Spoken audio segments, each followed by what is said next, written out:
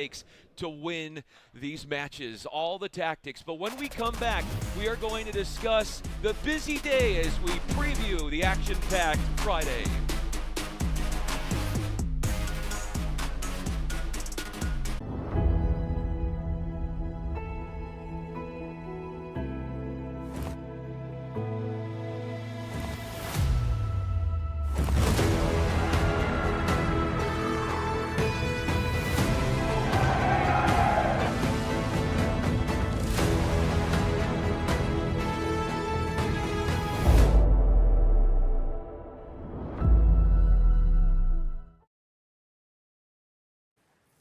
Most moments aren't perfect. I didn't plan this. It's just happening. Well, there's a lot of infection in there, Timmy. You're doing really well. Are you feeling anything? Coffee. I don't understand, but this is going very well. No. Coffee. Kasi? Coffee. Coffee. Kashi? Kasi, what's Kasi? Everything feels urgent. Everything moves fast. I don't. Most moments aren't perfect. I didn't plan this. It's just happening.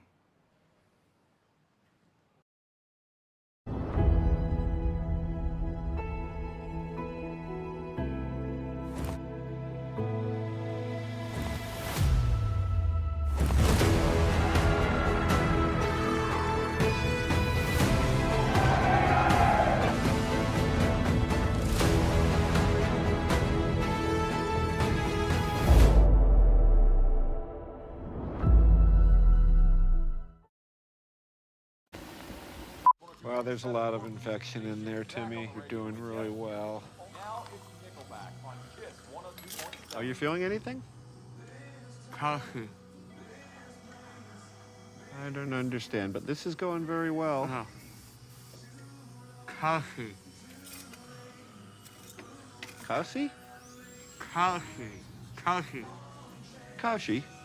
Kasi, what's Kasi?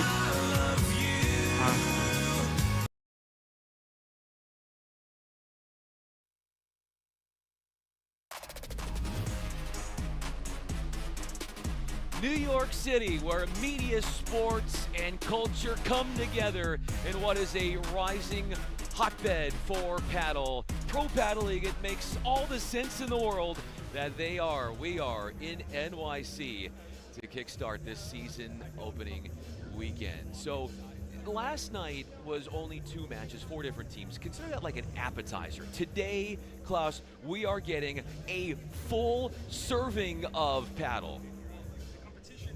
Competition officially, I don't want to say kicks off today, but today is where we're going to see the players' abilities. Why? Well, your body starts to get tired. The endurance, your physical aspect, everything starts to play into the sport. So yesterday we got to see some of those players who we expected a lot from, but it took them a little bit to get started. After they get started, they were able to give us what we came here to see. Now, today we're going to see some of those teams again, but we are going to see new faces as well. So the question is, who's going to be able to compete, not only physically, but psychologically as well? I'm literally going off of what you said, Klaus. I'm really looking forward to seeing Carolina Arce, because she is an Italian superstar. And we also have, in addition, the new ownership group, or in addition to the ownership group with Nacho Figueroas being a part of this. Really interested to see how he is able to inject his personality onto his team. Yeah, and then for Miami, obviously one of the cities that's growing the most when it comes to paddle, a very strong Spanish, from Spain of course, and a very Argentine culture, strong cultures in Miami, which are making paddle a sport that's being developed in a highly quickly manner. This case, Ana Ortiz, Lucía Martínez for the men, for the women's, and on the other side, we have the men's as well. The Mexico Waves, Maxi Arce, a superstar, one of the bright up-and-coming names in the sport. He's won multiple titles across the world, and no longer Agustin Torre on the team. But the Waves have a history of reaching finals. They reached the men's final in Miami. What about the Toronto Polar Bears? Well, here you have Marta Caparros, Noemi Aguilar, Nuria Rodriguez, and Hannah Montes. That's representing the women. The men on this case, Mario Huete, Pablo Lijo, Alex Ruiz, and Cisco Gil.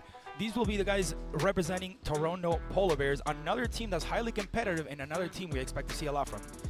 Could expect to see a lot from the Houston Volts. They became the 10th team in the Pro Paddle League, joining the league leading up to the 2024 season. They once had Claudia Jensen. Wouldn't it be nice if they had her still? But nevertheless, a really strong core of females on their roster, including Marta Barrera. Marta Barrera, Laia Rodríguez, Aridana Canellas, Carla Fernández. That's on the women's side. On the men's side, you have Alberto Trabanco, Paul Hernández, Ramiro Valenzuela, and Facundo Lopez, alongside others. For LAB, which this team has been renewed a little bit with new faces. On the women's side, you have Aranzazu Osoro, Victoria Iglesias, and Julia Polo. For the men's, this was one of the ones that we're going to have to talk about, and that's Tolito Aguirre, Antonio Hernandez, and Denny Perino. I told you about Tolito. That's going to be one of the players. Just like yesterday, we put a lot of emphasis on Jensen and Araujo. We're going to put the emphasis on Toledo today. And we're going to put the emphasis on the GOATs and the Miami Paddle Club because they are our first matchup. Stay with us for the start next.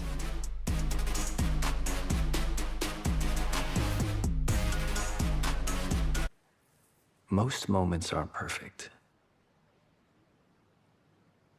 I didn't plan this. It's just happening.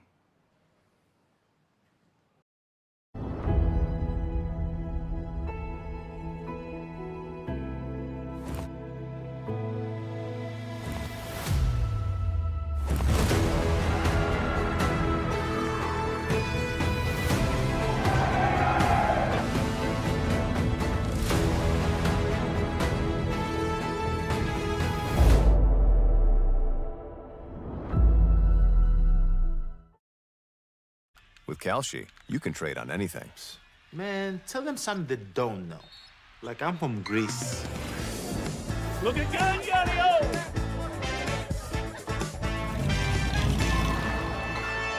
So I was born late one night, but Papa said everything's alright.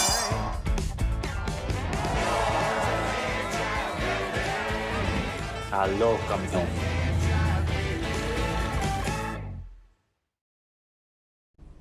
Everything feels urgent. Everything moves fast. I don't. Well, there's a lot of infection in there, Timmy. You're doing really well. Are you feeling anything? Kalshi. I don't understand, but this is going very well. No. Kalshi. Kasi? Kalshi. Kalshi. Kashi? Kasi? What's Kasi?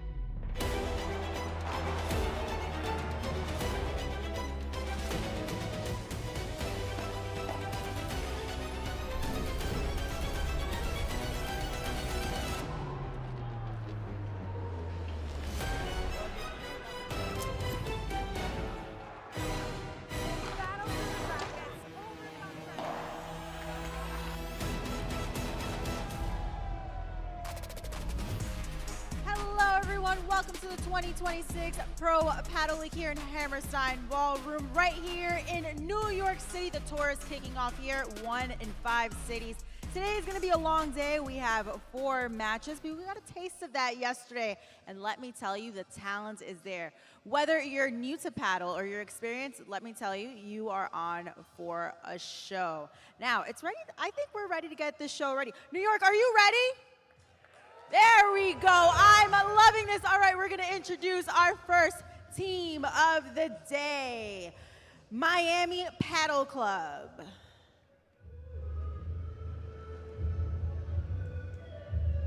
Ana Ortiz, Lucía Martínez, Álvaro Meléndez, José Diestro.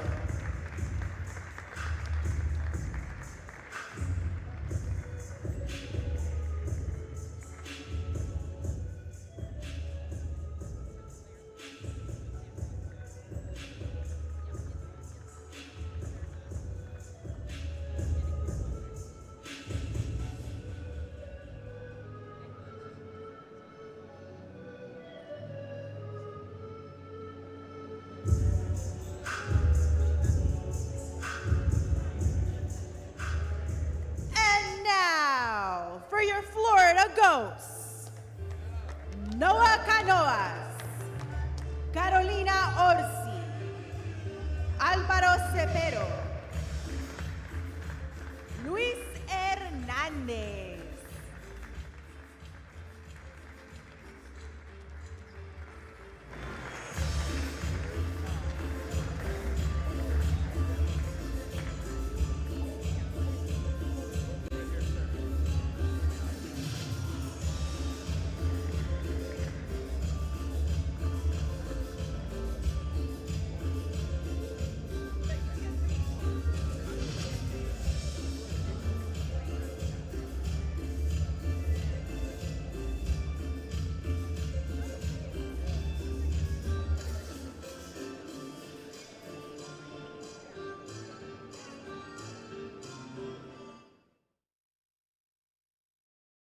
With Calci, you can trade on anything.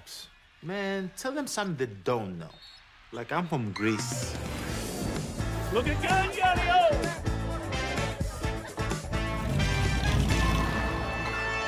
So I was born late one night, but Papa said everything's alright.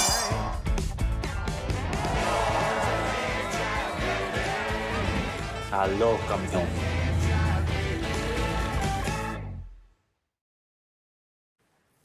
Most moments aren't perfect. I didn't plan this.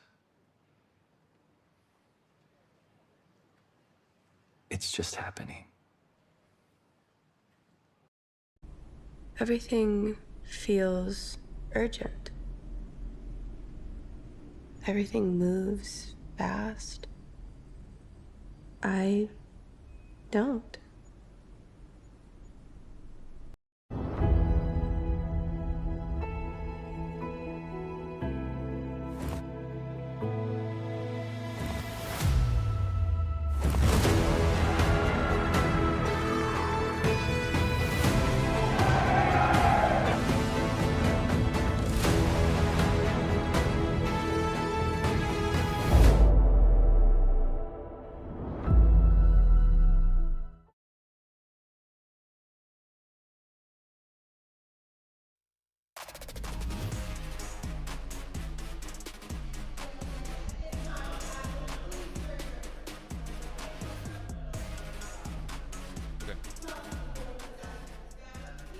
Elige azul o blanco.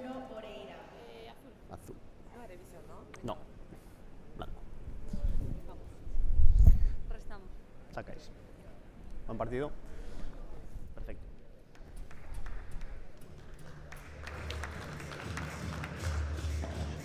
To kickstart an action-packed day on this Friday, we've got 2 teams from Florida squaring off, Ana Ortiz and Lucía Martínez, facing Noah Cánovas and Carolina Arce of the Goats. Ana Ortiz, a composed right-sided player who builds points with patience and consistency. We also have Lucía Martínez, a seasoned veteran whose experience and net play make her a difficult opponent. These are one of the, in my opinion, we talked about Miami, we talked about the Argentine influence, the Spaniard influence. This right here has been one of the clubs that has surprised me the most, and I've been looking at some of their stats, I've been looking at some of the work the last couple of years, and the amount of growth they had has been simply incredible. It's been something to highlight. On the other side, you have Cánovas, a reliable double specialist who excels through positioning and smart decision making. And Arce, the Italian, which you obviously spoke about as well, we have her on screen. It's Italy's leading female player, so the best player from Italy, hands down, combining technical precision with years of international experience. So, player that's been around, that's been competing not only here in the Americas, but as well as in Europe. She made her PPL debut with the Arkansas Matrix in 2024. Arce, tactful in the way she uses angles and leans a lot on her consistency. Her playing partner from Spain, Noa Cánovas, also began with the Matrix in 2024. Known as an excellent communicator during points with her teammates. Self-described not the biggest hitter, but she's got moxie when it comes to her court coverage and winning the battle for court position. She has a very smart point construction. She knows how to time her point, she knows how to wait properly and wait for the right strike at the right time. So definitely another young player, 22 years of age. Lucía Martínez, a veteran, joined the league in 2024. She was a draft selection of the Miami Padel Club. With that international experience she brings, that allows her to work really well, be flexible with different pairings. She's really good at gelling with new playing partners. Yeah, she's a veteran of the Spanish and international professional circuit, so she has been around for quite some time. Ana Ortiz, 21, experienced Spanish professional who has competed extensively in the paddle world. Known as a reliable doubles player with excellent tactical awareness and brings stability and consistency to every partnership. She's more of a defensive-minded player than offensive, so obviously we know in these matches where we have two, the offense and the defense is pretty important, and the chemistry between the two has to be built the right way in order for everything to work. Each one of these doubles teams will be playing not only today but tomorrow, and each win will allow itself to play into the overall points total in terms of trying to get to Sunday's podium day. Initially, they look at the win-loss record. The top 4 women's teams will compete in Sunday's 2 minutes. final. The scoring, it's very similar to tennis here. The scoring is best of 3 sets with a 10-point match tiebreaker in lieu of the third set. No ad scoring. There's a golden point. The first 3 days are the group stage.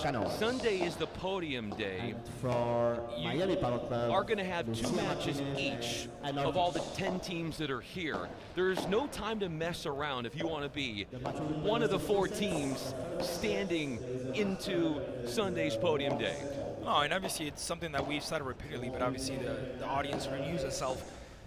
Every point counts, every game counts, and as of the format of last year, which maybe when you made it to that final game, you didn't have the chance or the possibility to make it to podium day, well, now you can still make points. You can still get points, and you have the ability to get yourself qualified for that end of the year Cities Cup final. For the Florida Goats, they moved from Orlando to Palm Beach. So this is the first year that they are based in Palm Beach. They finished the regular season last year as the top team. Now, in the playoffs, they would have liked to have had a better result, but not only were they the regular season standings first place finishers, but the women also had a great performance at the San Sebastian event last year. They won the title. Men and women won the title for the Florida Goats. When they're playing well, they can go all the way in these events. Can I ask you permission for something? Of course. Can we baptize this match as the Florida Derby? Of course. Yeah, Florida and Miami. So it's the Florida Derby. You know, you got the 2 teams representing Florida. One as a state, the other one as the city of Miami. But we can baptize this as the Florida Derby. We'll put it that way. The Miami Padel Club, they're wearing the pink tops, the Goats on the other side. Some parts of the ownership group there on your screen, along with coaching staffs across the board. The first will begin with the women's doubles head-to-head. Then we'll get to the men's portion of the Goats versus Miami Padel Club directly thereafter. We are at the Hammerstein Ballroom, and this is a place where they hosted the finals last year in October. So many of these players that we're going to see through the halls over the next 4 days, familiar with this setup, this on-site, beautiful layout, which helps them get comfortable to this environment. It's a beautiful scenery. It's a beautiful place that we're at right now, right in the heart of Manhattan, right a couple of blocks away from Times Square. You saw yesterday, we're literally right across the street from Madison Square Garden. So a beautiful venue. The way these guys have made this happen, it's incredible. The amount of effort, the investments they put in here, it's something to really highlight, because what they're doing here is they're not only making money, they want to build a sport. They want to put emphasis and they want to build a sport. And this is not just an effort just to make it a business. It's an effort to make the sport grow in the United States. We know how strong it is in Europe. We know how strong it's getting in South America, and we kind of want to do the same here in the North America. Hopefully it keeps happening. Hopefully cities like LA, where you're from, Miami, where I'm from, we're seeing the sport grow and grow even more. So hopefully, as you said yesterday, you said something that really blew my mind. Before 2019, there was only 20 paddle courts in the United States. Now there's over 1,000. Over 1,000. So it's just incredible how the sport has grown. And helping the sport grow for many years is our server, as she will get us underway. Lucía.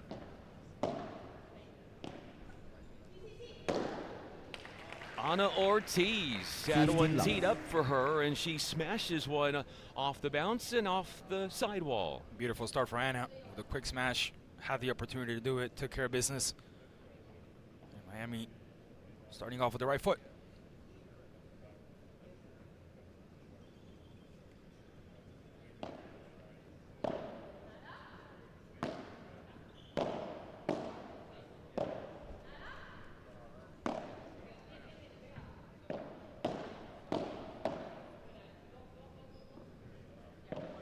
Tight into that corner.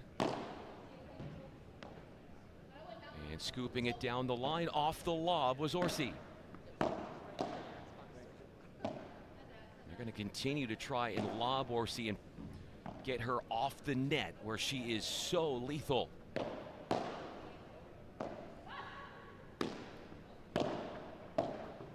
Tough pick up there from Ortiz as the middle was open and it was attacked. That delivery wasn't the best, but so far, good dynamic flow between the two teams.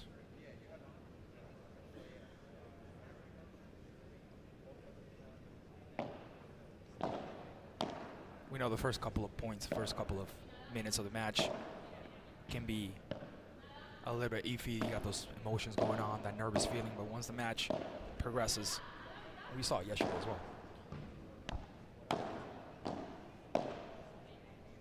None of these players played yesterday. They had to watch the two matchups that took place to get this 4-day extravaganza underway. And there's a use of patience there and letting the opponent make the mistake by going long. And if the ball hits the glass before the court, bouncing first, it is out. Great job there by Lucía Martínez, waiting for the right moment, not getting ahead of herself. That's one of the keys of the sport, is never getting ahead of yourself. One thing I have noticed from Ortiz is she's making a concerted effort to try and find angle off the overhead. She missed there, but going to the sidewall and trying to use that as an offensive advantage, even looking to go into the side fence, which is the closer to the middle portion of the court, where there are some awkward rebounds that can be used against you.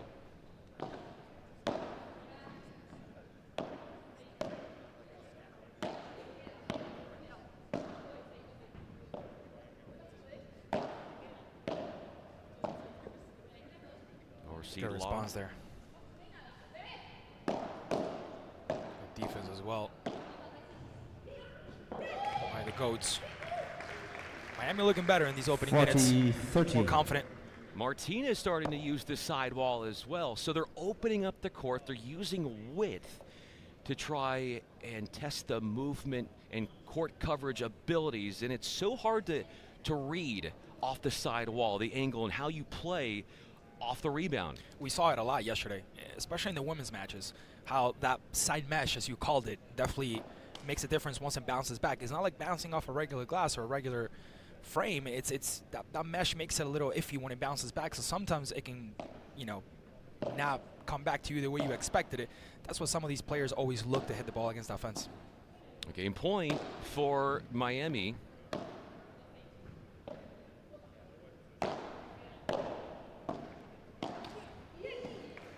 Game, Miami Paddle Club. Miami will take the first one. The hold to 30 for Miami. Lots of overheads in that first game for Ortiz. They're also challenging her with difficult pickups down the middle of the court, and she's handling them for the most part extremely well. Yeah.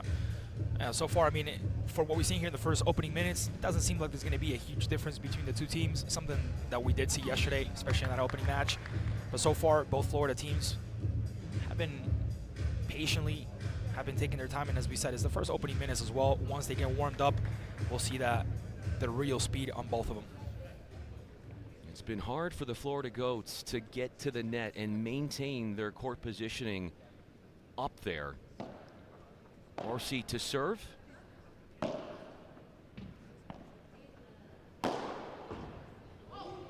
Beautiful. 15 love. Beautiful smash. A massive rip as she torches it up against the back wall and away from Martínez.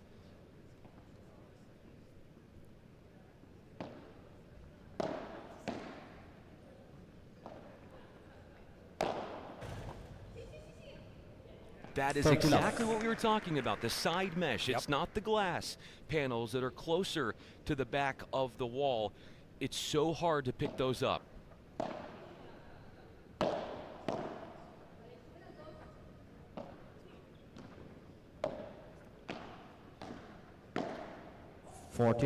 We are seeing a lot of those where they have the chance to get a clear shot there, but they end up hitting the net right over the middle.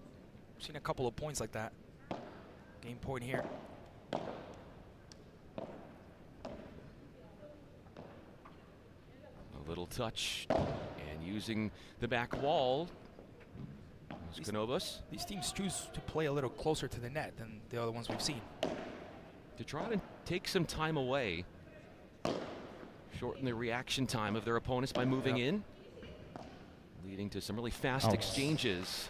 And little time to react because you're getting pushed back and your opponent is moving forward. Arce, a stress-free hold for 1-all. 100%. You have that reaction time that stays lower and lower and lower, and you also start to get a bit frustrated because you want to get the ball out of there and you want to have time to position yourself back into the court. But when you have the opposite team right on the net, not allowing you to breathe, it makes it very complicated.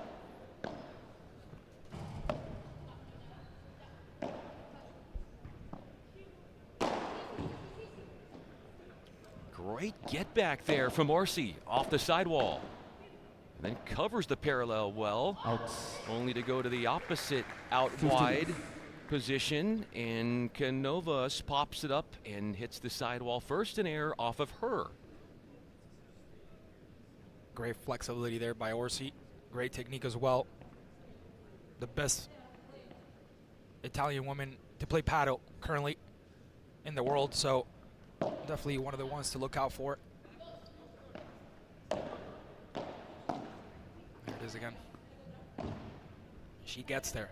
She gets there if she has to.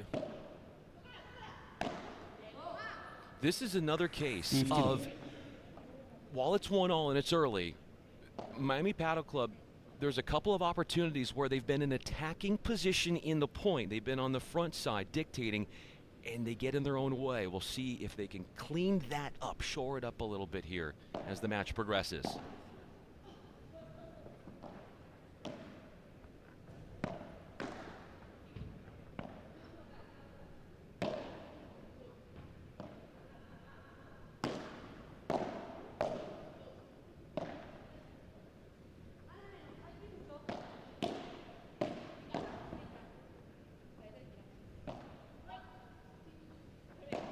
Ortiz with a bandeja, a defensive overhead. A lob fest back over to the Goats end from Miami. There has been confusion on who's going to get that middle ball. We've seen it a few times already. How do you deal with that? That's got to be a challenge. I like the way Cánovas has been stepping up to the net, controlling her area. And now allowing Arce to be more of that run-free type of player, taking some responsibilities off of her. Ooh, that's gotta hurt. You wouldn't think that paddle is a contact sport. There are signs that it actually is, and right there would be a perfect example. And we saw a couple of those yesterday as well. One in the face, which obviously they're not intentional, it's part of the game, but obviously it's interesting to see as well.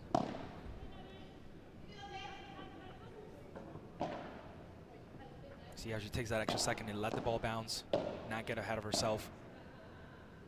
Gave it a few tries, did Ortiz, and slipping that one past her defenses is Noah Cánovas. Not going to beat you, and she would be the first to admit this, with her power, but it's where she places the ball that can be much more of a headache-causing situation. See, just like I told you literally 15 seconds ago about Ortiz taking that extra time to let the ball bounce and then have a better angle. That's exactly what we saw in the last play, where she tried to get ahead of herself instead of letting the ball bounce and having some room to work with after. Good defense there. Excellent from Florida Goats. A setup slam from Arce, and then it's followed up by Cánovas putting it away. 2-1 early goings. Everything feels urgent. Everything moves fast. I don't. Well, there's a lot of infection in there, Timmy. You're doing really well. Are you feeling anything? Kashi. Kashi? Kelsey, what's Kelsey?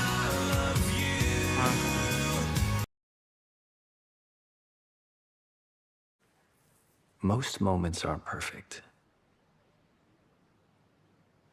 I didn't plan this.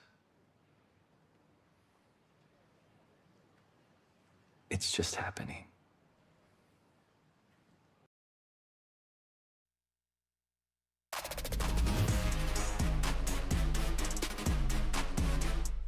Two games to one in favor of the Florida Goats.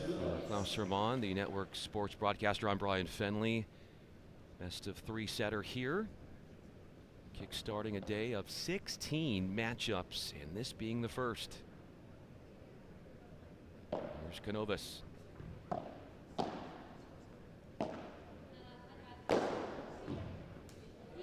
Beautiful. Nothing to do about that one. It was too late to go out and run for it. A top spin smash from Arce. Called the Rulo as it creeps over the sidewall.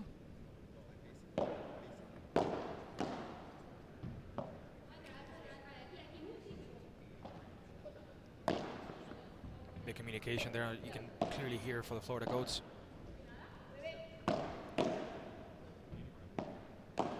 Letting each other know how much room they have behind them so they don't bump against the wall.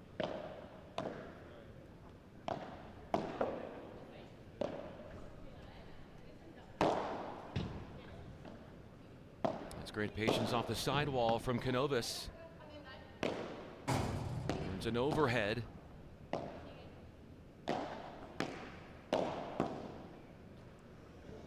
Wonderful from Cánovas. What a save from Cánovas. Then Martínez finishes the job. Defensively, so good was Ortiz. That's it. It was excellent from Cánovas. Even though she didn't get the point, the way she got to that ball, the athleticism. That was one heck of a point. Seemed disappointing there that her teammate couldn't get to it after that effort. But a pretty even game so far. Arce goes with the Bajada. The shot that bounces off the back wall and then is hit. And a tough one with little reaction time for Martínez. The Goats up an early break. They broke to 30 in the third game.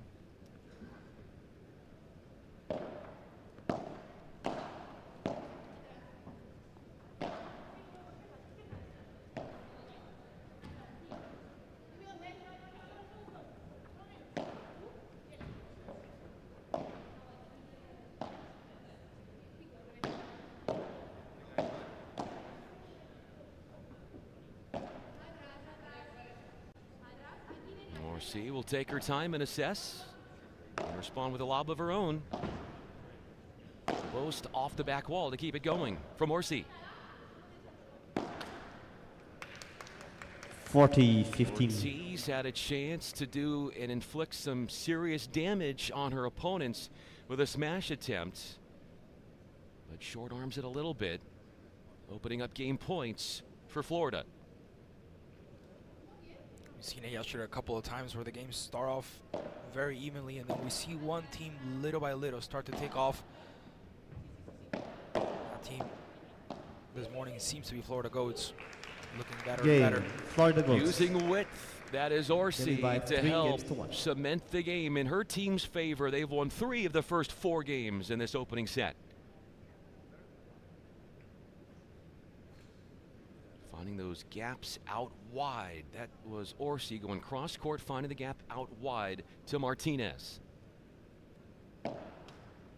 Fault.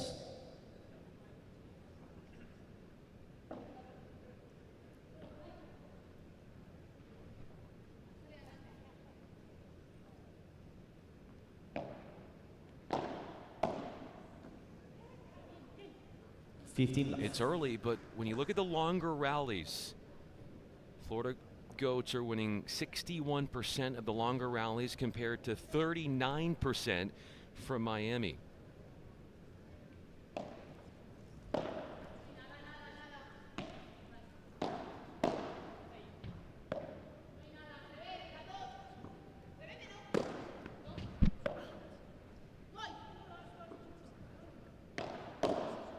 Good offense there.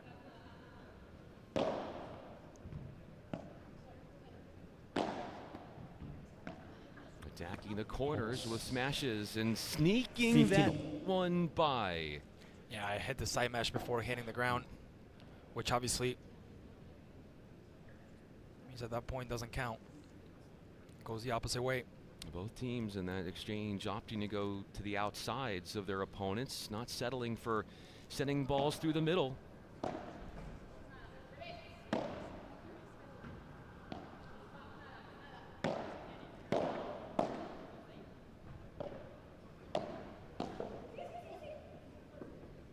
Martínez, a last-ditch effort to save it.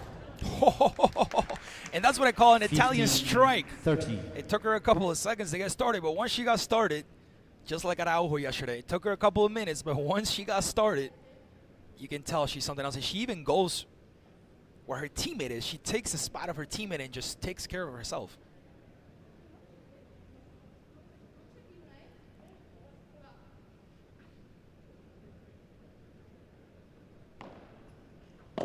We have the best 15, women 14. Portuguese player this weekend here in New York. We have the best Italian. Best Italian would be Arce, who has moved since to Madrid, where she trains with the world's best. Break chances.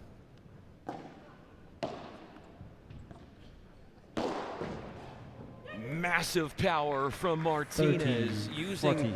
a corner ball to then get a response, to then unload with a cross court. That was, I don't want to say perfect, but that was almost perfect. The way that ball hit, the way the response was made, absolutely no chance of a comeback, of a response from the opposition. Break point.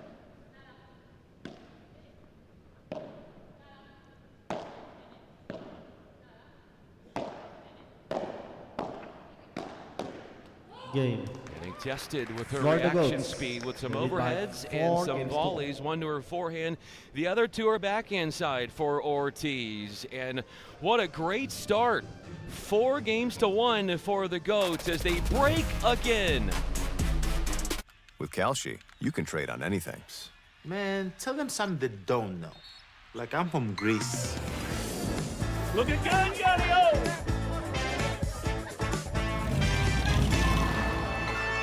So I was born late one night, but Papa said everything's alright.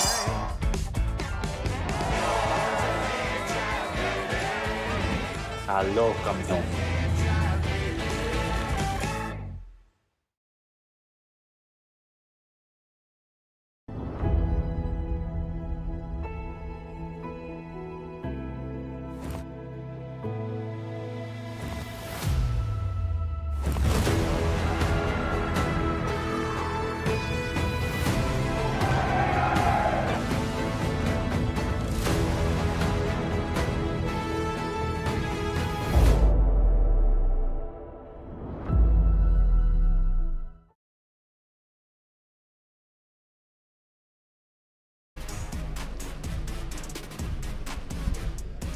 Up 2 breaks would be the Florida Goats, and they are holding on to their serve. They want 90% of their service points. They're breaking, they're holding with efficiency, and they're 2 games away from wrapping up the opening set.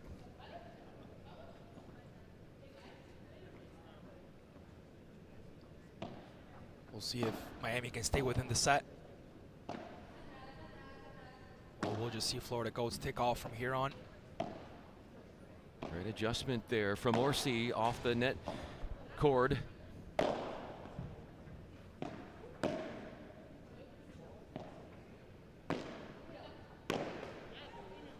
Change of direction from Ortiz, going cross court and then trying to find something down the line.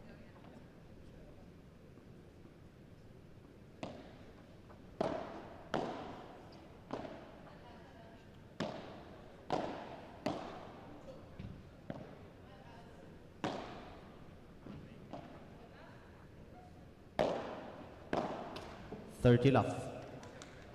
And again, forcing those mistakes, we've seen it over and over. Sometimes it's not about making those points, it's about forcing the mistakes on the opposition. And that's exactly what Arce has been doing. Look at this right here.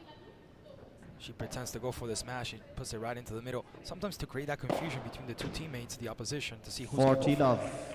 An attacking shot by Cánovas, buried deep and no chance to get back.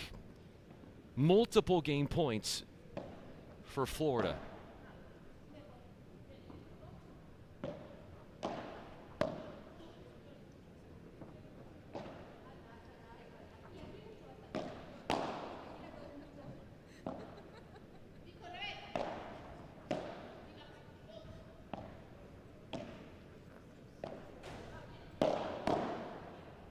Good response there by Ortiz. Arce with a delicately placed cross-court angle put away. 5 games to 1, and they, Florida, they have been dominating, maintaining the net and controlling points by doing that. What's amazing is that even when Arce is lobbed and she's got to go back into the court, she recovers so fast. Her movement is incredible. We talked about her flexibility, her reaction, her reflexes. What makes her one of the best ones in the world. What also makes her one of the best in the world is you're not going to see her give up free points. That's one of the things we mentioned right at the beginning. It's not easy for her just to let go. She'll have you there, she'll hold on to you, and she'll wear you out. You'll get tired, and that's why sometimes we see those mistakes being forced on the net. See how she just stands there and just gives it right back to you, and there's just no way of getting it over her. Not only is she blocking those volleys, but she's attacking. She's getting a swing in, 100%, which puts you more on your toes and makes life even more difficult if you're Miami.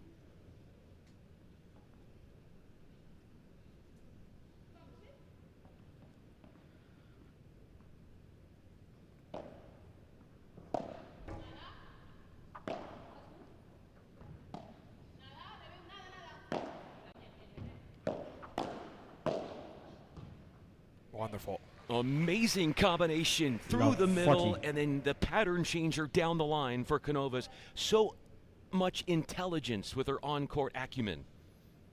They're both very smart when it comes to finding that angle, that empty space to play the ball through. And we've seen that constant ball going towards the sides. Very hard for it to come back to the opposite side. So far, it's been a wonderful match for the Goats. Another forced mistake here. Florida Goats. 5 straight games won for the Goats, from 1-all to 6-1. 1 set in. Most moments aren't perfect. I didn't plan this. It's just happening.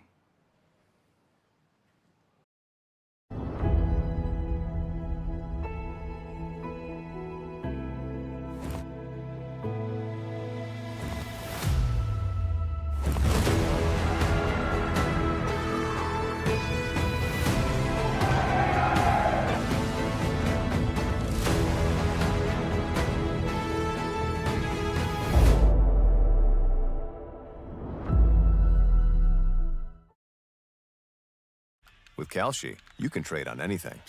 Man, tell them something they don't know. Like I'm from Greece. Look at Gallo!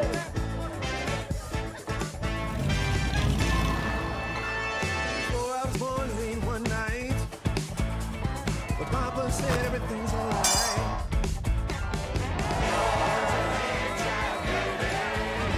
Aló, campeón.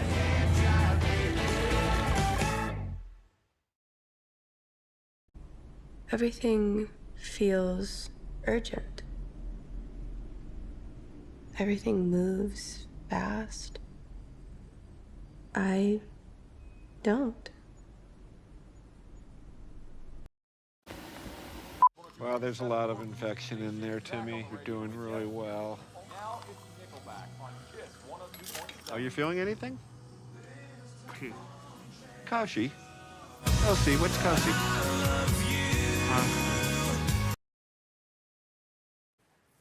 Most moments aren't perfect. I didn't plan this. It's just happening.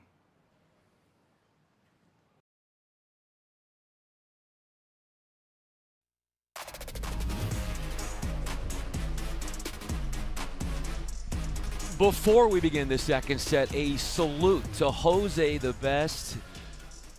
Glass cleaning with elegance and athleticism and efficiency. He's a world-class athlete in his own right. Listen, I have been in the industry for a while, and I've never seen anyone clean a glass so fast and with so much dynamic like Jose. So shout out to him. Yesterday he actually got more applause from the stands than the actual players. So people are really feeling the love with Jose, so shout out to him. He's feeling the love on social media. He's got about 34,000 followers on Instagram.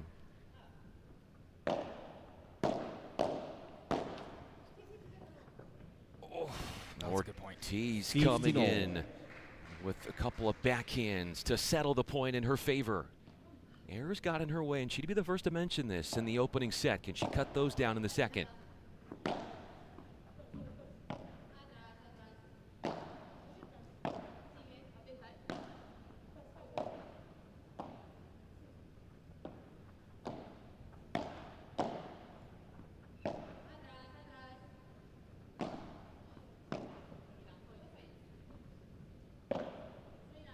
High lob to help recover to the net for Cánovas.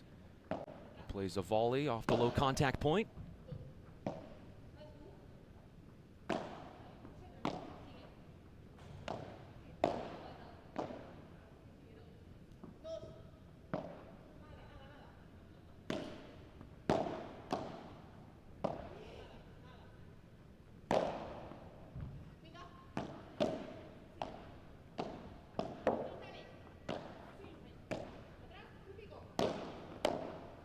Pick up there from Ortiz.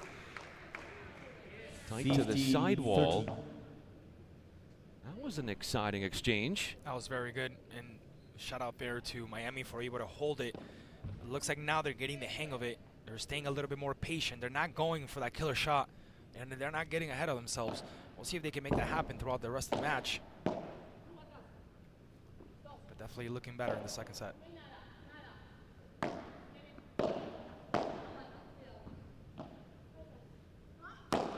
Martínez loads up with a Vibra.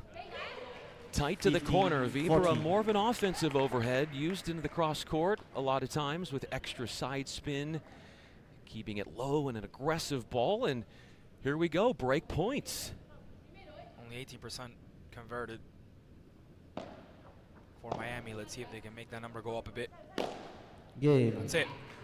Miami Power After Club, closing out the opening first game, set, second set. the Goats winning the final 5 games.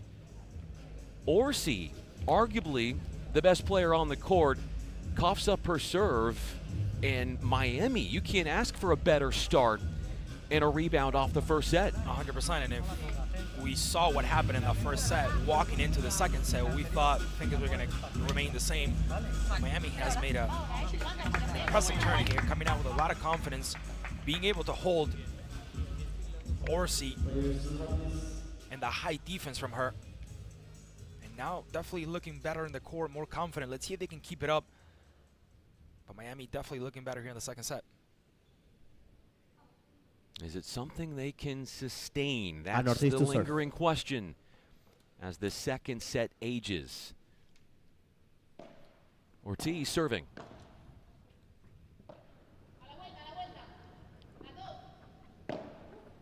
Attacking through the middle off the Bajada.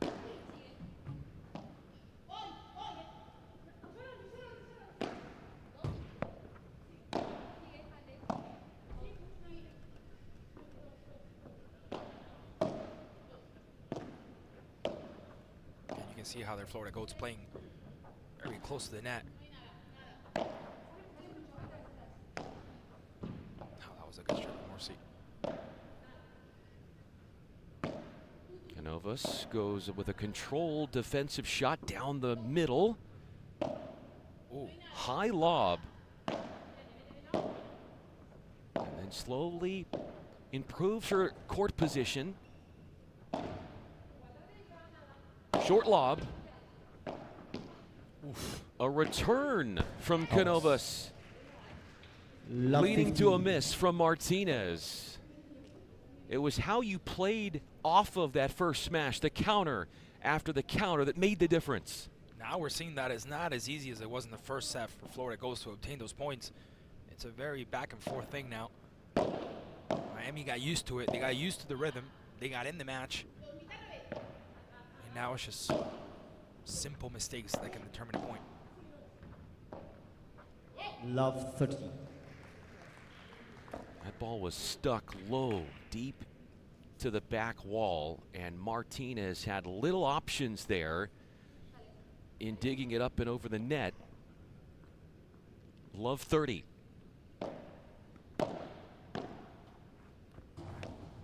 Good effort to get to that ball. My goodness.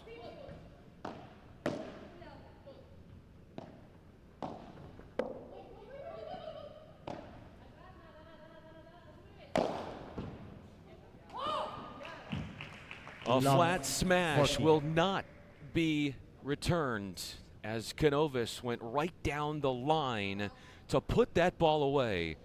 And instant payback is what the Goats are trying to serve, with a rebreak a point away for them. Yeah, the miscommunication there for Miami led to the point for the opposition. The fact that one of them was caught out of position already made it difficult to reach that ball. For the Goats. Forced an angle that wasn't there down the line. Yep. They cannot. Miami consolidate the break lead. They cough up the early break advantage. We're back on serve, and we were 1-all in the opening set. We're 1-all in the second set.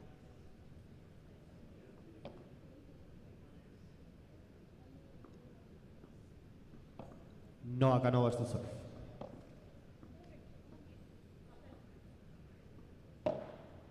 Faults. Noah Cánovas serving.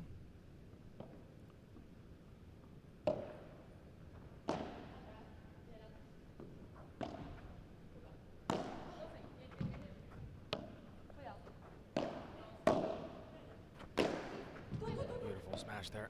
And the get back from Cánovas. That's it. Tricky one off the side mesh as it took an unpredictable bounce off the back wall for Cánovas. I'm looking at that offensive work from Miami, and it's looking really good, especially in the second set, trying to give the Goats a taste of their own medicine.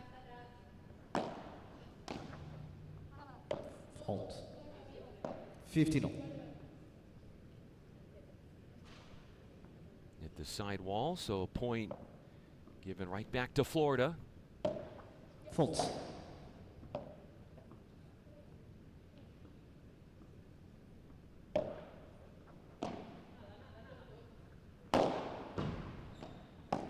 Wow. What a dig up from Arce. Incredible defense from her. The flexibility, we talked about it many times. It's just how she gets there.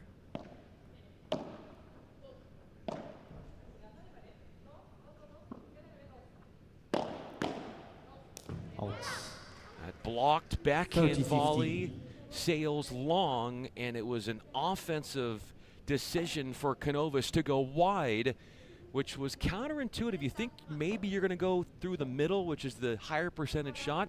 you go wide, and you're not expecting it if you're the net player. Now that constant pressure from Goats allowing Miami to just pretty much be obligated to play it very long to make a lob there. And that, of course, sets up the strike for the opposition. Good defense. 30. Incredible how she played. So far, one of the best players attacking that net, defending. And again, it's not for everyone to play so close to the net. You have to know what you're doing. And so far, Arce has been performing very well.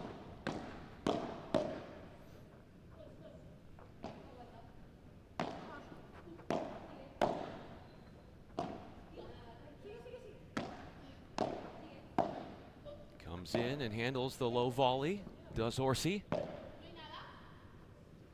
lob ball hit from Cánovas.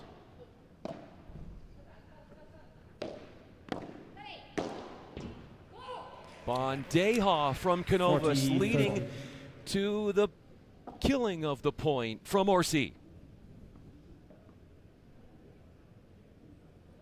don't want to be repetitive, but we've said it. It's not about the points that she's making, it's the mistakes that she's forcing on the opposition. Mistakes that seem to be easily evaded, but she obligates that to happen. She puts that pressure on and allows the opposition to just feel uncomfortable with the ball. You see? They just feel uncomfortable and they want to get rid of that ball. When they're uncomfortable, they do out-of-characteristic things. It's an error at another game one for Florida.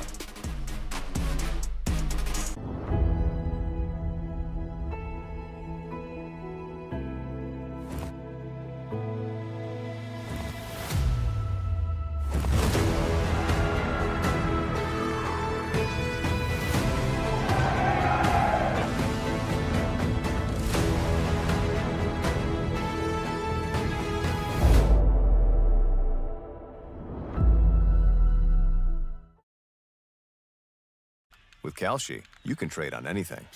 Man, tell them something they don't know. Like I'm from Greece. Look again, Galio!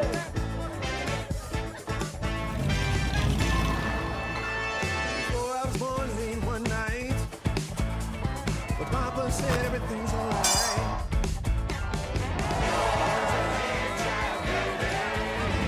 Aló, campeón.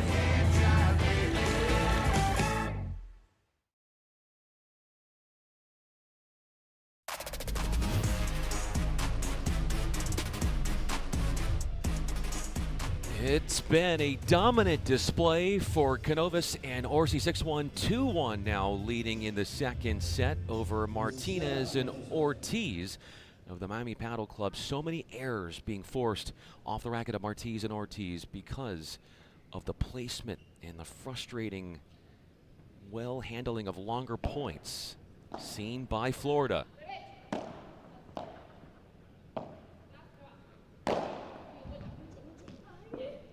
Forcing the mistake once again, this time by Cánovas. Putting the ball where it's almost impossible to get to, and then not allowing the opposition to strike back the proper way. You can see the frustration there for Miami. It's been such an intense game, one of the most physical games I've seen so far.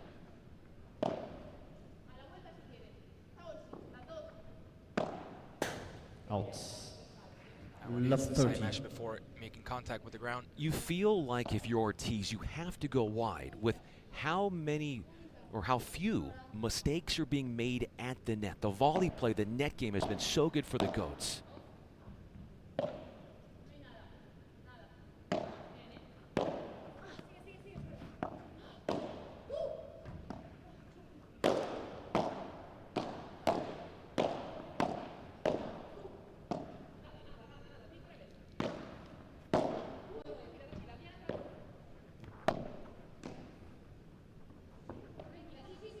Ortiz runs in for the short ball. And then Martínez lays in the lob. Handles the half volley from the service line. What a point this is going to be. Cánovas soundly down the middle. Two straight bandejas from her. Ortiz gets involved, or excuse me, Arce gets involved. Miami stepping up. The longer rallies regularly are favoring the GOATs with that experience, the brainstorming, the problem-solving abilities. They've had the edge there with their patience and consistency.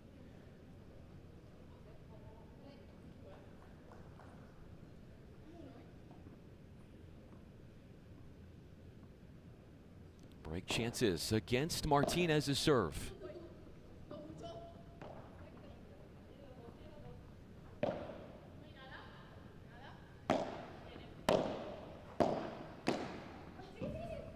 Yay. Excellent. Florida GOATs now using the time wisely, 3 games to 1. having the proper patience, and striking at the right time. Miami's trying to keep up, but little by little, that physicality from the GOATs, it's showing on the field. 3 straight games won by Florida after they dropped the opening game of the second set when Arce was broken. She's back at the line. Wow. Absorption from Ortiz off the backhand volley.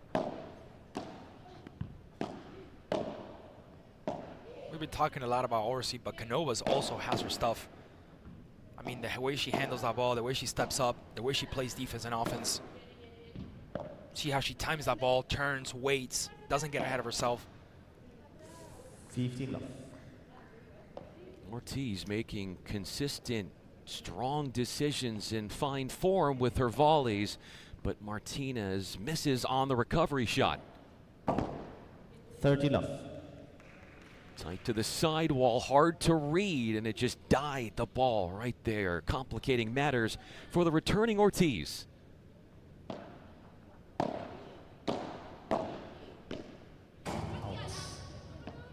30-15. Point for Miami on this one. Ball not contacting the floor. Errors for the GOATs have been seldom seen.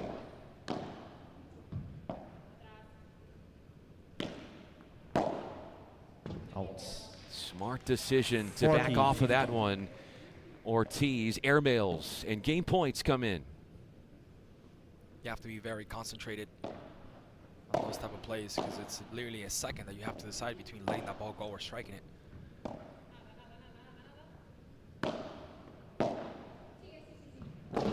Wow, what a save from Arce. Arce got it back. Not this time. Had another chance at it, but trapped in the corner. 40-30. Martínez makes a great play. Yeah, it was a good save at first, but then she just simply couldn't get to the second one. It was a good effort from Arce. Good way to get down there. But a very good point from Miami as well. See how those serves from Florida GOATs have been constantly towards the sides, and we've spoken about that as well, but I want to say that they forced at least 5 to 6 points with mistakes just by serving it towards those sides, where it becomes very, very hard to deliver it back. That's an excellent observation.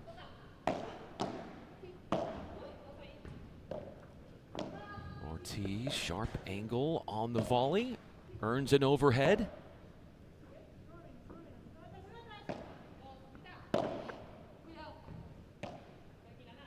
A backhand lob try from Martínez. Patience off the back and side wall for Cánovas. Out. A touch too long from Arce. Golden point. And a golden point comes into play, the very first golden point of the match.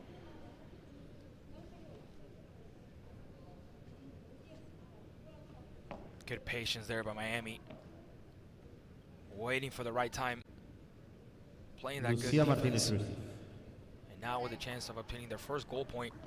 If they can make this happen, they're still in the round. They're still in the set.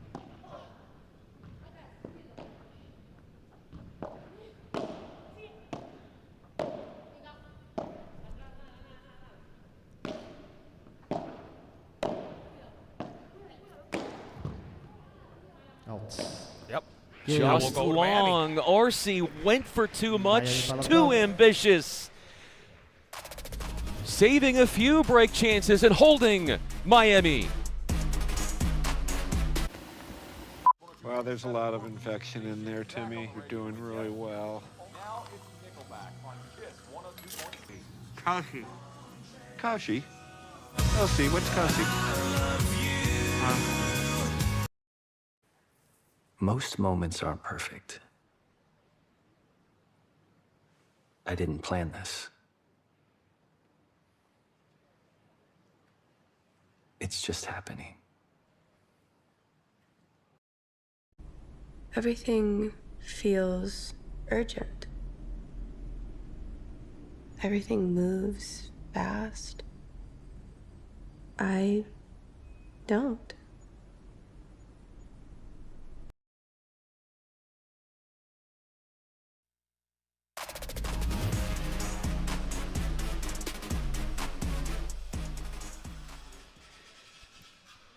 Miami showing grit, fight, and resilience as they avoid going down 4-1 in the second set by holding, staving off multiple break chances.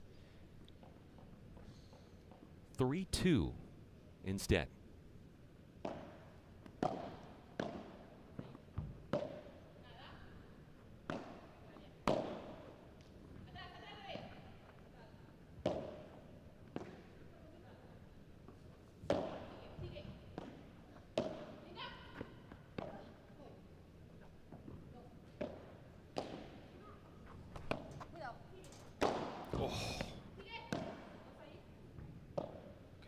Arce there. It was a hard one to get.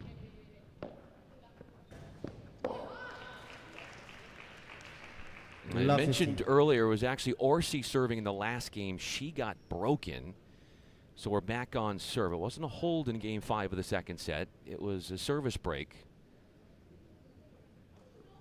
That ended a run a game of 3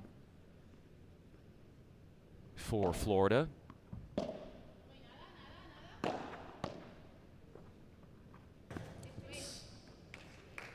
Caught in that, trapped in that transition zone where you're really left with no options, Cánovas.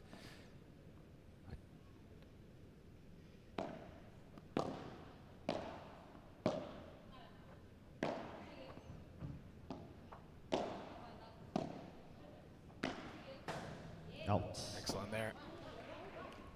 15-30. Miami not able to obtain the point.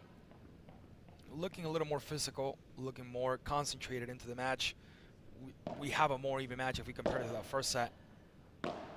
Miami's putting up a very good fight. Despite having one of the best players in the world on the other side. 15-14. Wide from Ortiz. Challenging start to this service game for Miami, with a few threats looming.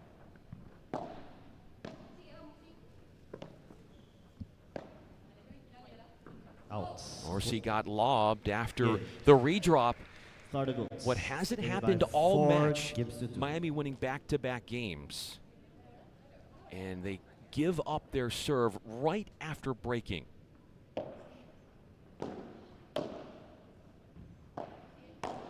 Love Taking 15. a 2-point lead on the set. Looking a little more comfortable. They're going to try to secure the game in those 2 first sets. Which they seem to be on their way for that, but there's still time. A 2-game lead. We'll see if that's going to hold up.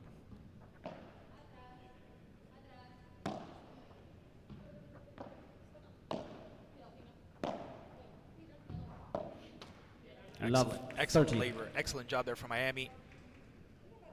Putting that ball right towards the middle, making it super impossible. Almost nothing Cánovas could have done about that one, even though she got down and she got the flexibility. It was a very good response from Miami. Looking better. 40. Took a really aggressive play with her first ball behind the serve, ran all the way in with a backhand volley and added too much angle to it.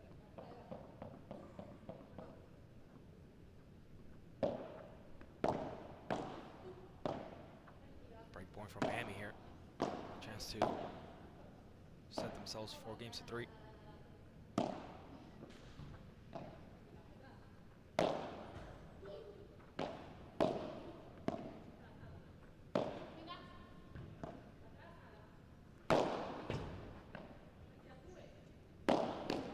Look out. Wow. Neutralizes her opponent by taking the smash right at Ortiz. The apologies there for hitting it right towards her. I don't think that was a clear intention there, but the apology comes through. 40 to 15, 40 to 30 now. 40. Ortiz using the sidewall as an offensive advantage. Goats have put the line through 2 break chances. And putting that ball right towards the middle. Good save off the back wall and then running down the drop volley. Cánovas. That's it. But hit it long. Miami 3 Cánovas. straight service breaks So the Goats lead by 4 have expressed games to 2. themselves in a tighter than the opening set, second set. Yeah, the miscommunication there for Miami. But you can see it right here, right there, how the ball hits right on the wall, right before hitting the court. That's why the pole goes towards Miami.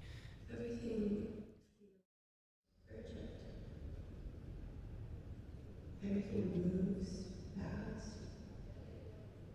I don't.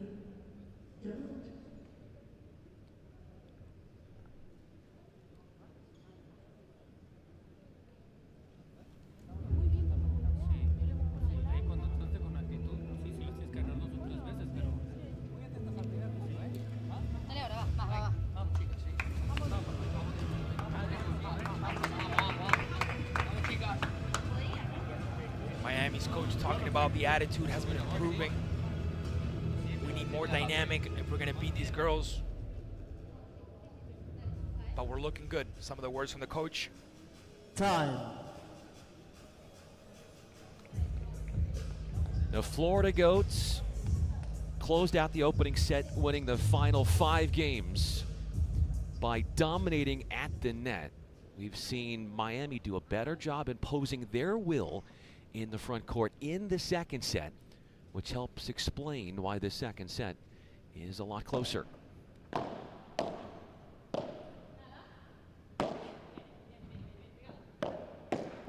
Love 50. Stretched out a little bit too much through the middle to earn the air.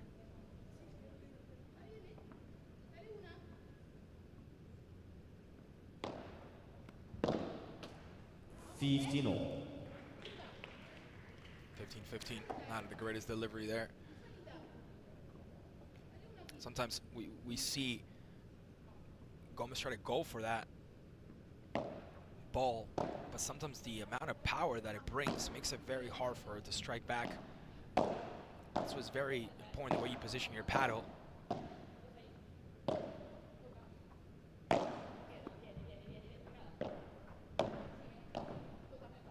Ortiz getting a couple of replies in close succession of one another, and a poor quattro from her as she goes over the back wall with authority. That's the type of stuff coach was mentioning. You gotta give him a taste of their own medicine. You gotta apply that power, and that's exactly what she does, right into the middle. Absolutely nothing that Goats could have done about that one in Miami. Not giving up on this side.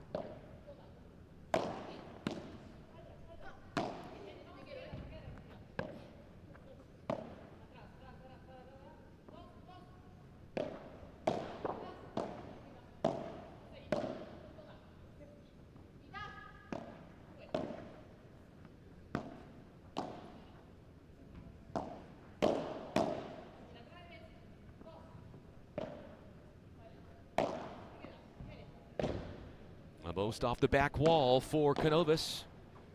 Arce catches the top of the tape. Ortiz went for too much, trying to find a very tight angle out wide in the gap. Goats have been forcing that error many, many times. Sometimes when you want to apply that power, you have to make sure that first you get over the net. This is a really cool angle to where you can see the movement and the angles that are being used. All the geometry at stake.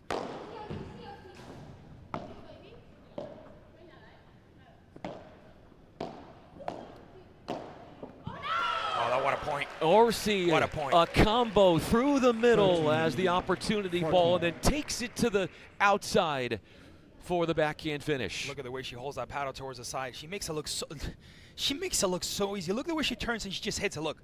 You're gonna see it on the next one right here. Look, look, look, look. She just does it like, oh my lord. There's a reason why she's the best one. One of the best in Europe, the best from Italy, because it moves like those. Goats are a point away from serving out the match.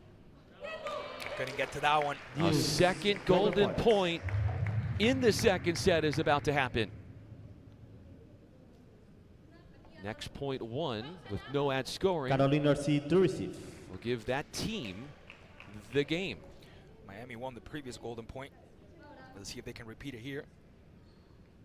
That'll be 4-4. It'll put some heat in the set. Game.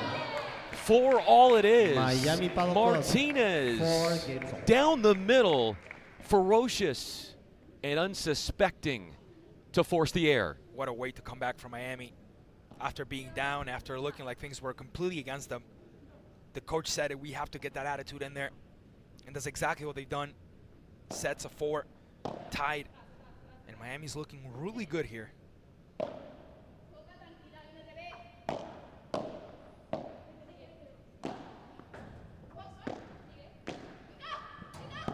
Excellent recovery by Ortiz to keep it in.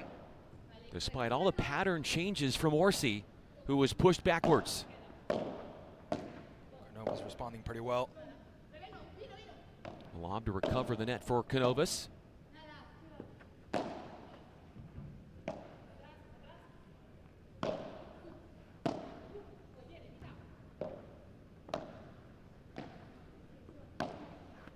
Good strike by Lucía as well. Another bandeja. Changes direction. Oh, and she knew that was going to come. She knew that was going to happen. She stepped up to the net, but just couldn't get a simple touch in there. I think she completely missed it. Another good point for Miami. There's been a shift in the attitude for Miami since the start of the second set. A real sense of belief. Yeah.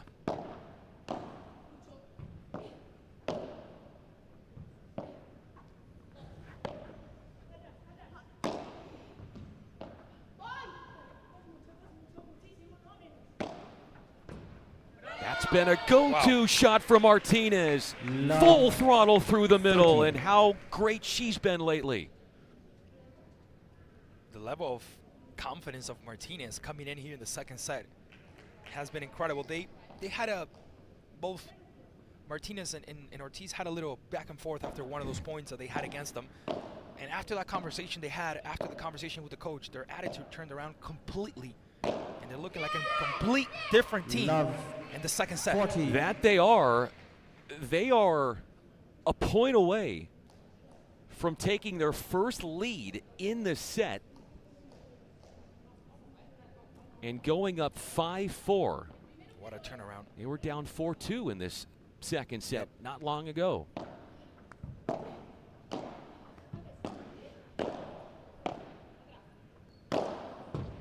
Wow. Oh, and she just couldn't get to that one. It was a great effort. 50. Oh, what a strike by Arce. Passionate strikes. Cánovas first, and then Arce, the finisher.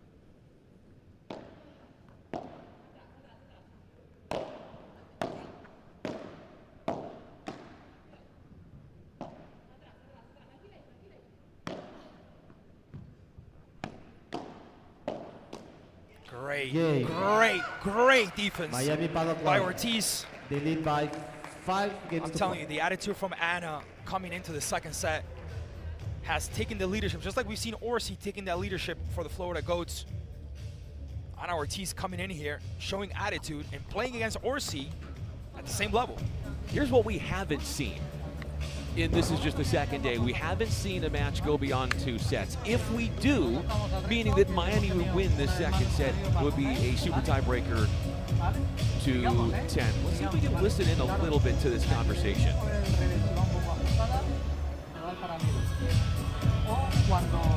No vale, baja la pelota, no, te va al paralelo, entonces atenta para entrar, ¿vale? Que no te sorprenda la pelota, que esa volea sea donde tú quieras, pero atenta. Y cuando tú le bajas la pelota, lo mismo, cuando le bajas la pelota al revés, ella siempre sale de volea paralela, ¿vale? Pues estate atenta ahí, y si va un poquito al medio te da para meter la mano. Y si no, te quedas ahí, pero ahí, por el paralelo no te puede pasar. ¿Vale? ¿Vamos o qué? Sí, va. Pero vamos ahora, ¿eh? Dale, vale. Coach asking Arce, don't let the ball surprise you. Está de ese lado, ahora las negras son ellas. Mírala. Se ve el lenguaje corporal de ellas. Ustedes con para arriba. Eso necesitaba que se El lenguaje corporal, the body language. Coach says, look at them. They look like they're happy. They don't look that confident. Look at you guys. You guys are head up. So I'm trying to pump that feeling into the girls, try to motivate them. And I'm telling you right now, Miami looks, psychologically, they look like they're one step ahead of the Goats. It's incredible because even at the start of the second set, we would have thought that the Goats were going to run over here. But definitely wasn't the case. And now the chance for Miami to take the first set of the morning. Yeah, they are serving for the second set. Ortiz with her delivery. Chiquita there from Arce to work her way forward.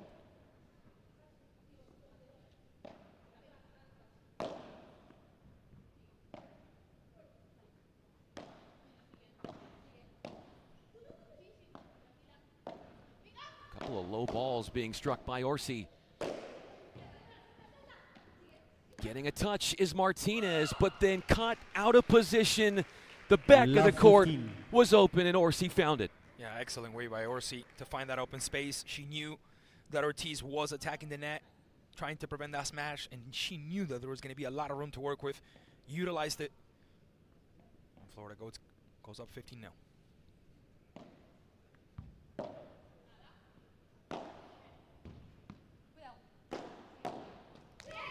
Wonderful job there. And Ortiz. And Lucía with the strike. Attacking the feet of Arce. There's a lot of communication between the two. Vos vas, que yo me quedo. You go and I'll stay. So sometimes Lucía making those runs forward and Anna going back to cover her. Oh, Ortiz wanted to put that one away, surely. But the net gets in her way. She had aspirations of ending the point right there.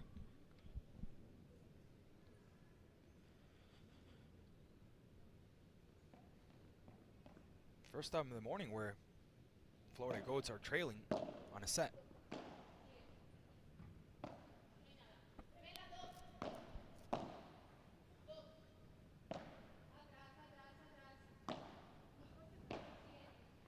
Good work by Martínez there. Great work by Martínez, forcing the error.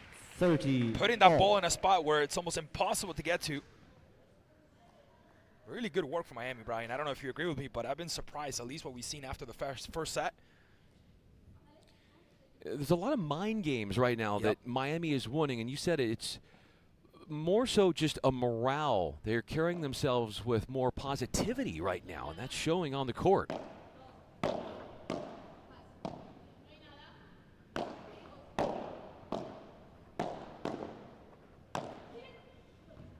Wonderful work there by Arce, attacking the net, not giving any breathing room. There it is again.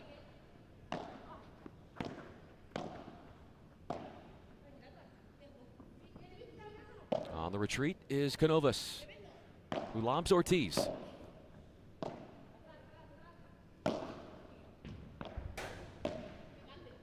Great work by Anna, getting down. Oh, and that's just not going to be enough room to work with.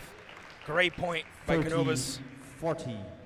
A flat smash from her, so smart to do that, knowing that both of her opponents were too far back in the court to get into the front court in time to touch it.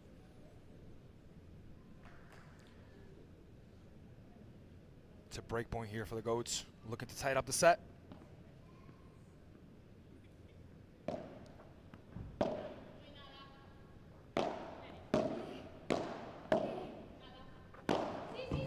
Oh, Ortiz Gets it over, just a touch. That's all she needed. Florida goes. And then Ortiz misses for 5-all. And just when you thought that Miami was going to finish off this second set. Yeah, it was great work from Ortiz because that ball was well placed. The problem is that she didn't expect Arce to get there on time, and she did pretty well. Again, it's an enormous athlete. And again, 15 to kill that one. Not the best strike. At least 3 overhead errors in the last 2 games here for Miami. Faults. You said it before, you got to make sure that if you apply the power, the ball gets over the net. Just a little more height. Excellent there from Cánovas. Always looking for one of the sides. Looking to stretch the team. There it is. What a hit from Arce. Talk about being delicate and not applying power when you can apply intelligence. Along with applying an absorption of the pace, soaks it up right here. And drops that one in short and snug.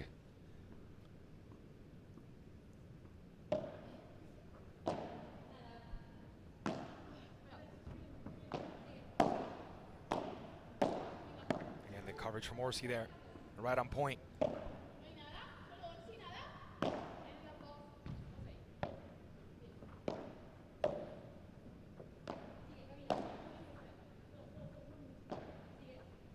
Wow. That's what I'm talking about right there. Ooh, and goes right double. at Martínez. Does Cánovas, who goes over to check on her. A showing of sportsmanship. A double smash first from Arce, later on from Cánovas. 40-0 and the chance of a break point here. Chance to win the set. Or a chance to take the lead in the set, yeah. We have it tied at 5. I think so far since the start of the competition has been one of the most fought sets that we've seen, back and forth, both teams taking the leadership. Oh, that's good. Florida goes. 2 straight games for the Goats after they were down 5 games to 4. Yeah, it's been, honestly, it's been a back and forth. Both teams with highs and with up and downs. The Goats get back into the match, more concentrated, looking better, more confident, doing what we saw them do in that first set.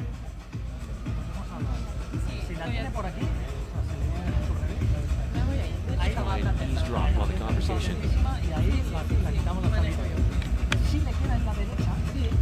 Ahí sí puedes dar el paso, porque ahí sale por aquí. Por el medio. Y ahí le puedes dar el paso, ¿vale?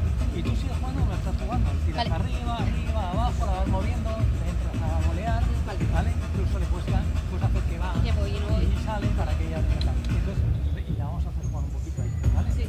¿Vale? Que no pasa nada porque descargas esto. O sea, si la pelota te va clara aquí, te descargas aquí. Cargo ahí, sí. ¿Sabes? Sí. Cualquier cosa. Escucha, que estamos, ¿eh? ¿Estamos? Sí, estamos todavía. Y está funcionando bastante bien. Está bien que de repente, creo que para ganar recto, estás jugando bastante mejor, porque le das mucho más volumen a Lucía. Por abajo. Cruzado y de repente si le tiras el recto ahí al revés de Arce. Miami coach talking about try to play it through the middle. They seem to get uncomfortable when you play it to the middle. They seem to be more comfortable when they play towards the sides. So the coach of Miami there advising their girls to play more down the middle, not too much on the sides. Some of the conversations there, both coach giving tactical directions.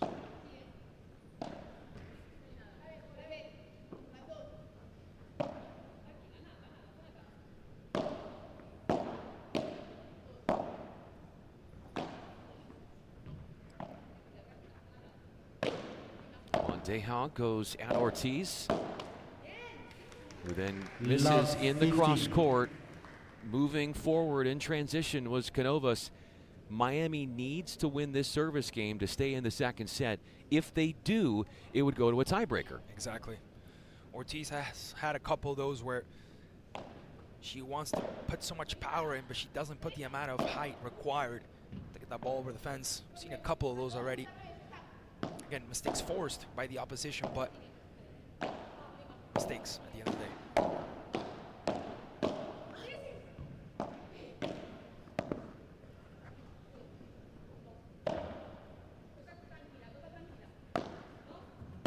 That's good from Ortiz right there.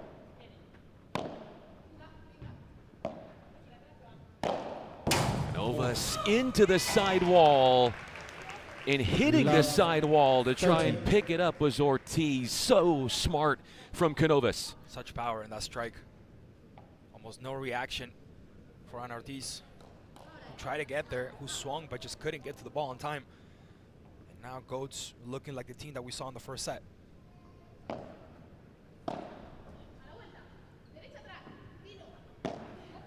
Oh, what a point. That's exactly what coach is asking for, right down the middle.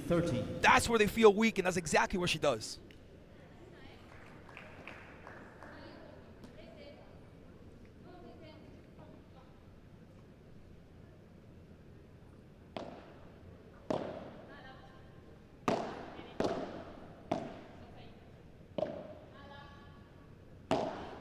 Wonderful from Ana Ortiz again. Vibra from Martínez. What a pickup there off the back wall from Arce, and then the lob comes from Cánovas.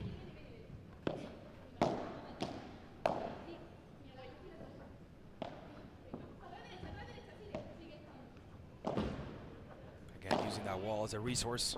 Not this time. In Miami, 30 all. Putting themselves up 30-30. By putting Arce under pressure, forcing Arce to hit multiple shots defensively off the back wall. There's one right there. And then was in a bind trying to play this one off the sidewall.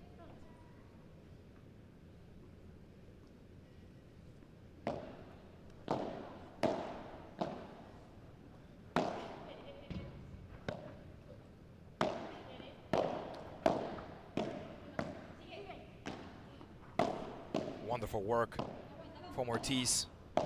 Applying that pressure, applying that power.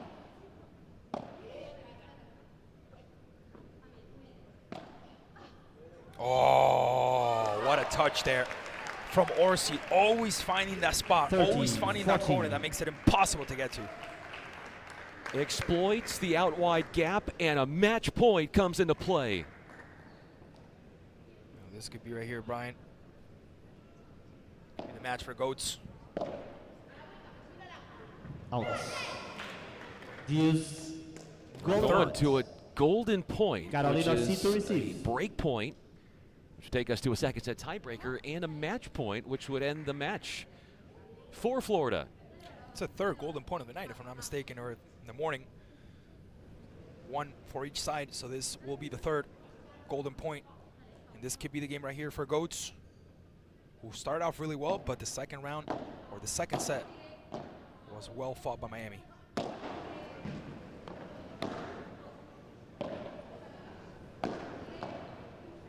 Tough pickup for Arce between the legs.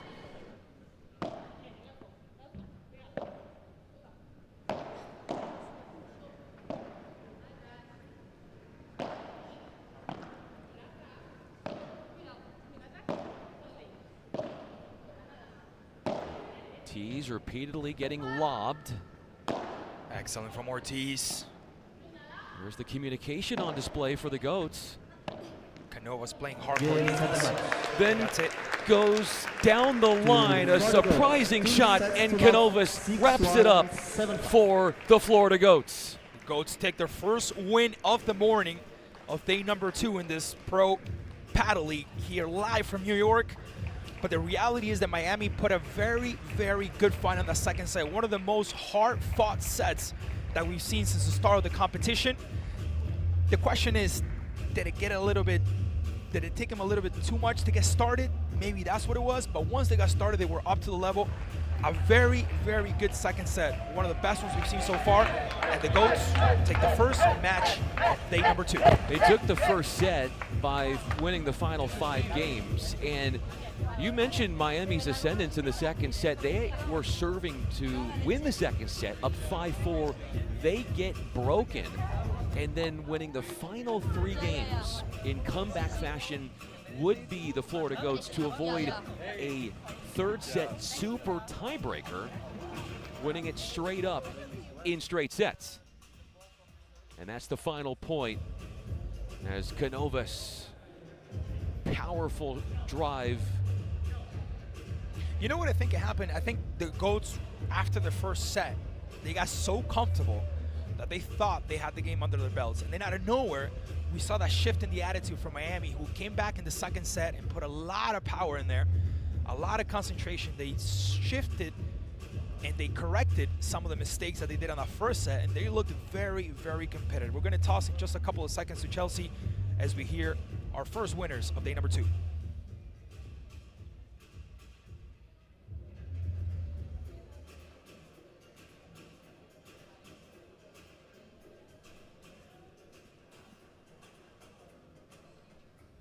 Congratulations on this win. This was your first game of the tournament. What do you take from this game, the confidence for the rest of the tournament?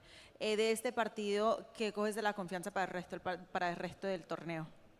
Pues nada, la verdad que muy felices de poder haber ganado este puntito para el equipo. Es mi primera vez en New York y nada, estoy muy feliz de poder estar aquí jugando con Arce, que es una crack. Así que nada, ahora animar a los chicos y vamos a por más. Very happy that they were able to gain this point, and she had a lot of fun. This is her first time in New York City, so this has just been an experience overall. Se vieron bastante claras en las transiciones defensivamente al ofensivo. ¿Eso fue planeado? You looked very clean on the transitions offensively to defensively. Was this something that was practiced? I mean, I think it's part of my game, no? I'm an aggressive player. I like to stay in the net, so I think that it's natural for me. And so today was good. So tomorrow again. Thank you so much. You made my job a lot easier. Thank you so much. Back to you guys. Thank you so much, Chelsea, and we'll have the opportunity to hear from all the winning teams thanks to Chelsea after matches all week long. We're going to get ready for the men's portion of this all Florida battle, but the women for the Goats dominating in the end, winning a 2-setter. With Calci, you can trade on anything. Man, tell them something they don't know. Like I'm from Greece. Looking good, Yadio!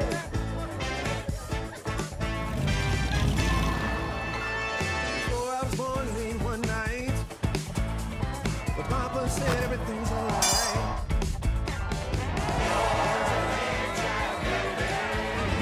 Aló, campeón.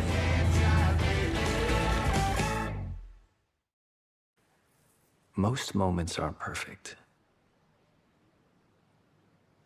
I didn't plan this. It's just happening.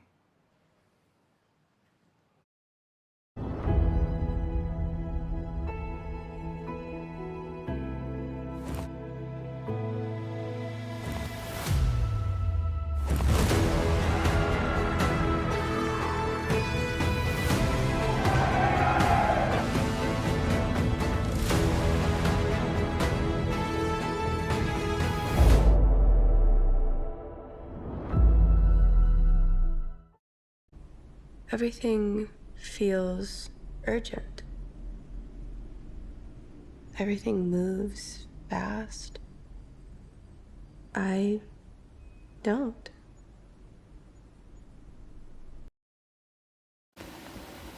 Well, there's a lot of infection in there, Timmy. You're doing really well. Are you feeling anything? Kashi? Kelsey, what's Kelsey? Everything feels urgent. Everything moves fast. I don't. With Calci, you can trade on anything. Man, tell them something they don't know. Like I'm from Greece.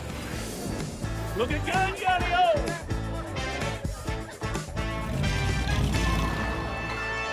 So I was born late one night, but Papa said everything's alright.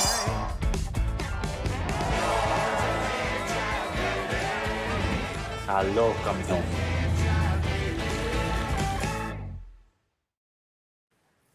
Most moments aren't perfect. I didn't plan this. It's just happening.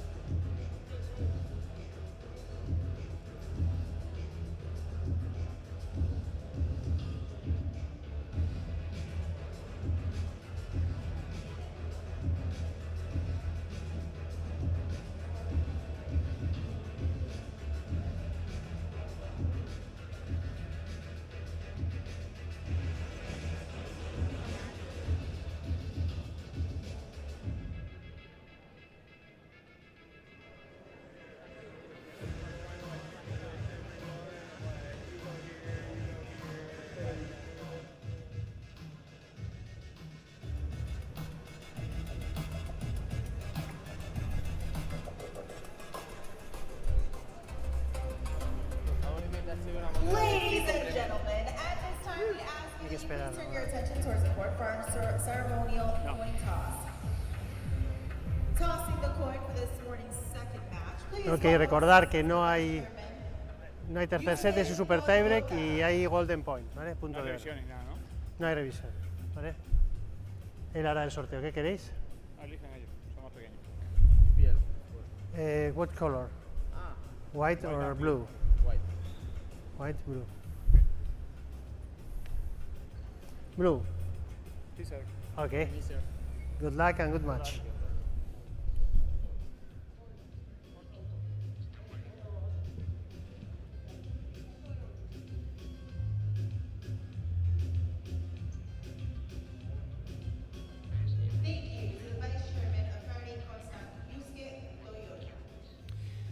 Our attention turns to the men. Miami Paddle Club versus the Florida Goats, Alvaro Melendez and Jose Diestro versus of the Goats, Alvaro Cepero and Luis Hernandez.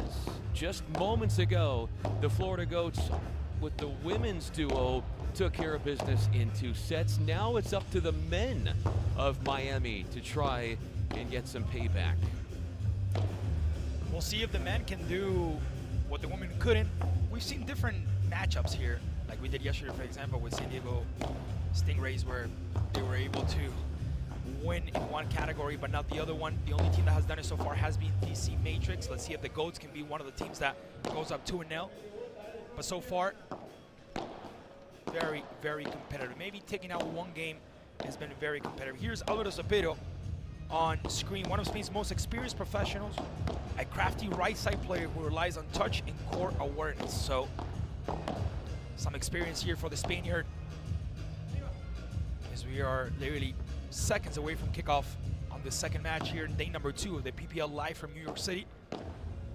Luis Hernandez, energetic left side attacker who looks to impose his game with power and aggression.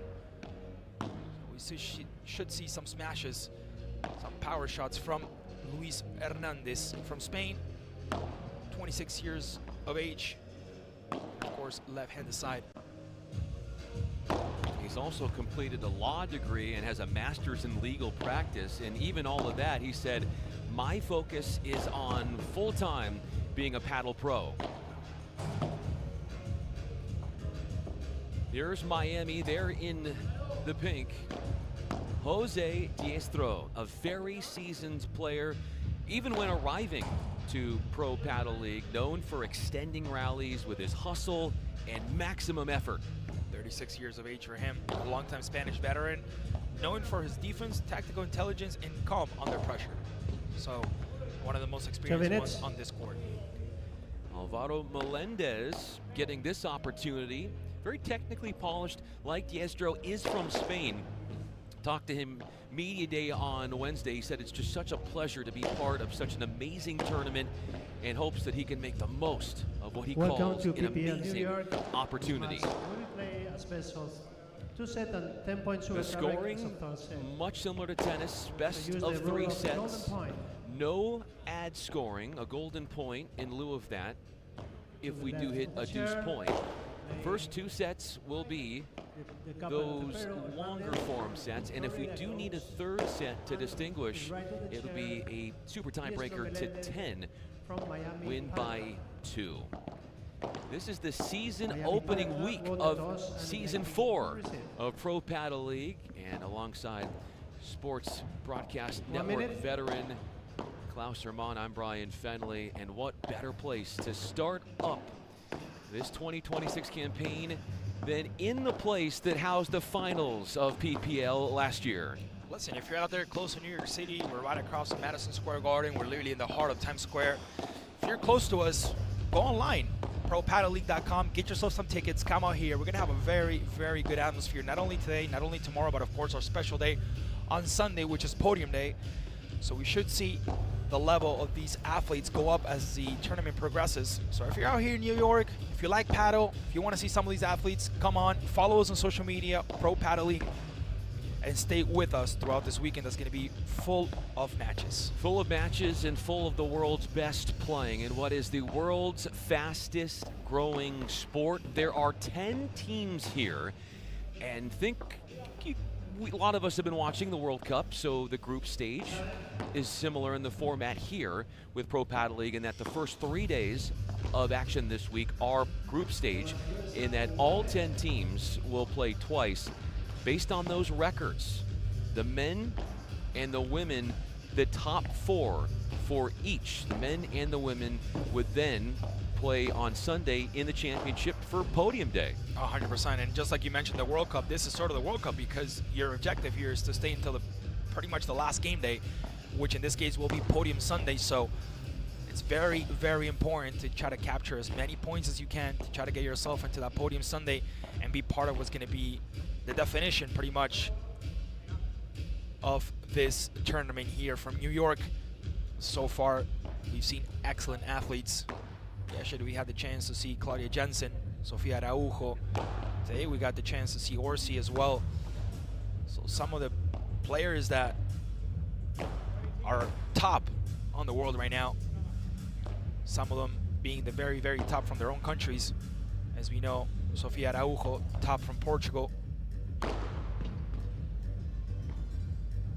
We're here at Hammerstein Ballroom, which is in Midtown Manhattan. Madison Square Garden is only a block or 2 away, and this is a historic venue that is 120 years old. We have seen some of the most talented musicians and sporting events over the course of human history being played throughout these halls, so it's only fitting that this would be the starting point for 2026 for Pro Paddle League. It's wonderful to see the amount of effort, the investments, the love for the sport, the will to make this grow as much as possible. So for now, we're going to toss it quickly back to Chelsea as we present the men's game. Thank you, guys. I'm here with Alvaro for the moments of time. So much of this game is the mental aspect of it and how to stay grounded. How do you pause those moments of time? Deep breaths. Deep breaths? I think that's a great answer. Deep breaths. All right, guys, back to you. Thank you so much, Chelsea. You don't have to say too much. It's all about focus and winning, and let the game do the talking. So we are about to kick off here on our men's game. Florida Goats taking the first women's match. We'll see if they can do the same for men. Cánovas and Arce winning in the women's match. Did so against Martínez and Ortiz.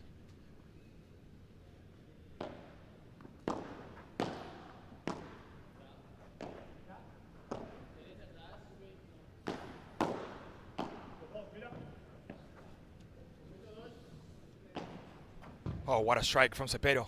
Love 15. Alvaro Cepero, born in Spain, using that veteran experience to find the width.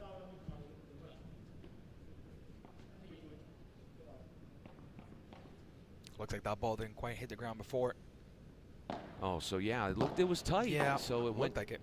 Love 30. If the ball does hit the side wall or the back wall before bouncing, it is considered out of bounds.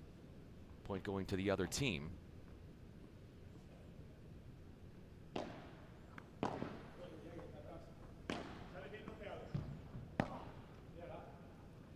Out 15-30. Yeah, that was unfortunate there for Jose. He was trying to hit it first time, but that second bounce on the wall didn't give him the best delivery possible. So we even saw the gesture on his face.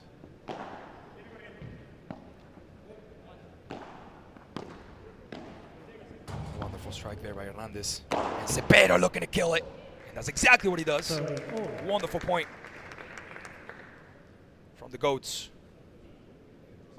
Goats are going to need more of that as they are down early in this opening game. More break chances against this service of Cepero.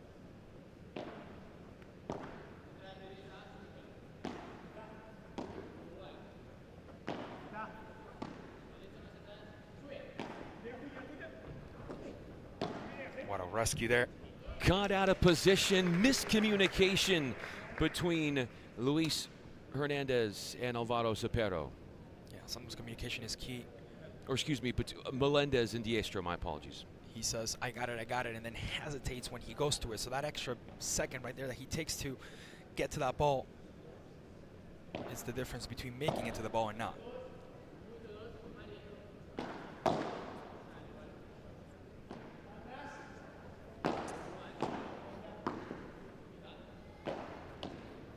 Good bandeja from Cepero, taking the protagonism here for the Goats. Oh, that was a beautiful strike. Good defense as well. Keeping it back in play. Cepero with the lob. Goats under pressure. Looking to smash it here. Beautiful point. They turned it around and got a pop-up. Hernandez sinks his teeth into that one. Florida Goats. Strong start from the Goats, just like we saw it on the women's game. Taking the first point here, leading and looking more authentic on the court.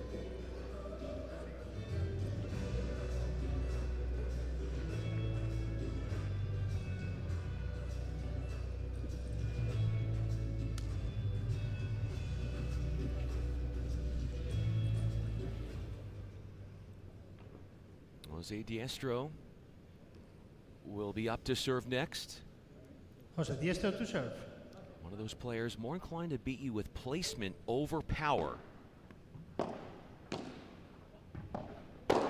Oh, I guess he heard what I had to say, and he said, I got the power, as he bounces one off the sidewall for a smash winner. They definitely heard you for sure. I mean, we're not that far away from them anyway, so I wouldn't be surprised if they did.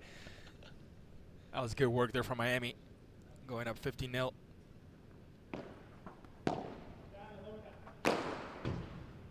He does it again. Yeah. Back-to-back smash winners for the Spaniard.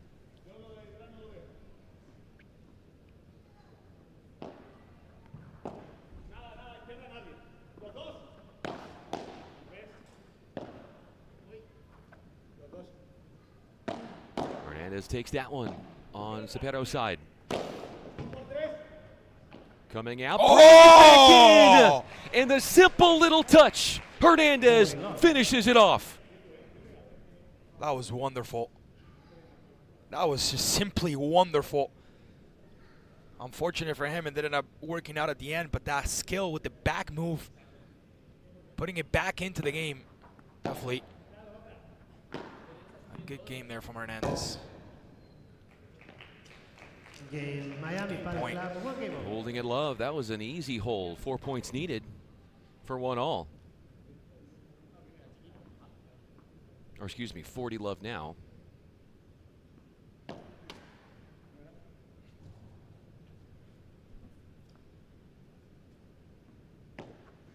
Oh yeah, now excuse me. It was 1-all. I was right. So. I know. I thought so, but it just gotta trust it. It's like I knew the sport, so and trusting his technique. Right there was Luis Hernandez, offensively oriented, as Klaus mentioned, largely an attack-first mentality that he wields. Net for serve.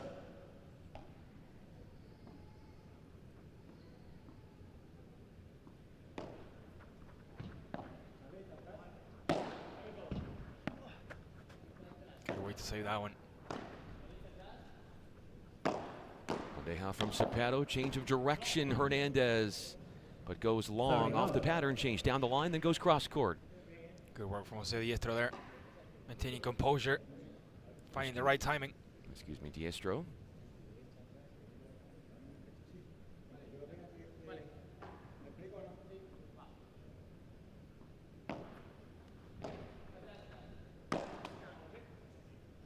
Not the best answer there from Cepero.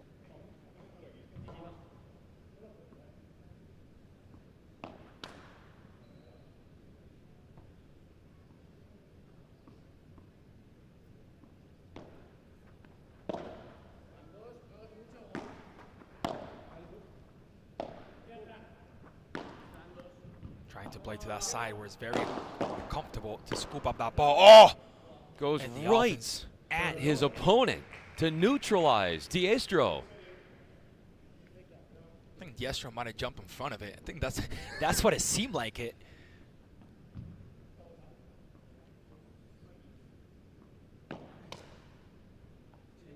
Cepero struggling to get that first serve in.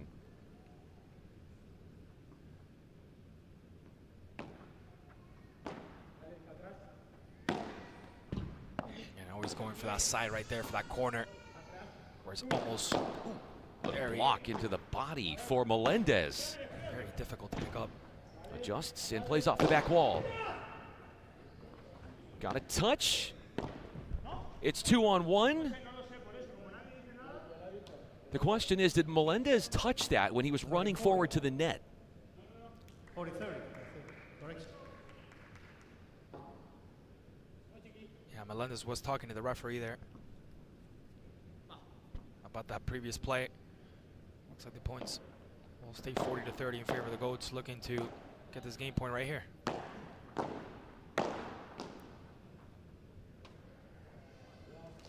Game Goats, they lead by 2-1. Pressured in the back of the court, forcing the miss. Goats 2-1.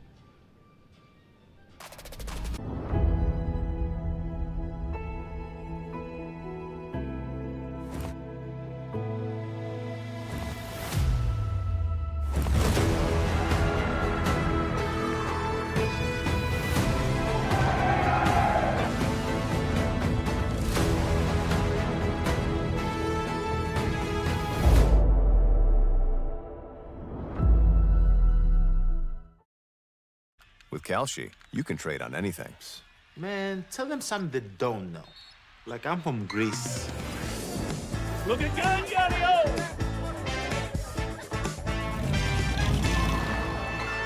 Before I was born late one night, but Papa said everything's alright.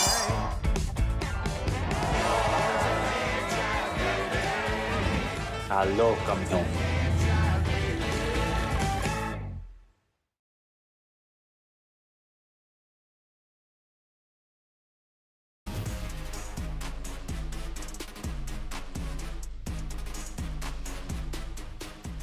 Two games to one in favor of the Goats. Early stages of this opening set from New York City at the Hammerstein Ballroom. The season opening week for Pro Paddle League as the Miami Paddle Club serving at 1-2 to the Florida Goats.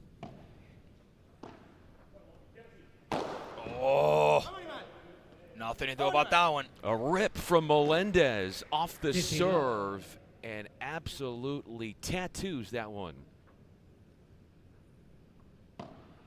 Good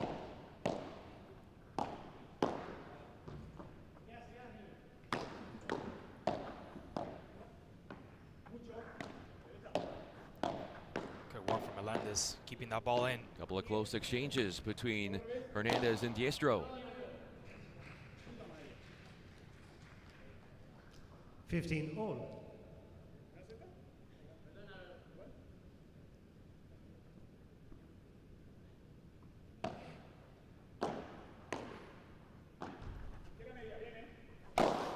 Oh, Lord. Oh. Just over the top of the jumping up Hernandez. Smash City early on for Melendez. It was almost a smash from the back of the court because it wasn't from in close position to the net. It was all the way from the back. It was a beautiful strike there.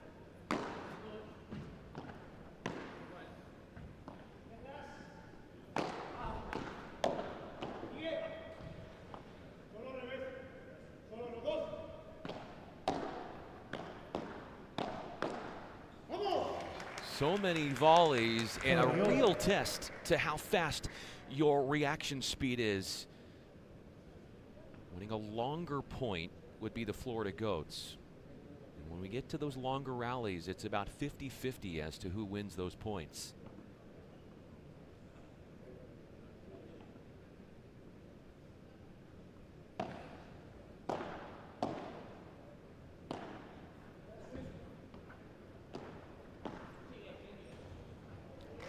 Ran around and spun around, did Sapero. Opening up the court and pulling the defenders out wide. Game point for Florida. Or excuse me, for Miami. Yeah, good work by Miami here. Staying on the match.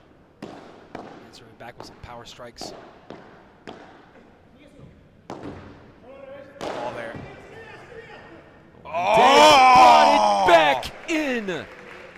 What a job from Alvaro Melendez. Not only knowing how to strike that ball, how to rip it, but also how to use his intelligence. Look how he puts it right between the two players. Sapero thought the ball was going to go to his right. Did not expect that to go towards his left. Had no chance of turning there. 2-2. 2-all. Here is Sapero. Or excuse me, Hernandez serving.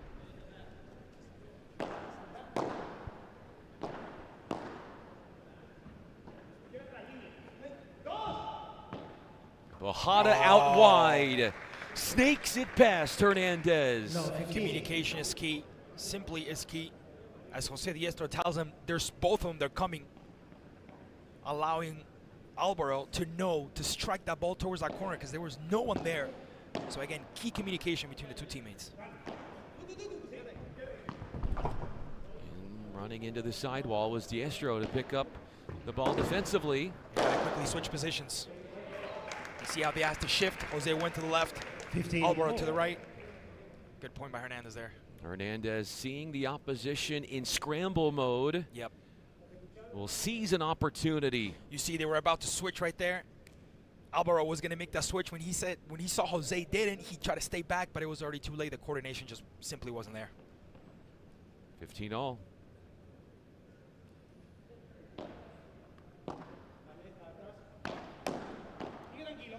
confidence there by Melendez.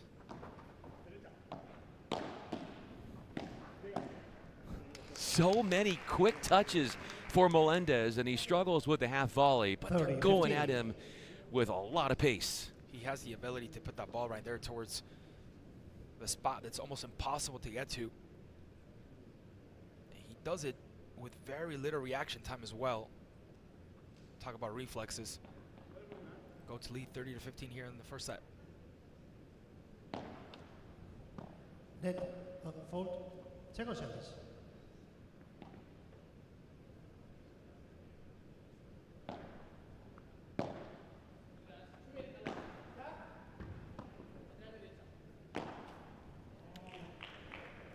Cepero gets lobbed twice and then errs on the overhead on his second opportunity at a reply. Yeah, that's what sometimes the timing is so important. Maybe letting that ball bounce and giving him a better pusher, a better position to strike that ball back, but that ball was already coming in hot with speed, with power, trying to get over that fence. It was very difficult.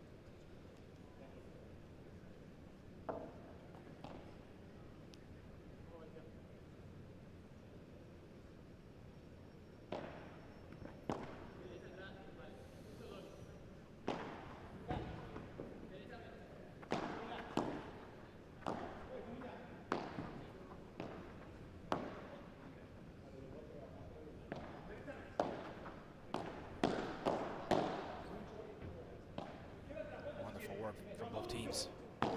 Through the middle goes Melendez. Keeping that ball inbound. Good defense as well from Cepero. Putting it back into action. Wonderful strike there by Diestro, finding that corner. We've been talking about that corner. We're going to keep talking about that corner because that's where he feels comfortable the most. Putting that ball against that mesh. And of course, nothing Hernandez could have done about that one. A finish off the high ball. You could notice there was some topspin too, Yep. so it took an awkward bounce off of that side mesh, which is known to create unpredictable rebounds. Break point.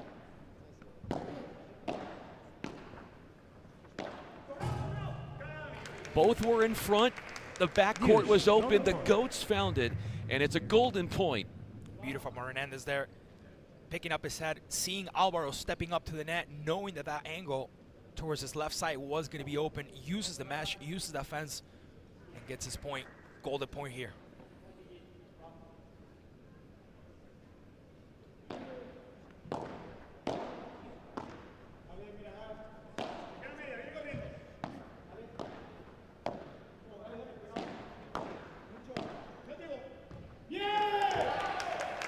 Game.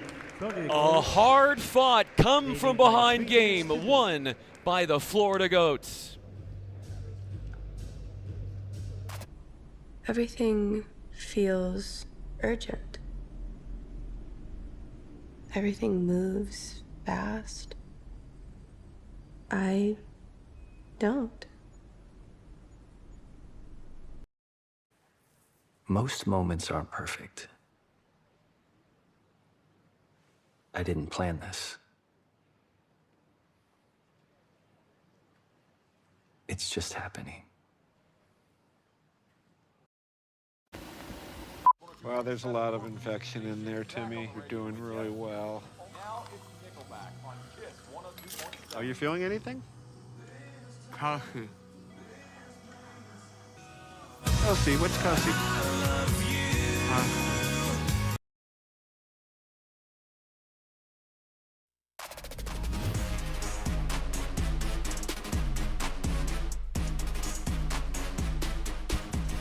The Goats, Cepero and Hernandez trailing 30-40 in game 3. Save 2 break chances and mount the hold for 3-2. Yeah, very, very even match so far. We've had cases where we had tight sets where there were battles, they were very hard fought for those points. But here, it's been a very even game right from the beginning. We haven't had a team take the first set easily like we've seen in most of the matches. Here has been even right from the start. Good level for both teams. Could use a ball there. Over the top, too tall for the elevating Hernandez. And a smash winner for Miami, their 5th of the match. Melendez reminds me of Arroyo yesterday. Remember Arroyo for the Matrix? When he goes towards those smashes, you know they're going to happen. The same thing here as Diestro finds the same recipe, 30-0. You're looking at the numbers here. More smash winners, more volley winners for Miami. You're like, okay, well, why aren't they leading? Well, they do also have more unforced errors. Yep. So that's bringing them down and equalizing.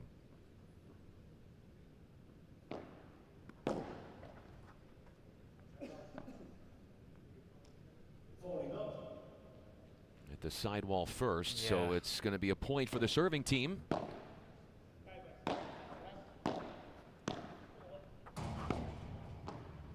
Work by Hernandez getting there. The drop volley could not have been placed any better for Diestro, who had Hernandez on the chase.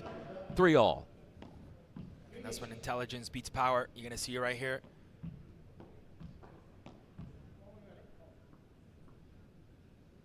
Hernandez got to the first one, but just simply couldn't get to the second one. Miami looking really good here. Cepero at the service line.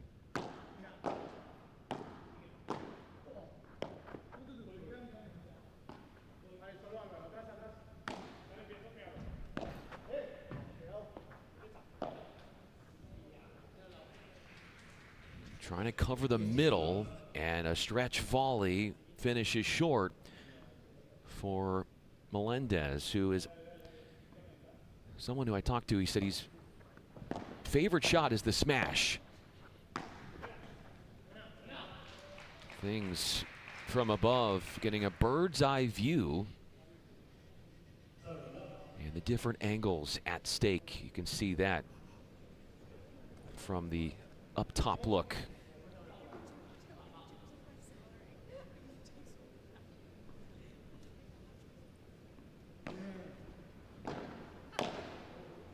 Cepero looking to find that corner there right from the start. Good way to step up by Cepero. Once again, reading the play, anticipating it, and again, finding what? The corner. Finding the corner, finding the sidewall. Corner. You can use that sidewall to your advantage, creating tough angles for your opponent, allowing you to get into your offense.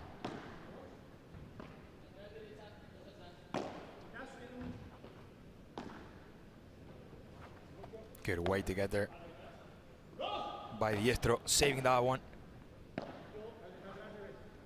Oh, and I think that one was long. That was a little bit too long. Hernandez overzealous with that overhand attempt.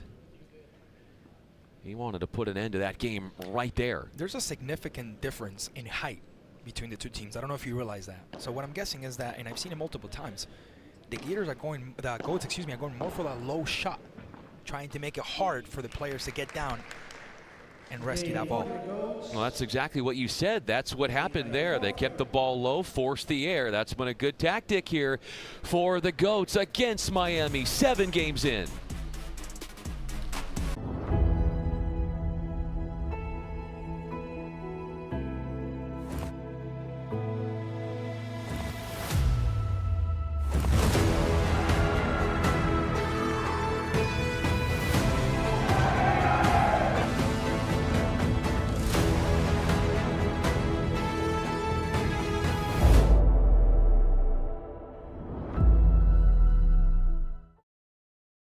With Calci, you can trade on anything. Man, tell them something they don't know. Like I'm from Greece. Looking good, Yanio!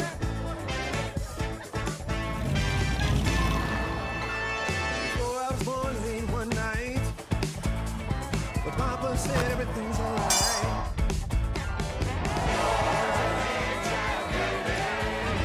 Aló, campeón.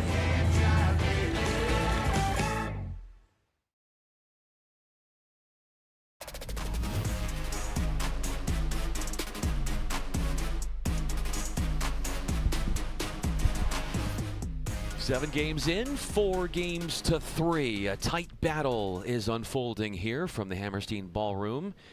Miami serving 3-4 to the Goats in this all Florida clash.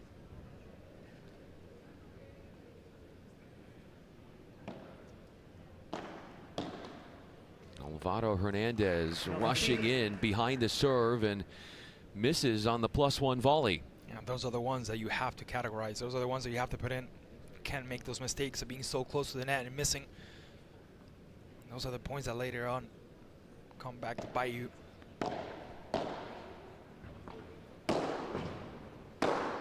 Oh, it's beautiful. Beautiful from Jose Diestro there. A Melendez setup smash to allow Diestro to kill the point and put the finishing touches on it as it hits Hernandez off the rebound.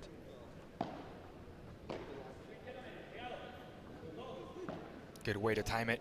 Patience on the lob. Oh, what a what reaction defense from Diestro. Incredible. It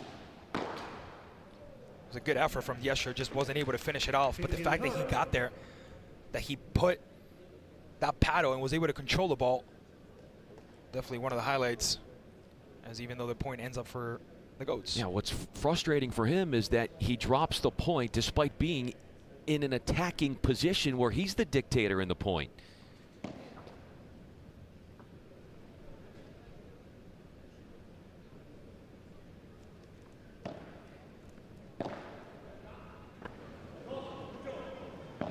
Good timing there.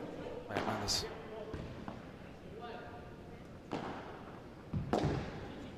Both off the back wall and then gets pegged by Cepero. It says, if you go back wall, I am going to blister a smash right back at you. He was trying to do it on the first one, knew that he didn't have the height nor the angle, but the second one was right where he wanted it.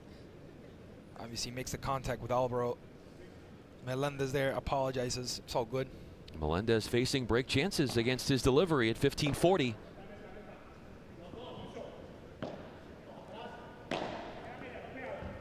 Good work from Hernandez there. He moves in. Melendez looking to attack.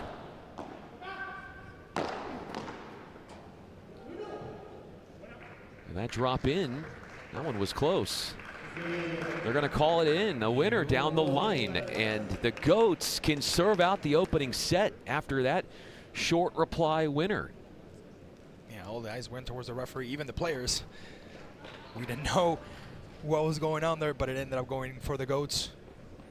Especially we had to replay a couple of times, and even with the replay of the camera, we still couldn't see where the ball had landed. So we just had to play that play over. Beautiful from Cepero, beautiful. The only thing is, the ball has to touch that court first. It's got to touch the court first. If it on the fly hits one of the walls, it is out. Just a few inches lower, but the way he anticipated the play and got in between the two Miami players was simply fantastic. Just the finish wasn't quite what he wanted.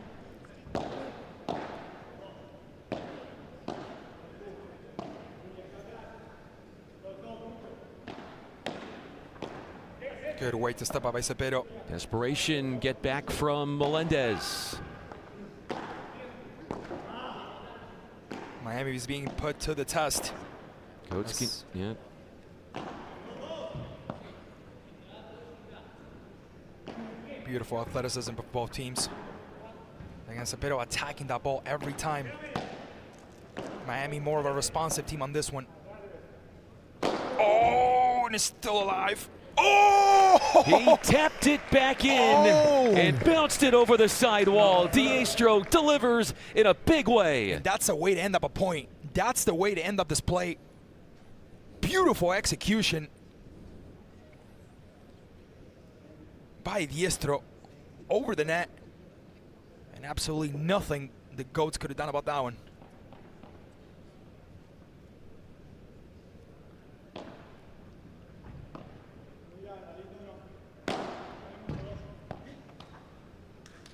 Melendez trying for the sharp angle.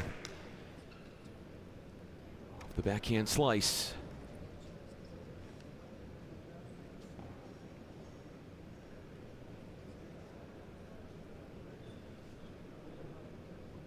(15:30).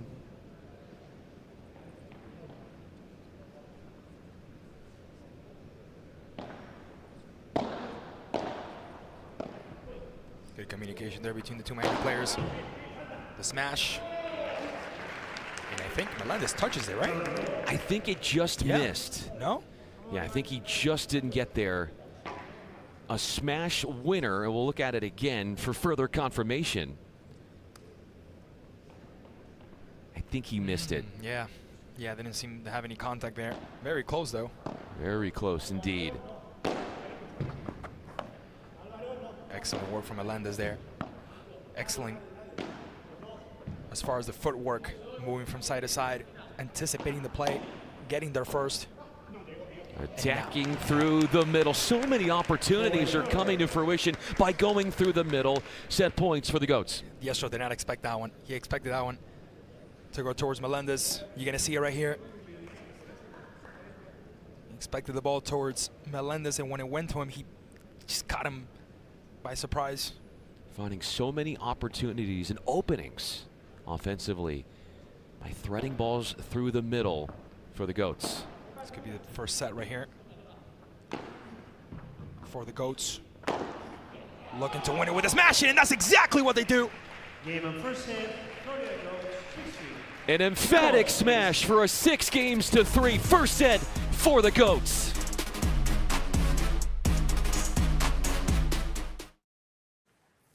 Most moments aren't perfect.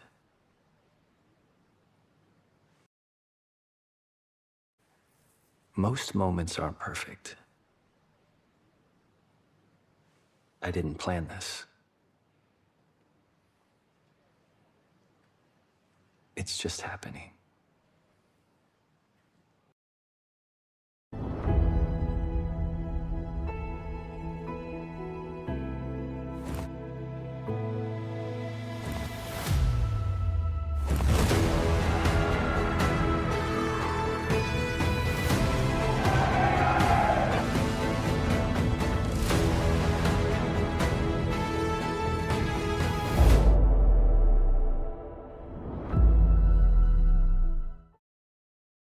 With Calci, you can trade on anything. Man, tell them something they don't know. Like I'm from Greece. Look at Gallo!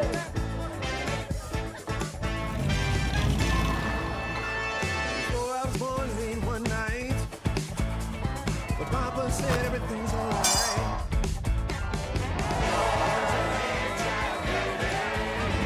Aló, campeón.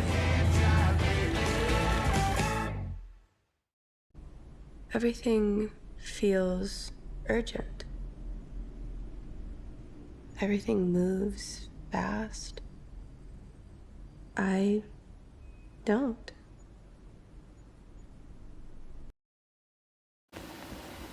Well, there's a lot of infection in there, Timmy. You're doing really well.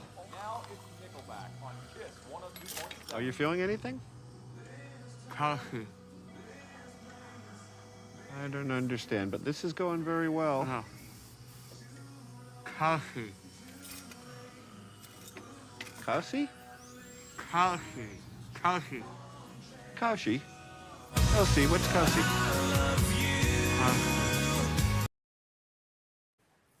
Most moments aren't perfect. I didn't plan this. It's just happening.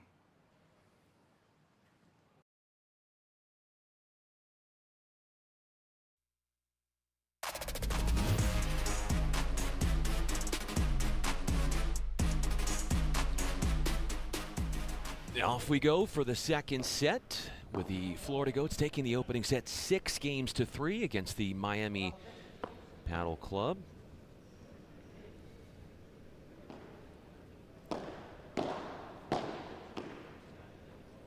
Miami, they're wearing the pink, and the Goats are in the black tops. Tough one to dig up for Cepero.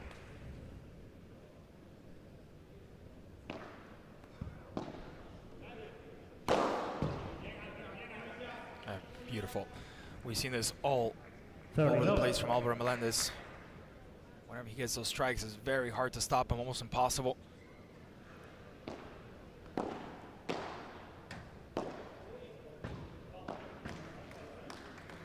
Two errors off the ground for Cepero.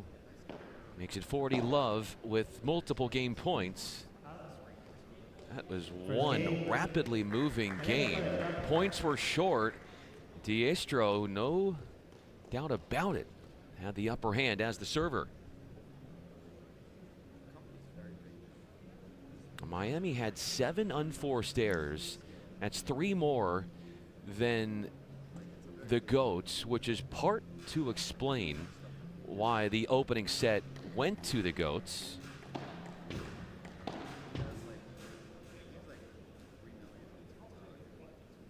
Both teams in this match in total have 9 volley winners. That's where most of the winners have been coming in the forecourt.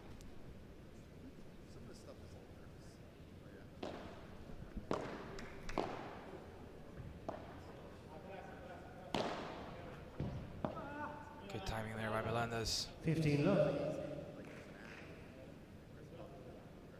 But too strong as he lifts it long off the backhand side.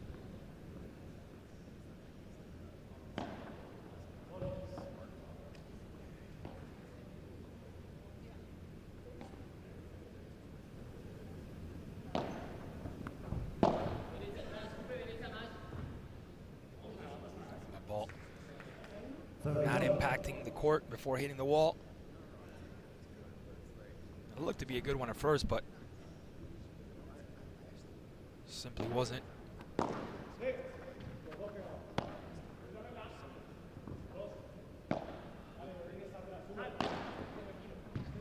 see how they switch positions right there? They do it again, and that's when they get caught off guard. Diestro with the forcing shot.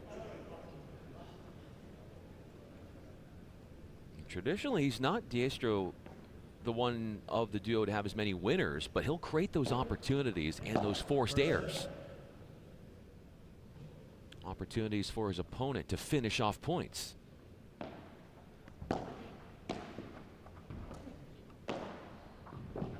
Diestro going for the middle ball and then had a lot of room to make up in darting to his right. Game point. Yeah, that was clearly more of a shot for Álvaro Melendez. He had the upper hand. He was more comfortable. He was better placed. Diestro came out with the opposite hand trying to get that ball, and it just simply didn't work out. Miscommunication there. From a miscommunication to a mishit from Cepero.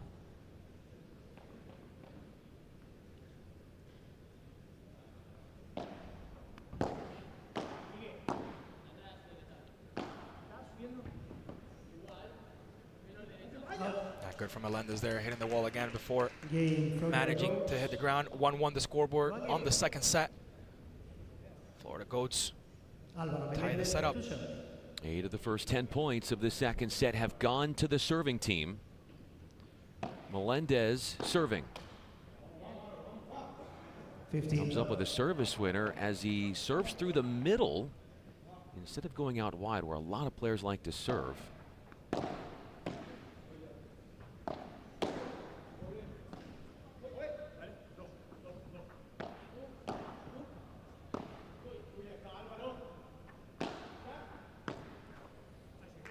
Too gentle and ginger off the approach shot.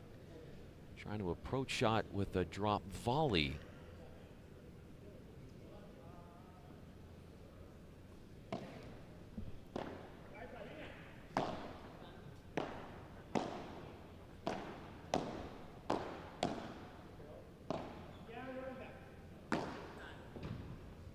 Wonderful move there by Cepero. And to get out of the way and get a ball to recover. Chiquita, drop shot brings him in. Look how Miami plays so close to the net, making the Goats feel very uncomfortable. Oh, and that's what I'm talking about. From Hernandez, beautiful setup. When we thought it was going to go one way, Brian ended up going the other. You think you've got the point one, you got to watch out for the counterattack. And Hernandez found it there.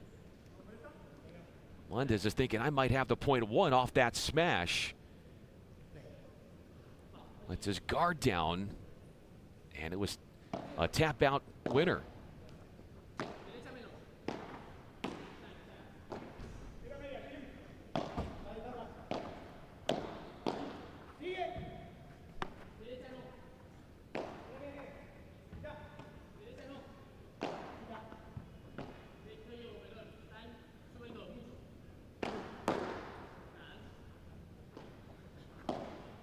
Good step up there by Melendez. There's a little bit of angst between the two in 100%. who's going to get balls through the middle, front court, back court. You're seeing that. 100%, and that was a perfect example right there, because that ball wasn't for him. That ball was for Diestro. Just like on the previous one, it was for Melendez. So it's like sometimes I feel like they try to get ahead of themselves, and that could definitely come back to haunt you later on. Again, you see what I'm saying?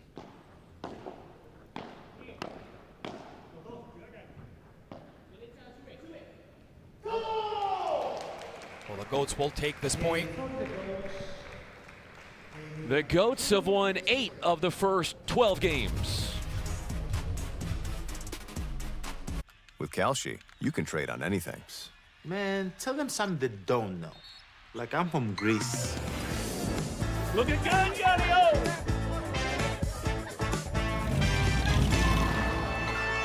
So I was born late one night, but Papa said everything's alright.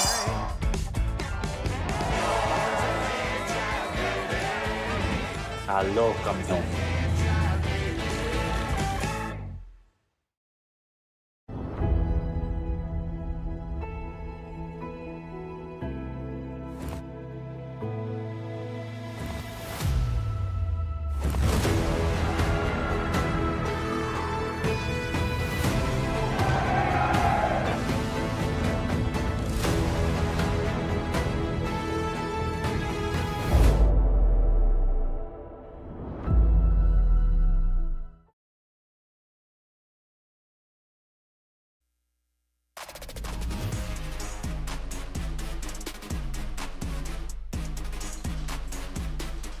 Florida Goats, first year from Orlando, they moved to Palm Beach. So a new location for the franchise this year, and they are located in the scoreboard in a favorable spot. So you can say we have a Palm Beach County versus Miami-Dade County. A little battle going on here between the Florida Derby, as we baptized it with Brian right before kickoff. To summarize, Miami, their decisions in going for certain balls amongst their teammates with Diestro and Melendez, even I think to Melendez and Diestro, would cause them to be head scratching to some extent. Yeah, a couple of times confusing themselves, being a little bit more anxious as they should be, trying to get to that ball first. And there's been a couple of times, so we've seen it here, and we haven't seen it in other games, where they rotate positions on the court, not because they want to, but because they're obligated, because they go for the wrong ball and they're caught out of position. So that's one of the things coach was just talking to them about. Stick to the position and don't cross over. They're definitely biting them in the butt. We'll see if they can make the right adjustments moving forward. Poach volley for Cepero. Make that Hernandez. That's Cepero on the backhand volley. Early aggression right from the get-go of that point to set the tone for the Goats.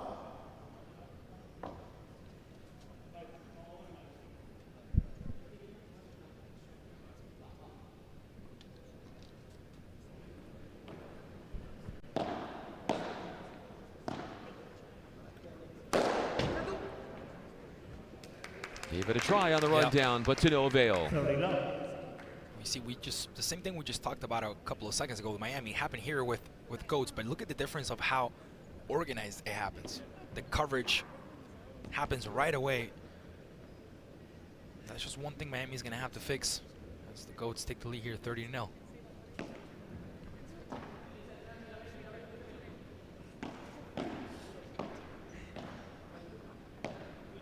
Hernandez works the Chiquita to get back into the forecourt, only to get lobbed backwards.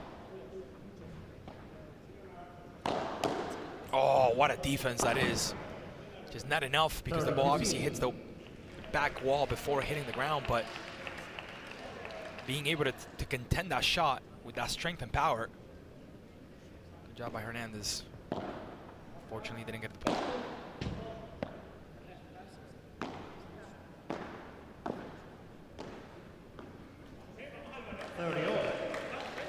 for the little touch, and the drop volley was Sapero, who fails to execute for 30 all. And we've seen a couple of those throughout this game. It's a 50-50 because it could be meaning that you can get that point, or also that you're giving a point away. It has to be, it's a very thin line. And again, that side mesh killing Hernandez, not allowing him to get that ball back the way he expected it. Even seeing how that mesh plays along. Well, think about all the ground he had to cover too. He hit that second to last ball deep in the middle of the court, and that had to rush all the way to the side mesh. Great chances. Wonderful from Hernandez. Smashing it through, making it a golden point. Golden points coming into this one. They've gone all of them to the Florida Goats. This right here, very important point for Miami. They need to get this one if they want to stay in the set. That's exactly what they do. They get that point in. Miami ties it up on the second set. It's 2-2, Brian. Melendez mashes an overhead. He got a defensive pop-up off the backhand volley to earn himself one gratifying put away.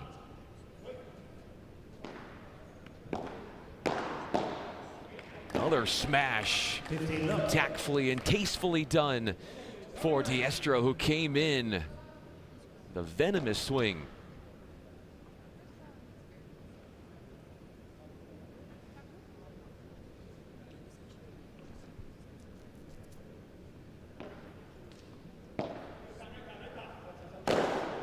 What a strike. Comes in. I thought it almost worked. Almost did. I thought it did for a second. It was a good effort from Hernandez. Another wonderful smash there from Melendez. Comes back in. You can see he hit the net. But that skill, though, the way he just hits it towards his back without even looking. Airs long 30-15. for 30-15.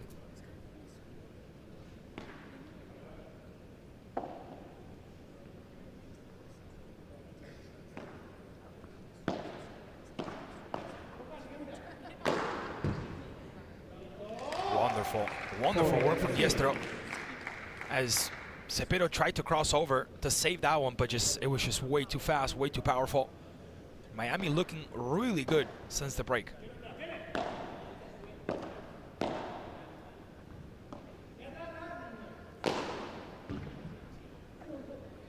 Incredible once again from Diestro. St. Medicine takes the point, and Miami leads 3-2. Quick commercial break, and we'll be right back with more PPL from New York. Everything feels urgent. Everything moves fast. I don't. Most moments aren't perfect. I didn't plan this. It's just happening.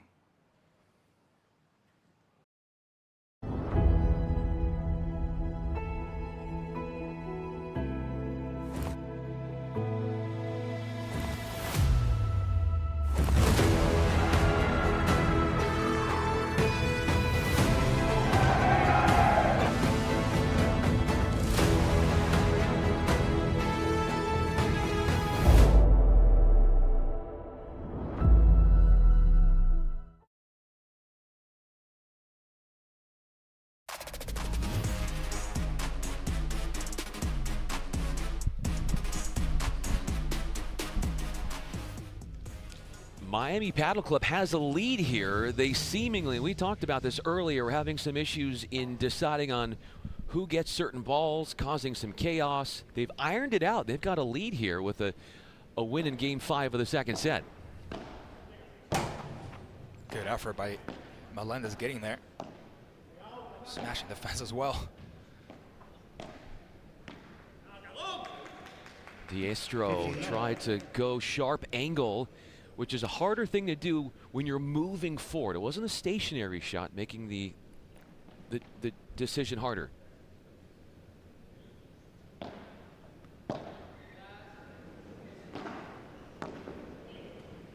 Cepero applying a little bit of power and quickly making his way into the net. Diestro with some difficult pickups, 3 of them he's had to have in short order.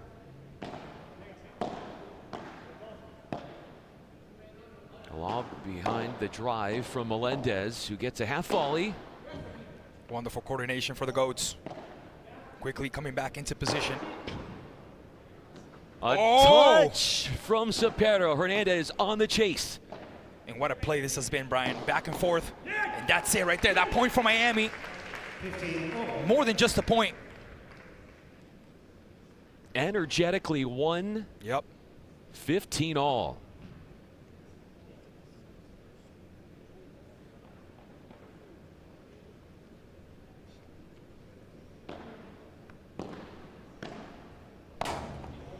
Another good rescue there from Melendez. It's a very difficult ball. See, this one, he took his time. He let the ball bounce back from the wall, but just that strike just couldn't get over the net.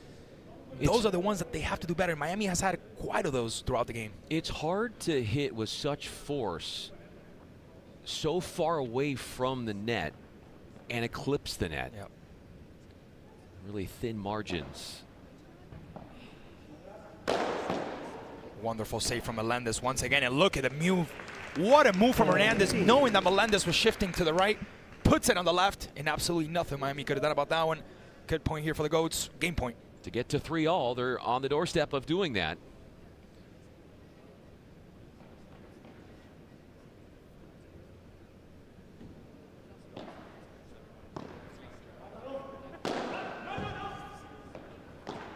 Good save by Melendez. Diestro getting his head in there as well.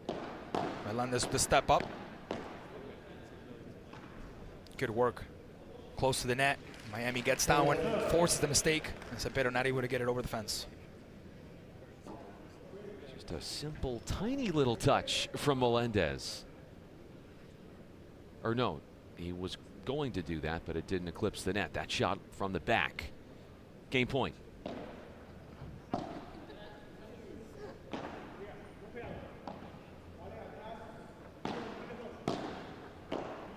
Wonderful side hand by Cepero there.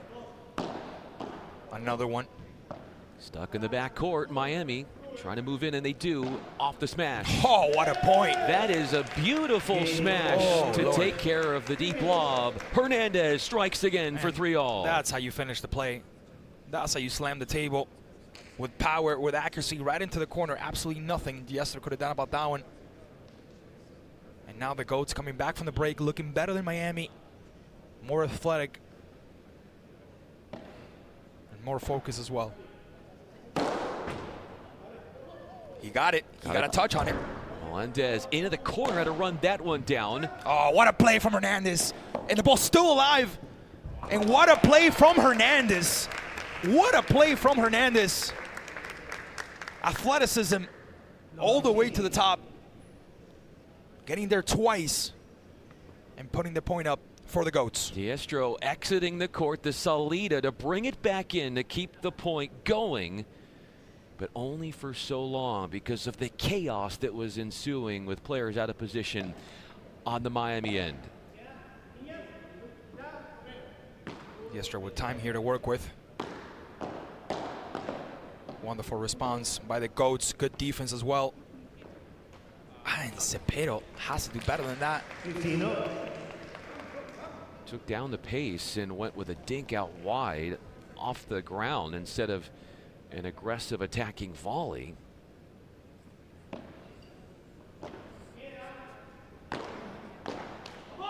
Another one from Cepero.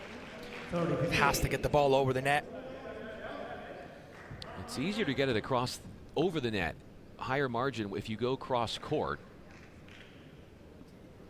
which is what he had in mind there. Tried to get the quick reaction, but beautiful from Cepero, who apologizes, but in my opinion, there's nothing to apologize for. Look like he comes out of nowhere, and he just puts it where no one expects him to put it in. The apology afterwards. And just like the women's game where the first set was 6-3, the second one was hard fought. Same thing here. Wonderful touch by Hernandez, saving it ×2. Cepero coming through, reaching it. And that ball hits over. Point for Miami. Game point here. Miami trying to hold on to this lead. They're up 3-2, zeroing in on 4-3.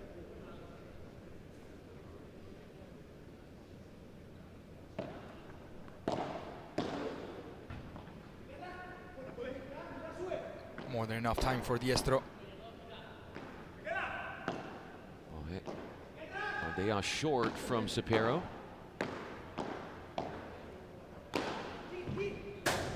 What a beautiful smash. Lodged into that side cage area from Cepero, who used a variety of different glass panels to his advantage at a golden point surfaces. Cepero stepped up on the set. He took the protagonism alongside Hernandez, who took it last set. Stepped up with a couple of important points despite some mistakes. Cepero has shown his skills during this round. Oh, and that's what I'm talking about. Definitely one of the points of the weekend by Hernandez. The Goats lead 4-3. Quick break, and we'll be right back.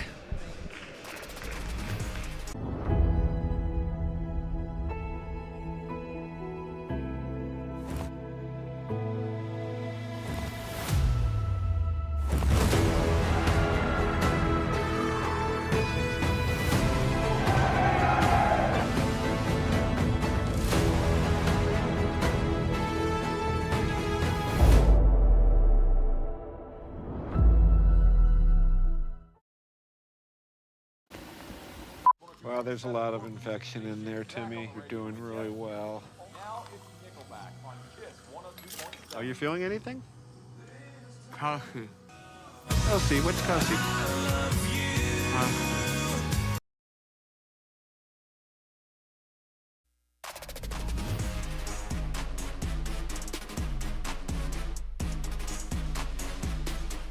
That attacking intensity has been on display. The Goats with a tap out to close out that final game. That's Hernandez going behind the head, and the oohs and ahs from his Miami teammates watching from the sidelines.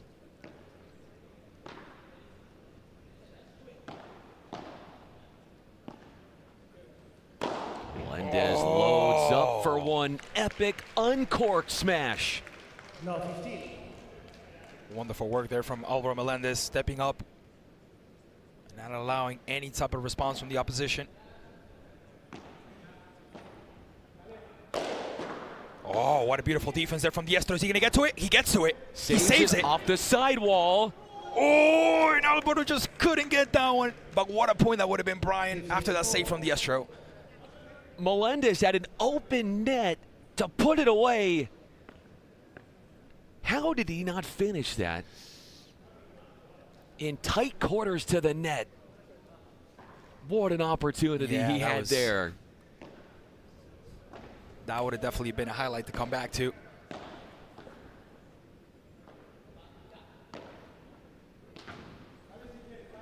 Using the back wall as an aid.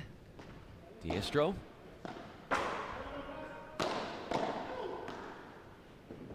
Melendez tucked into the corner. Great way to get there by Melendez. Not the second time, but what happens is that they're out of position. So when they shift, when they move out of position, clearly they don't feel comfortable where they're at. They need a time to get back into it. You're going to see here how Melendez just not able to get to it. And that Vibra winner, think about how low and aggressive and hard hit it was. So not only are you out of position, but the ball isn't bouncing high enough. Exactly.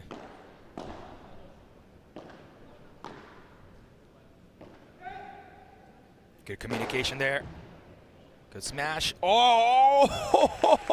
Hernandez has made it a habit to smash off of counterattacks with tap out putaways off the sidewall and out. He has the most athletic smashes I've seen all tournament so far. It's incredible how he's able to swing that arm backwards and just get it over the net, smash it through, and absolutely nothing Miami could have done about that one. It's not the first, and I'm sure it's not the last one we'll see.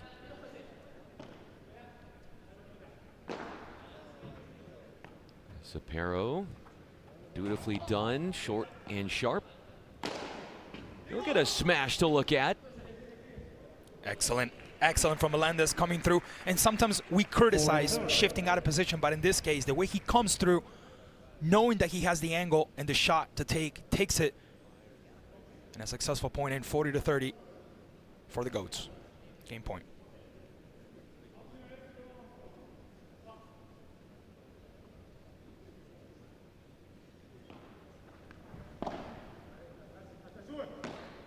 Overhead from Hernandez, who then chases a side ball down into the corner again, and was up against it, entrenched into a tough angle, and a golden point here to try and get back on serve.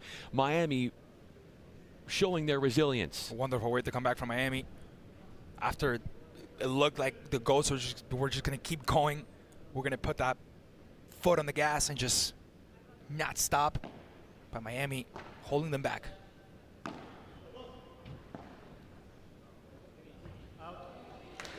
And that's going to be a point right there for the Goats. A deflating ending to that game as Melendez goes long on the lob attempt, which will make it 5-3 Goats and put them one game away from starting out this week on a very high note.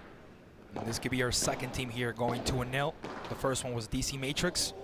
The Goats could get themselves in the same position. This is a situation now where for Miami they have to hold to extend this match. It's Diestro. Is he up to the task?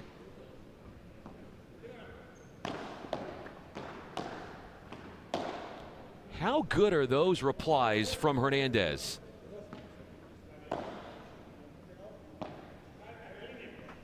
Court lob. Great work to get back into position for the Goats.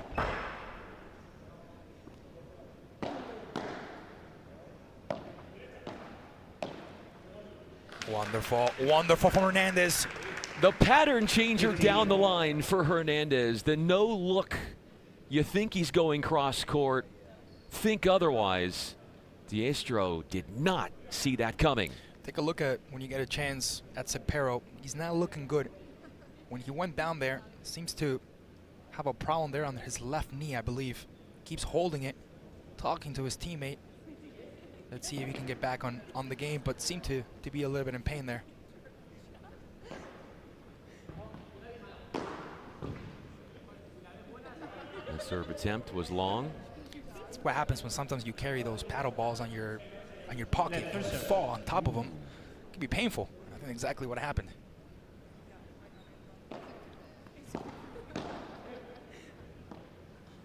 Wow, wow, wow, wow. All afternoon long for Álvaro Melendez. And those beautiful hits.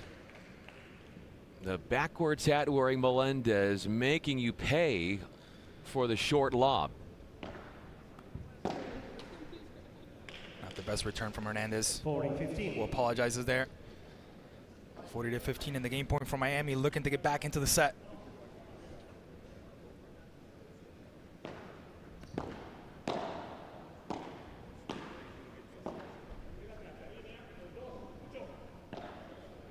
Oh, what a strike from Álvaro Melendez. Spotting exactly where the ball had to go. That's exactly where it goes, and it's almost impossible for Hernandez to go at it. Miami coming back into the set, or at least trying to.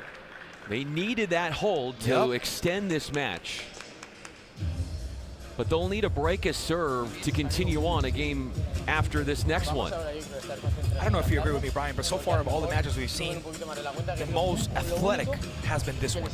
The way we've seen these players jump, move from side to side, shift, it's been simply incredible. I haven't seen a most athletic game than this one so far in this league. Let's hear what they say here. queda abajo, tiro y pan. Si goleamos bien, si no goleamos a tirarlo, van a subir más. Concentrados. Nos hablamos. Vamos a pensar lo que hacemos nosotros, ¿vale? Venga, que este juego que sea Cuando claro, dices en la bola de oro. Sí, no. Claro, no, si no. Yo prefería no cagarme en tu puta madre. No, apágate. ¿Sabes?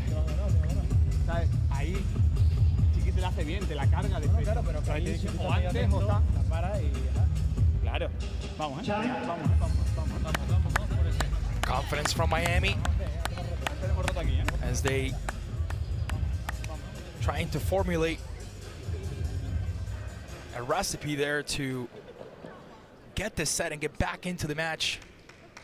Miami players they're talking about shifting the ball more towards the corners, finding lower spaces. Let's see if they make it happen. But a service hold is all that stands in the way of the Florida Goats in winning this match in straights. Not good from Cepero there. Definitely could have done better, especially because we know what he's capable of. Being in that position with the ball at the right angle, you have to take care of business, especially when you come to a moment in the match where it's very, very important.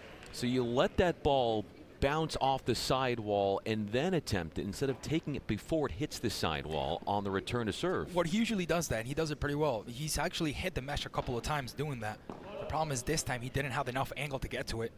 But he usually, if he knows he can get to it right away, he lets it go. He doesn't get ahead of himself. He gets himself a little bit extra time. Talking about Melendez, of course. But you see the ball always goes there. Wonderful ball from Melendez, switching it.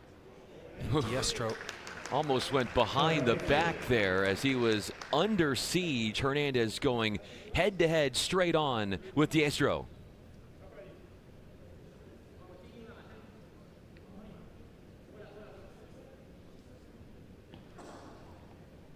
The Goats with an impeccable chance here to secure the set as fast as possible. They have the momentum on their end. And the pressure is obviously on Miami. Good communication. Hernandez calling off his teammate.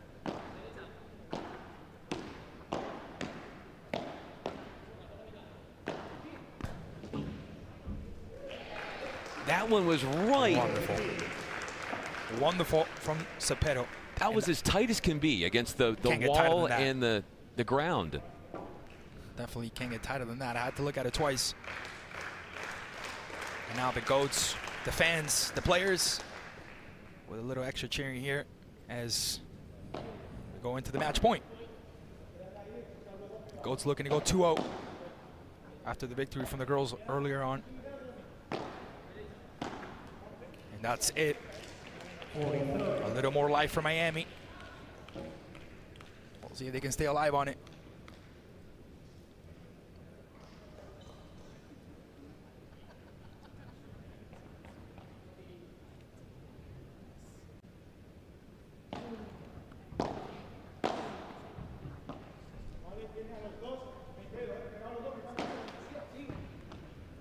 Wonderful recovery by Diestro there.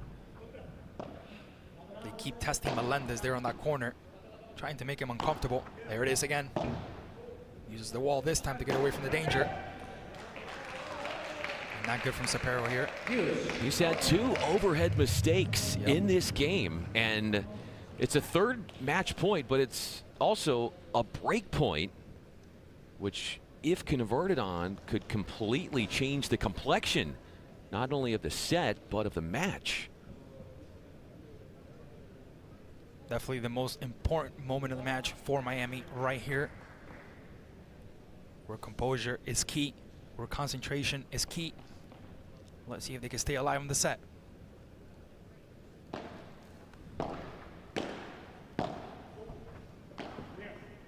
Good trick shot there by Cepero, acting like he was going to smash it and then quickly placing it towards the side.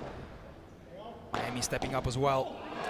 Hernandez steps up in the end and attacks the feet of Melendez. And on a third match point, the Goats win in the men's division, along with earlier taking it in 2 sets with the females. Well, it definitely wasn't as easy as we expected it to be, or as the Goats player expected it to be. Miami came back to the second set with a lot of power, very focused, and they actually took care of business, but it just simply wasn't enough. They fought hard until the end.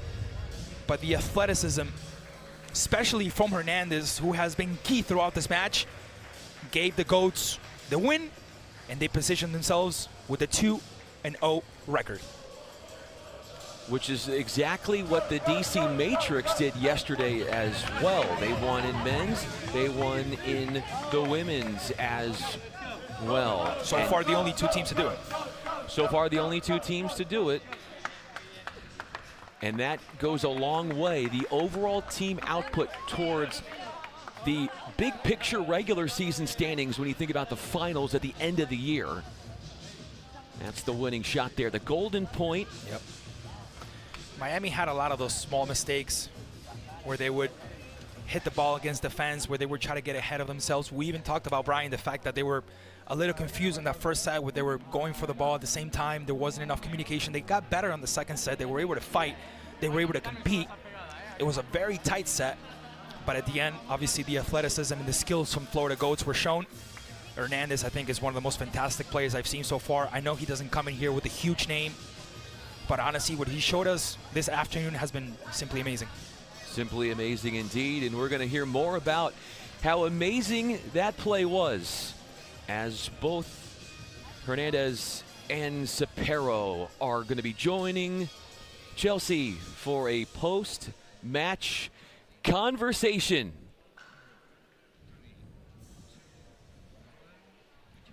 Congratulations. It was a long game. It was a tight one. What made the difference? Hello, thank you so much. I think the difference has been that we played very solid during the whole match. Maybe in the beginning we had to warm up a little bit better, but after a few games I think both of us played super good, and for that reason we won 2-0. Does the court condition benefit your game? ¿Las condiciones de la corte beneficia tu estilo de juego? Bueno, hola, buenas tardes. Sí, por supuesto, es una pista lenta que se siente mucho la pelota y bueno, creo que me siento muy cómodo que no sea una pista tan ligera, o sea que contento. Very happy that the court really benefit his style of game, that the ball didn't bounce as fast, so he was very content with the performance. Thank you so much. Well, ladies and gents, we're going to take a quick break, and when we come back, more action, more highlights, more PPL live from New York City. Everything feels urgent. Everything moves fast. I don't. Most moments aren't perfect. I didn't plan this. It's just happening.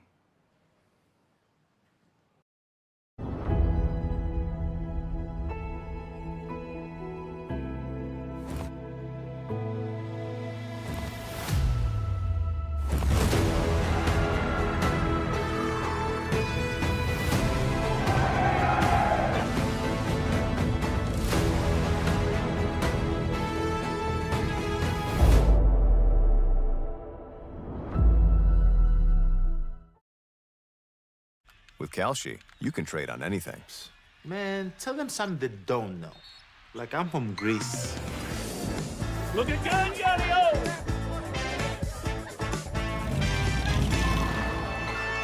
So I was born late one night, but Papa said everything's alright.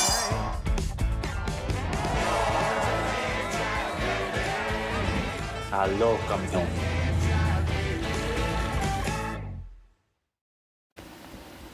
Well, there's a lot of infection in there, Timmy. You're doing really well. Are you feeling anything?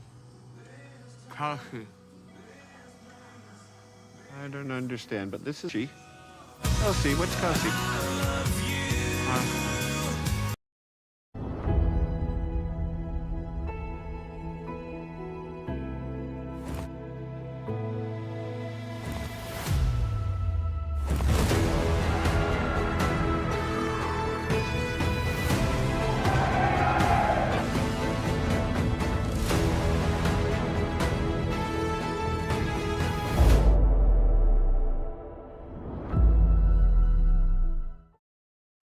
Kalshi, you can trade on anything. Man, tell them something they don't know. Like I'm from Greece. Look at Gallo!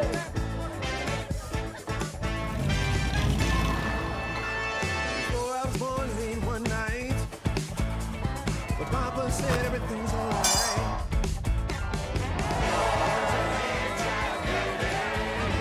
Aló, campeón.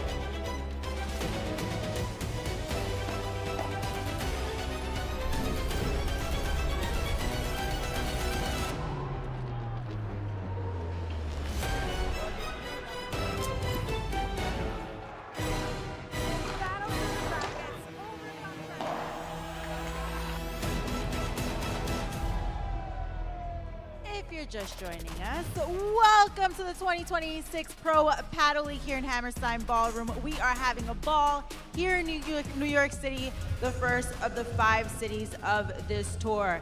Today, we are giving you a show, the best of paddle, and we're on to our second match of the day. New York City, are you ready? I need some noise. Are we ready? There you go. Introducing the Toronto Polar Bears.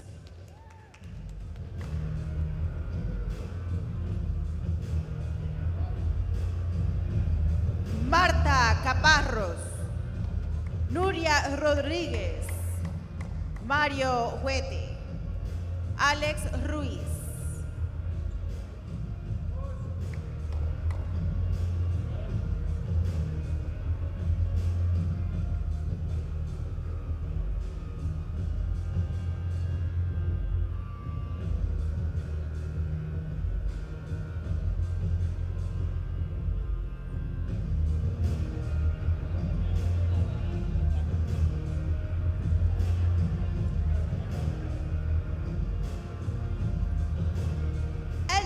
For the Mexico Waves, Lucía Peralta, Lorena Rufo, Franco Dalbianco, Maxi Arce.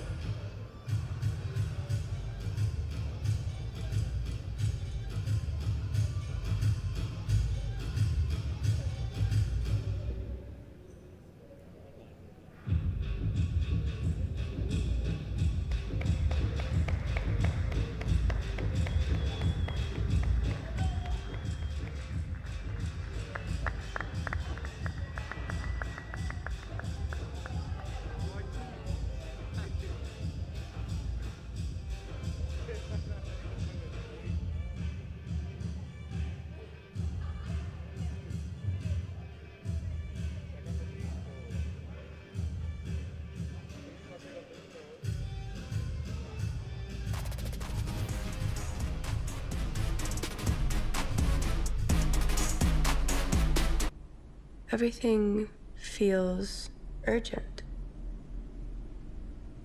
Everything moves fast. I don't.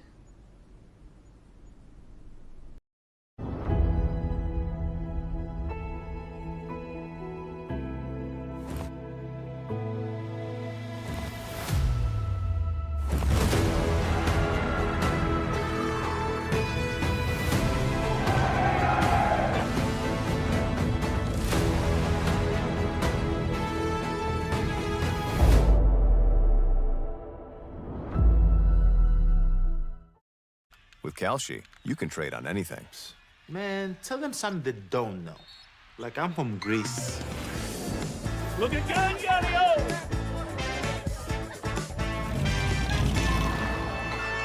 So I was born late one night, but Papa said everything's alright.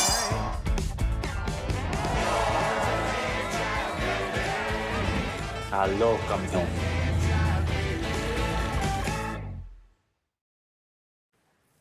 Most moments aren't perfect. I didn't plan this.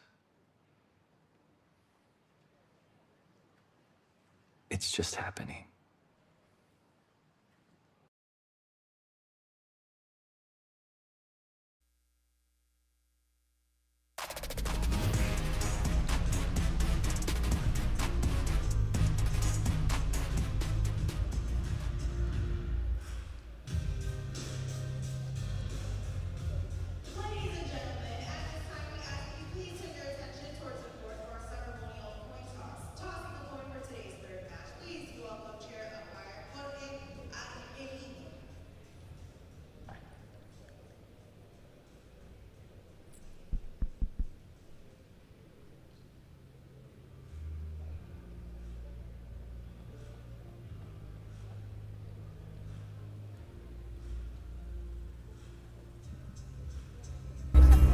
Blanco.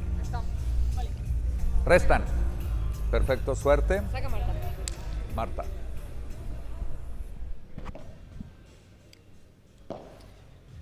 Well, it is time to get our next match underway. The Toronto Polar Bears facing the Mexico Waves. We begin with the women, and here is our matchup. Marta Caparros and Nuria Rodriguez taking on of the Waves, Lucía Peralta and Lorena Rufo. This is going to be a fun one. This is the first time both of these teams have been on this court today. The first of two matches each of them will play as part of the group stage of the season opener here in New York City. Yeah, Marta in this case, as well as Nuria, both Spaniards, coming in with defensive actions, excellent court positioning. They've both been on the sport for quite some time, so they have a lot of experience when it comes to playing these type of tournaments.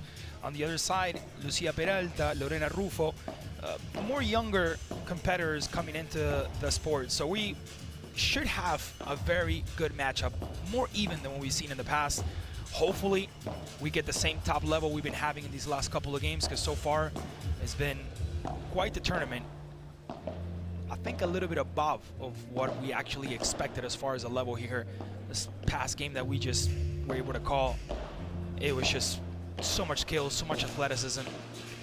Definitely what we came here to see. And we were talking about Lorena Rufo, as you were saying, born in Spain, one of the most accomplished young women in Spain.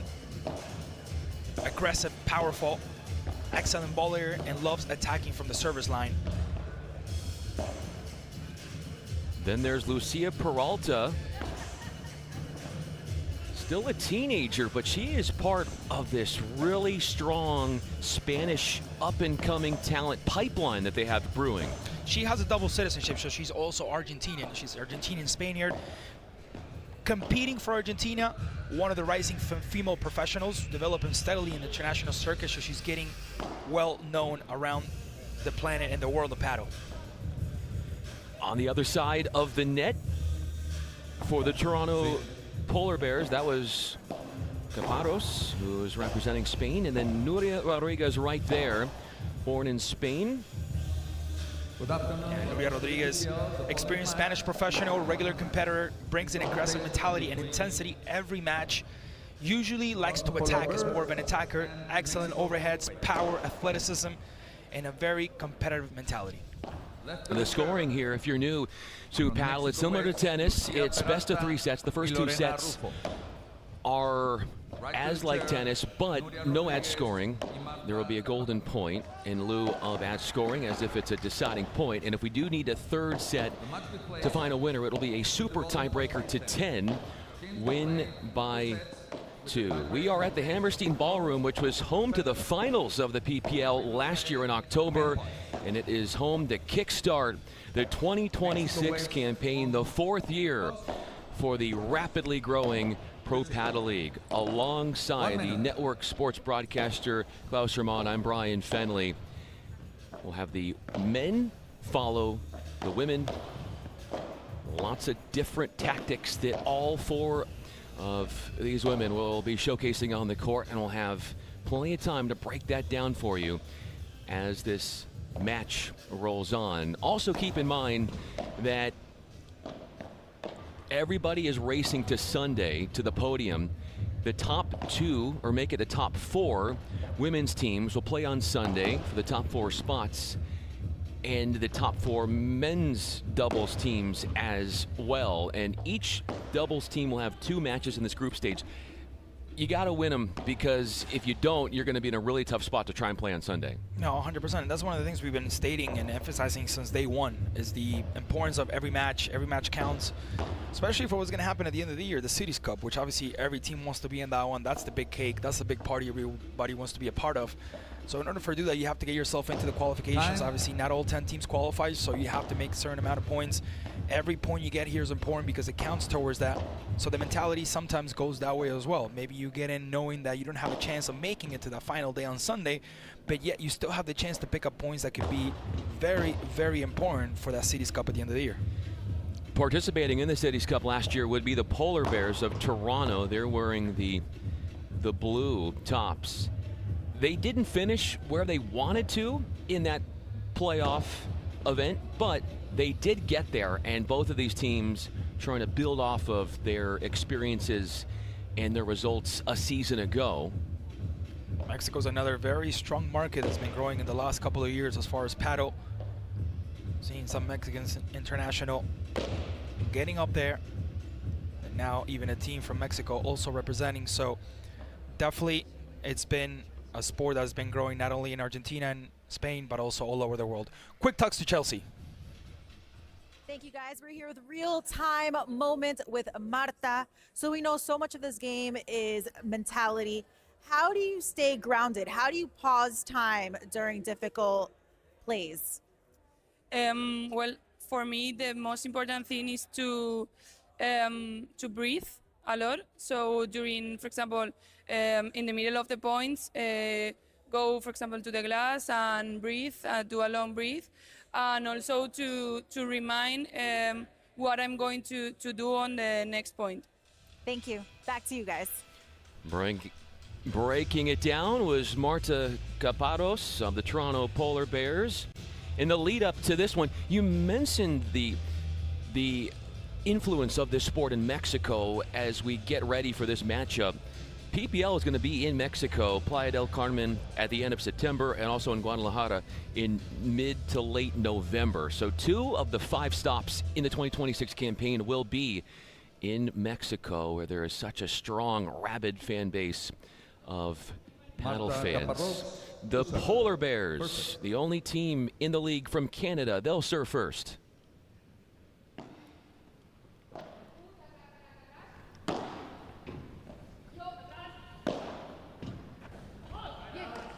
Good communication there to start it off with for Toronto. Lucía couldn't get to that one.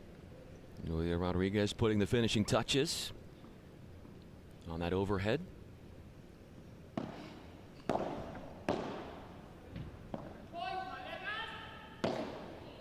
Good communication again, happening a lot for this Toronto team.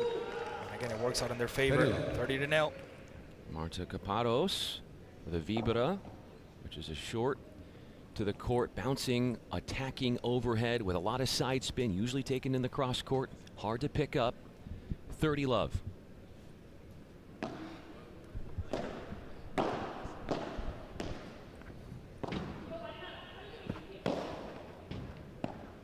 job there from Lucía Peralta, keeping him in game.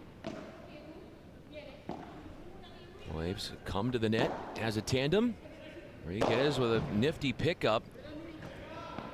But the flat smash eludes the pair from the Polar Bears after it was almost like it got, look how where it got caught up there. Popped it straight up, Rodriguez. Excellent from Rufo there. Wonderful strike. Not giving the opposition any sort of chance. 40 to 15. Lucía Peralta going long there. Lots of upside to her play.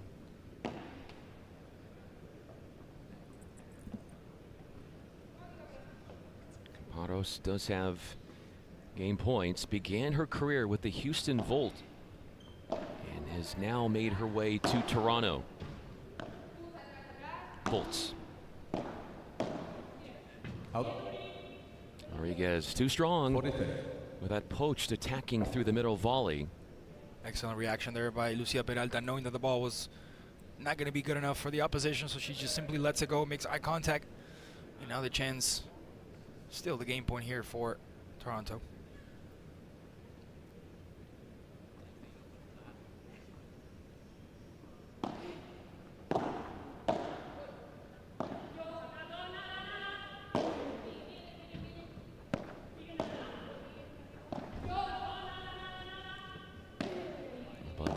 Defensive overhead from Rodriguez, and then goes through the middle. Flat smash. Rodriguez opening up the court by going into the corner through the middle, and then her teammate Caparos finishes it off. What a start for Toronto. Slamming the table, making things very clear from the beginning. They're not here to play. The communication between them two, it's simply fantastic. Nuria and Marta have this more than synchronized.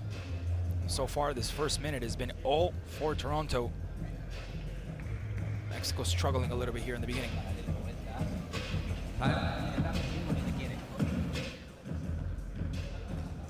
Mexico now will be serving. The Waves initially were the Cancun Waves, but then the name changed to Mexico. The Mexico Lucía, Waves. Peralta, to serve. Peralta with the delivery.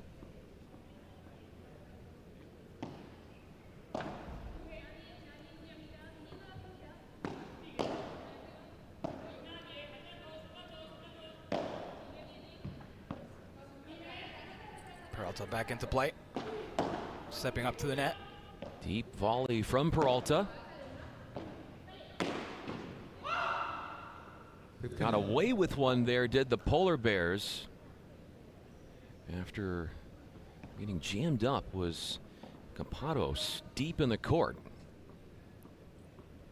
Or no, that actually dropped in, I beg your pardon. So that, that's a point for the Waves.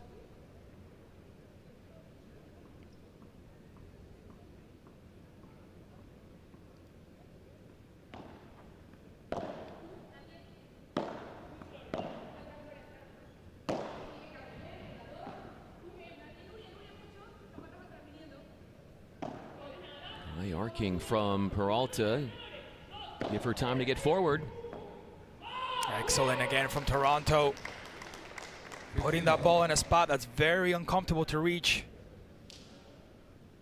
15-15. That's Rodriguez making the winner happen.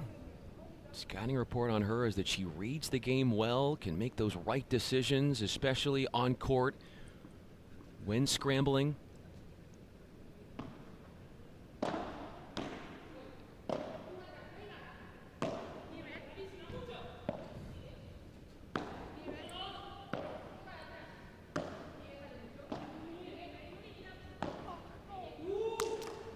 Been a little bit better there from Lucía Peralta. Just a little bit short. It's hard to hit those overheads when you're deeper in the court. She had to hit that one from the service line. Easier to misjudge.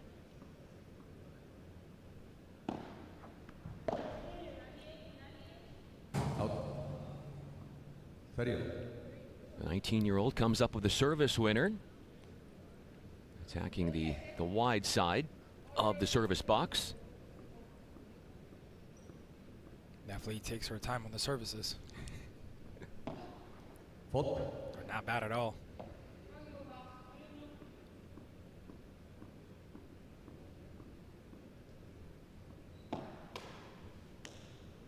It's the first double fault we've seen today, which is going to lead to a break chance for Toronto. Can they take advantage of a self-induced mistake off of Mexico?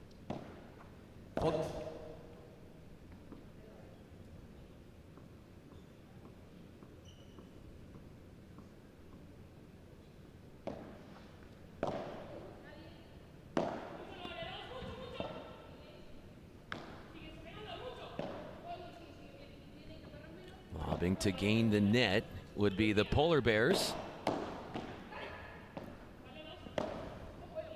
Great cross-court lob that puts Peralta in a tough spot.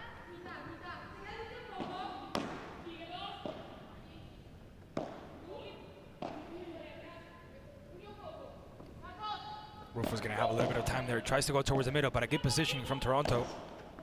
Blocking that middle gap between the two. It was all turned around Peralta as the Polar Bears take advantage of that double fault to enhance their lead with an early break. Mexico's going to have to do a little bit better. Hasn't been the best start from the Waves.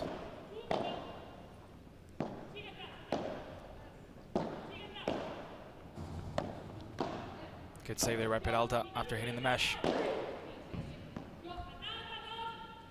Rodriguez getting pushed back and then moves in transition.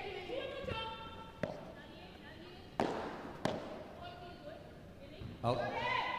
Under pressure from Peralta, 15. who used pace to force the error.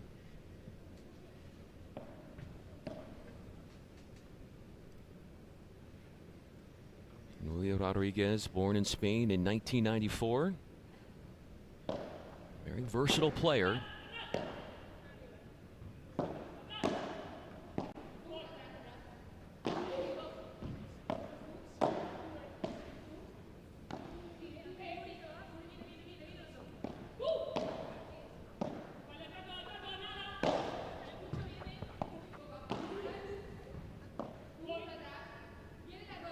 Good ball from Rufo there. She'll move in. It's the resetting and neutralizing the point. Caparros. Ibra from Rodriguez, and not to be played over thereafter from Peralta. When I talk about versatility for Rodriguez, it's the way in which she can mold to whoever she's playing with. It's the ability to complement and use her skills in a way that allows whoever she's teamed up with to mesh.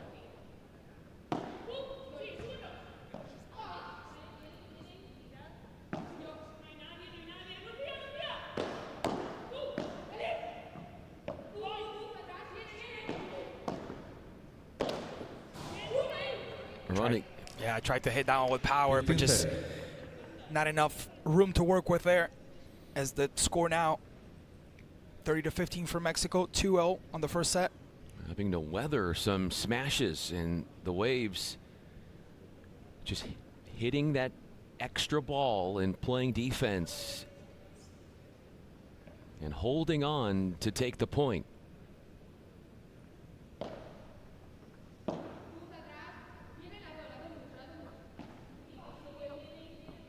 Peralta gets lobbed after she had a return lob.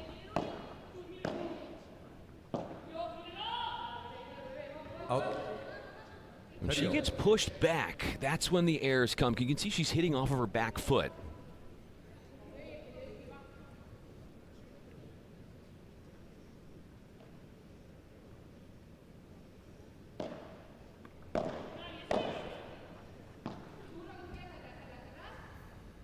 Out. Touches the wall first. 40-30. And the chance of a game point for Toronto.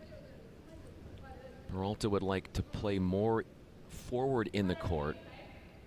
That's where she's more comfortable. But credit to Toronto, they've kept her back.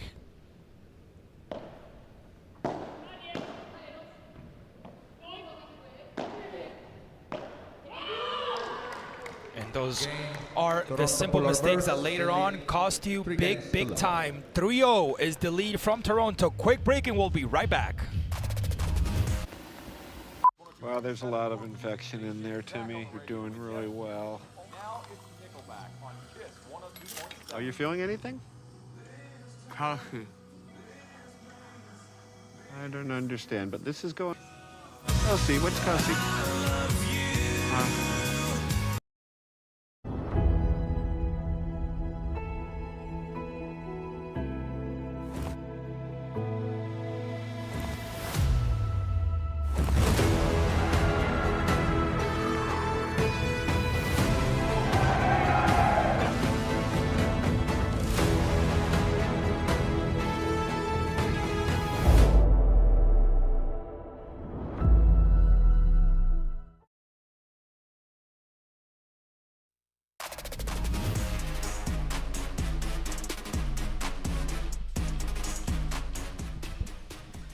It's been all Toronto Polar Bears so far.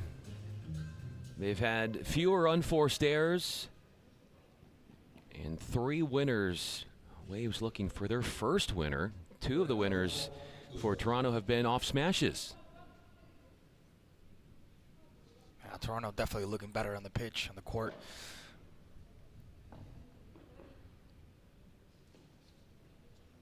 There's been a lot of communication between Toronto, between Marta and Nuria, constantly talking to each other, constantly guiding each other.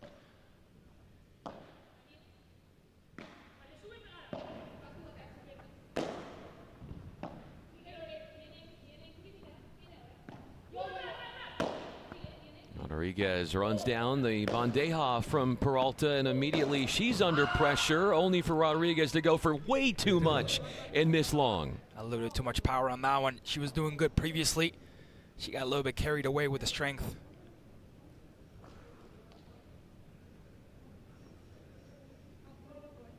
Lorena Rufo at the service line.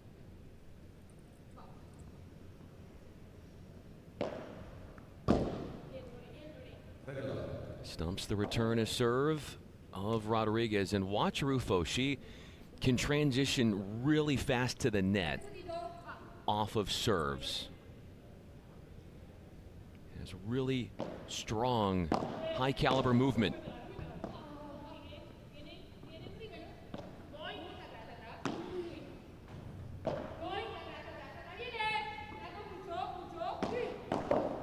Good defense there from Lucía. But again, a little bit more power than needed here. And it will be a game point for the Mexico Waves. Rufo trying to give her team the first game. Had such a great junior career, won multiple World Youth Championships. Over ambitious on a vicious swat in transition off the overhead.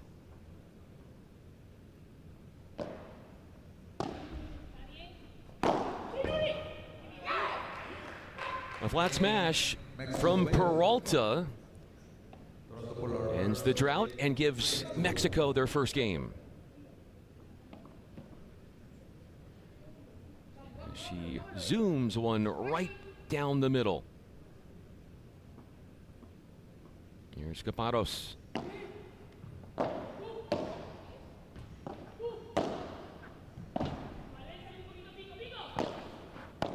work from Ruiz. Such power there for Caparros.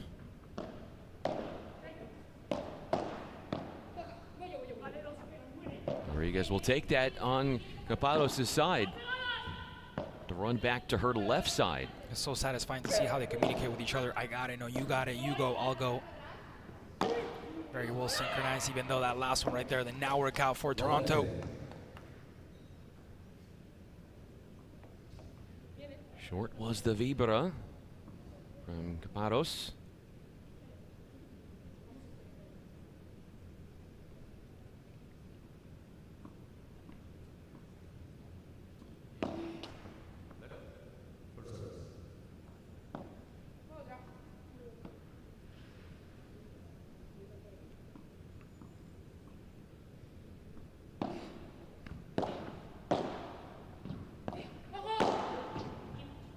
Hits the wall first. Which is actually something I wanted to bring up, because in interviews recently, Caparros has talked about wanting to be more comfortable getting more aggressive in closing out points. That was a chance for her to be aggressive to close out the point. Didn't seem to be as comfortable, plays right into what she knows she has to improve on. 100%. There's been, I don't know if the worst frustration, but there's been sort of that, you know, I want to get this point and I'm going to put all the power in the world, and it's just, it hasn't worked out in a couple of different times. Good job by Nuria there. Desperation save from Peralta, who then scoops it down the line off the lob. She comes in, and that was well handled defensively from Peralta as they were force-feeding shots to her ad nauseum, and a break point comes. Toronto definitely didn't come back from the break the way they left the break. Miami, or in this case, excuse me, Mexico coming in more focused, more confident. Break point here.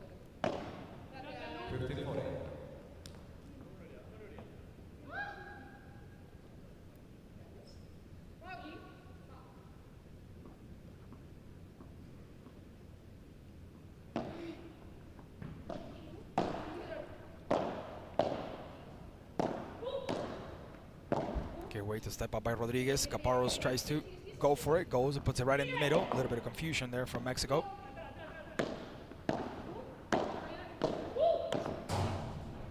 Great save by Nuria Rodriguez.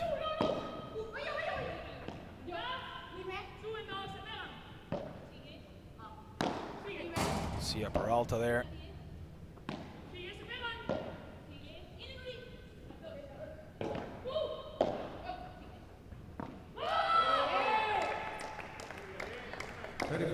tough because the ball is stuck up against the back wall and it's not bouncing very high for Peralta, who varied the pace off of her shots. She thought that back wall was going to give her a higher rebound. And when the ball came back to her, it just wasn't enough height to get it towards the other side. 40-30 here. Still break point for Mexico. 30-40 as a chance to get back on serve for Mexico. Touch from Rodriguez. Handles the blocked volley.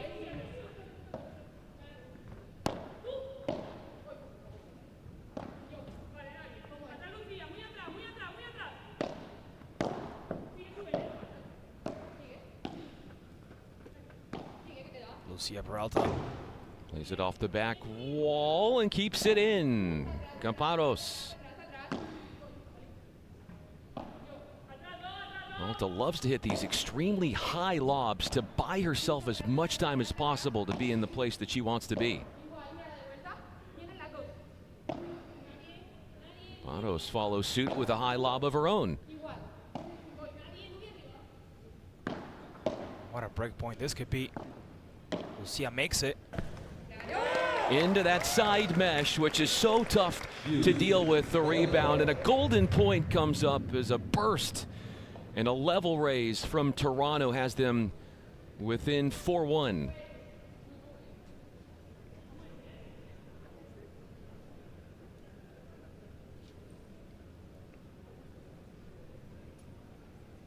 Receiving team gets to choose what side the serve goes to. No ad scoring. Next point one will decide the fate of this fifth game.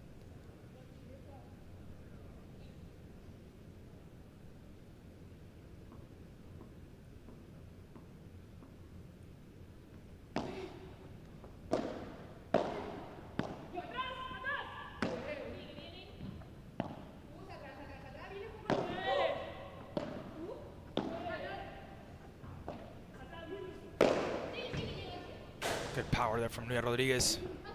Ball from Camparos. Another one off the backhand side. And Peralta will go into her teammate's area and play the high lob. Again, the same recipe in that little corner, making it very difficult for Lucía Peralta to get through. 4-1 is the score in favor of Toronto. Quick break and we'll be right back from New York City. Most moments aren't perfect. I didn't plan this. It's just happening. Everything feels urgent. Everything moves fast. I don't.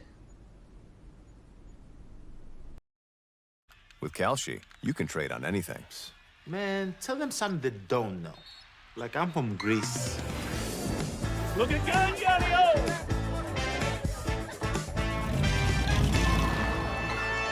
So I was born late one night, but Papa said everything's alright.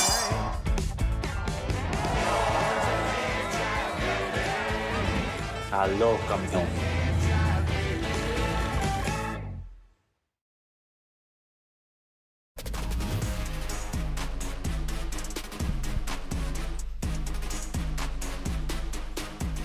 Camparos was down 15-40 at the service line in that last fifth game and proceeds her team to save 3 break chances, win on a golden point, and instead of it being on serve at 3-2, maintaining that break lead at 4-1 would be the Polar Bears. 15 low. A low bouncing and deep serve from Peralta makes the difference. She had a double fault during her last service game.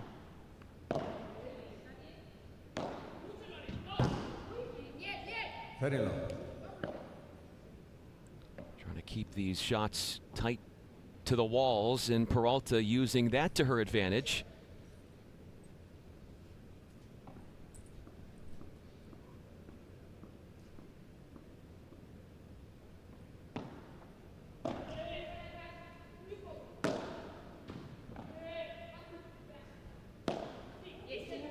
enough power from Rufo there. 30-15. The first one was a very close one because it hit right on the ground before hitting that back wall. This one just short. 30-15. Mexico on top.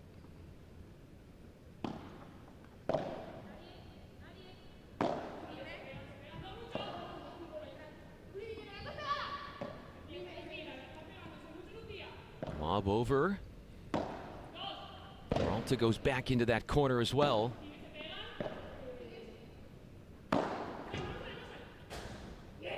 Excellent there from Lucía. Peralta trying to find that gap in that corner. Even though Nuria tried to rescue it, just wasn't enough time.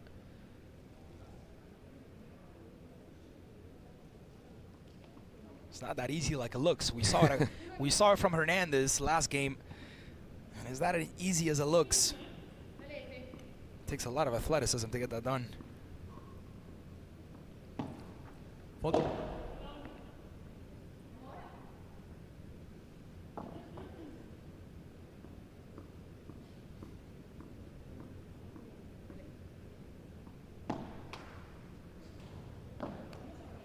Trying to hone in on that serve is something Peralta has been working on. She's missed a few. First serves, 3 of them in this match, and she'd be the first to mention she knows she's got to dial in on that.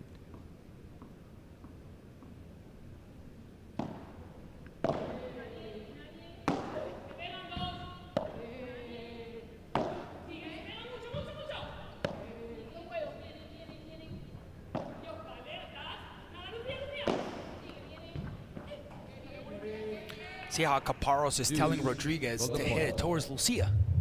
You can hear that in the communication, trying to make it go towards that corner. So at this point, they knew that it's kind of hard for her to get down there and swing it back. Golden point. Back-to-back games with a golden point.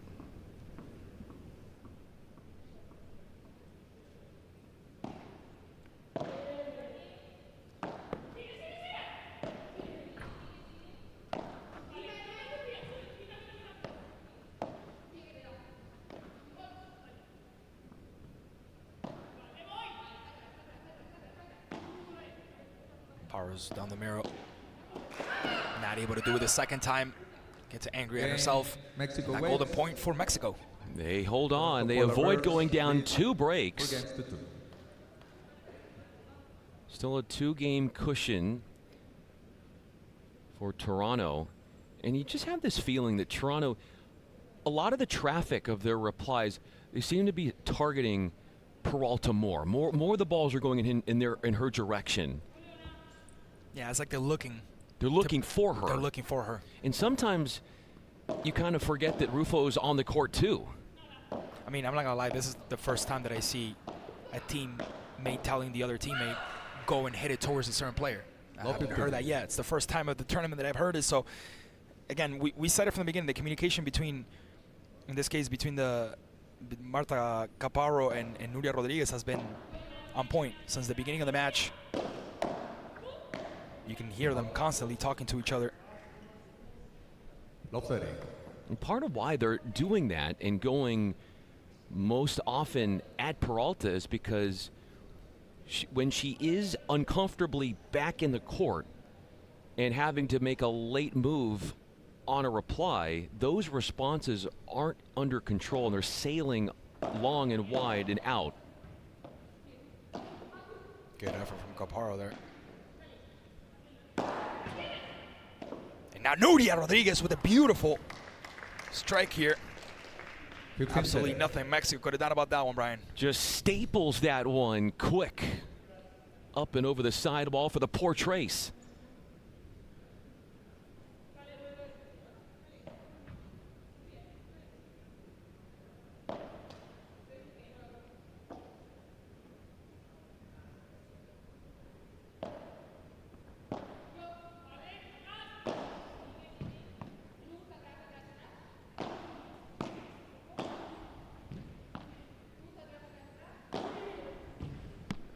Good work there from Rufo. Wasn't an easy one.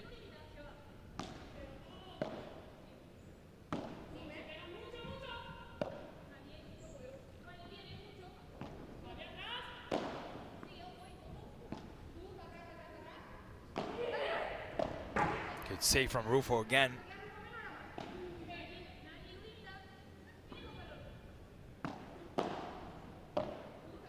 Caparro's rushing the net.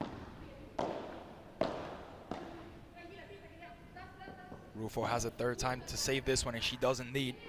Keeps it in game. And Lucia Peralta with a chance. Hits the net. She was in a very good position there. At times in these longer exchanges, it almost feels like it's 2-on-1. They'll go at Rufo, the Polar Bears, only when they feel like they're in an attacking position, not when they're on defense or when the point is neutral.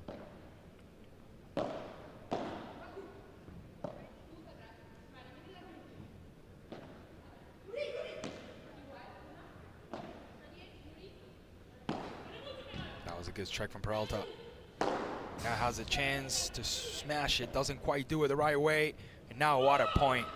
What a point from Nuria Rodriguez, stepping up, finding the right angle, and almost impossible to get to it.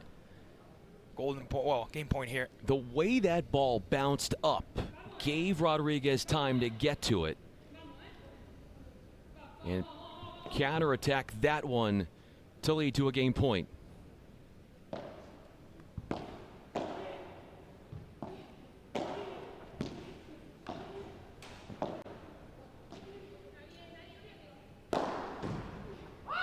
Great play there by Lucia Peralta, redeeming himself. Golden point. She's been a little bit inaccurate with those smashes. This one, she gets it. Lucia Peralta. She apologizes there to the opposition for that hit. And golden point. Another one. Brian, we had quite some already. We've had 3 straight games with a golden point, just to show you how close this match has all of a sudden become.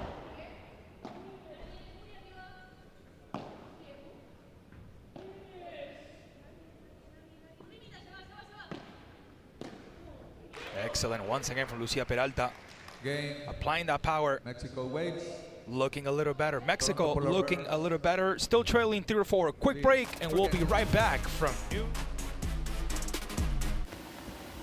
Well, there's a lot of infection in there, Timmy. You're doing really well. Are you feeling anything? Coffee. Kaushi? Kelsey, what's Kelsey?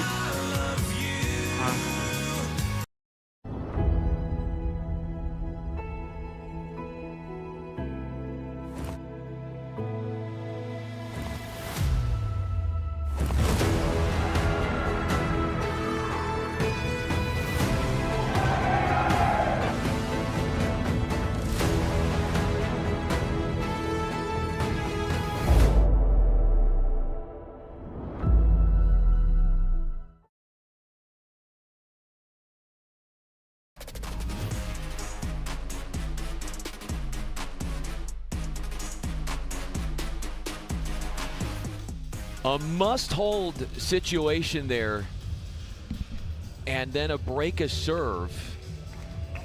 We're back on serve. Polar Bears and Waves in this tightly contested second set.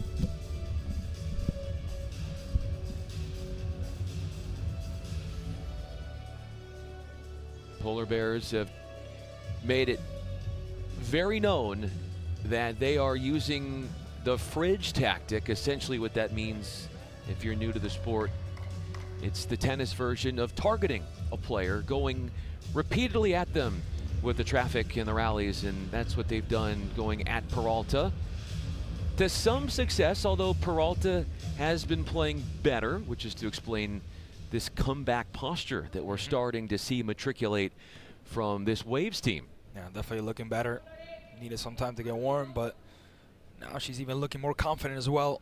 And we know this sport, one of the high values of it is having a strong mentality.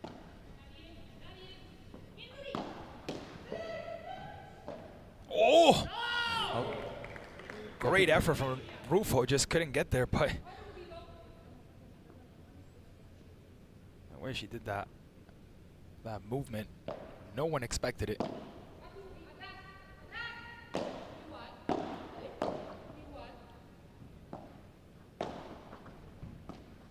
Beautiful. from Rodriguez, keeping it in game. Great adjustments, though, from Caparros. That's a beautiful smash there from Rufo. Answering back with some heat. She likes to play aggressive with her positioning near the net, has explosive movement. We've talked about that, along with the quick reactions and reflexes.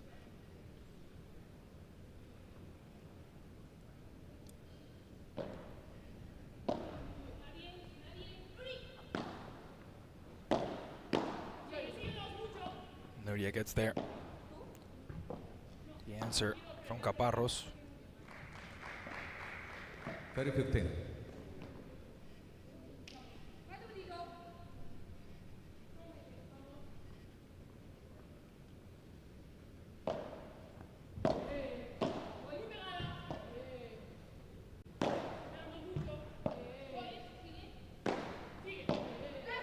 Good power there from Peralta.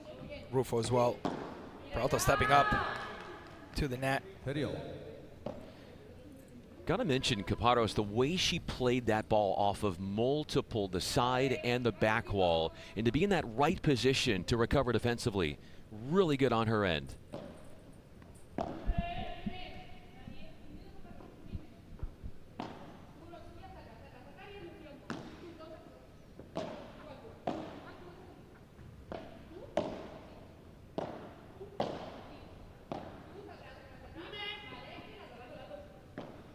Resetting the point, and then retaking the net would be the Polar Bears off the offensive lob.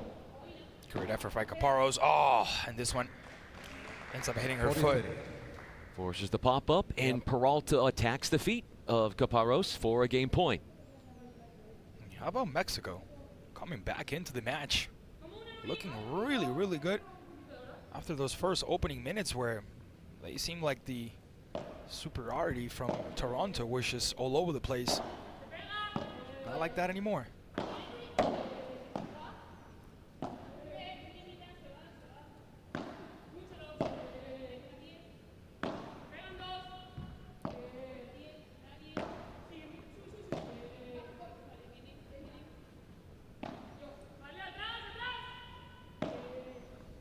Deja, defensive overhead.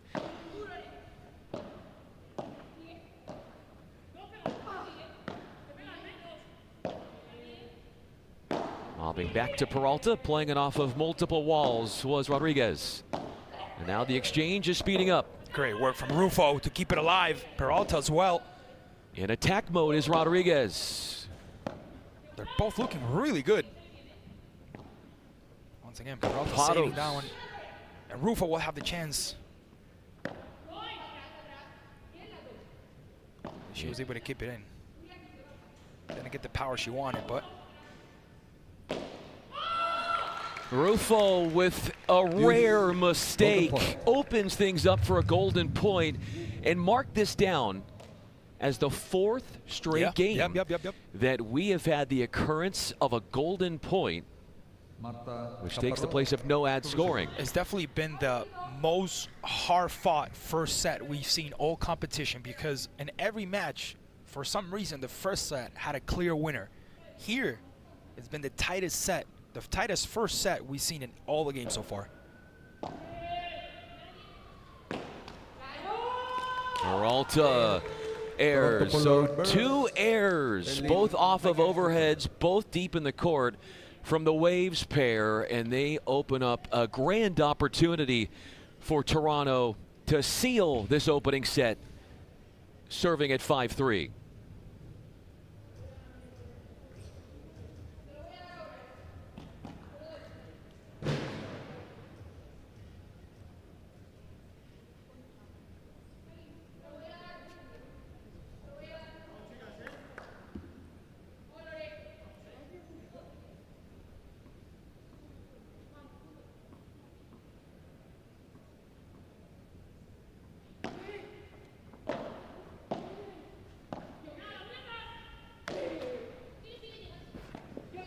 Good effort there at Peralta. It wasn't easy for sure. Out. But couldn't get it to touch the core before that glass in the back. 15-0 for Toronto. Third service game for Caparros. Has the tools to hang in longer exchanges, but she is working on being more resourceful offensively. Good bandeja from Rodriguez. She makes it look so easy. The extension and just eludes. The width overwhelming Caparos and finding that angle reply, forcing shot. Wonderfully done from Rufo. Those are the ones that we were talking about earlier about being 50-50, because you have the chance to make the point, but you also have the chance to touch the net. So it's the intensity that you put on that paddle on how the outcome is going to end up being.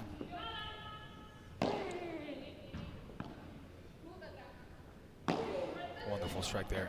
Vibera from Caparos. Now a lob off the back wall. Takes it there before the back wall was struck. Deja from Rodriguez as they continue to go at Peralta for most of the traffic and exchanges.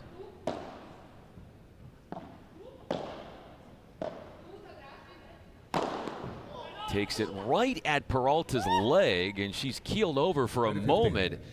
That might have left a welt.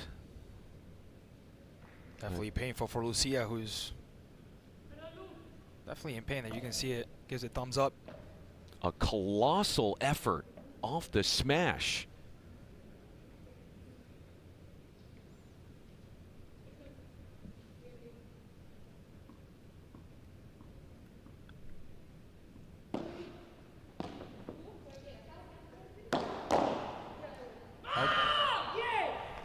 Forcing the air, the Vibera doing the job, and Caparos serving with set points in her possession.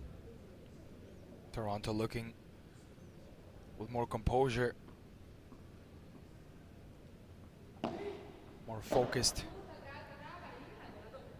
and looking more determined to go after these points. See if they can close the set.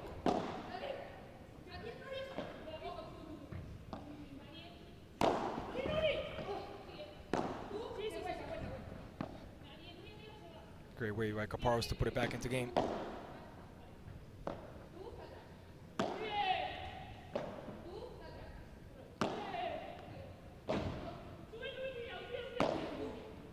Has the wall as an ally here. Caparos not able to get it over the net with a little bit of frustration. They're kicking the ball. Well, that's another example of Rufo going too wide for Caparos. She's missed a few forehand volleys with that type of shot.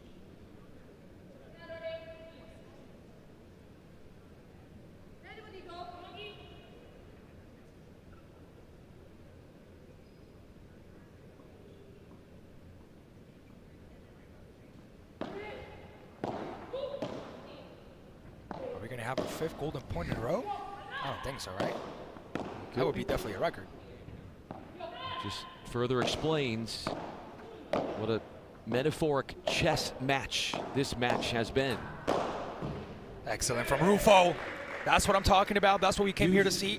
Golden point. And now, the fifth golden point in a row. Rufo, smash, back wall to side wall. Unretrievable.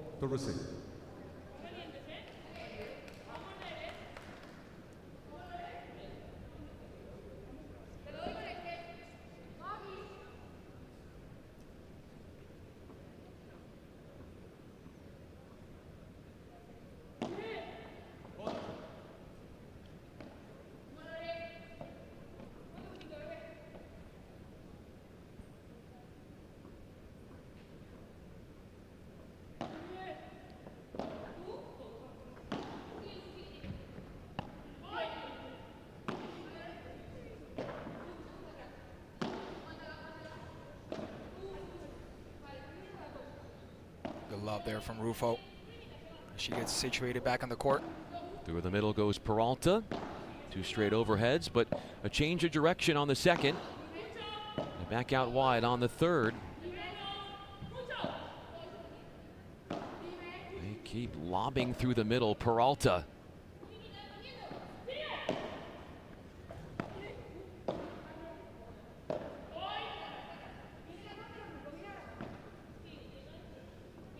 Gorgeous touch from Caparros. Good save there by Lucía Peralta. It wasn't easy. Not at all, off the half volley. She got it again. Rodriguez is attacking. Back again. Short lob. Oh. Let it bounce. Saves it off the back wall. Incredibly done for Rodriguez. And we reset the point.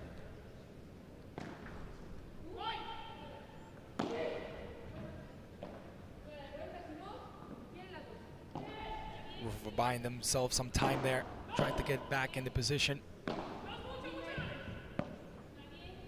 Definitely here, the point of the game. It ends with a Peralta miss. The patience and the consistency working for the Polar Bears. They have the opening set.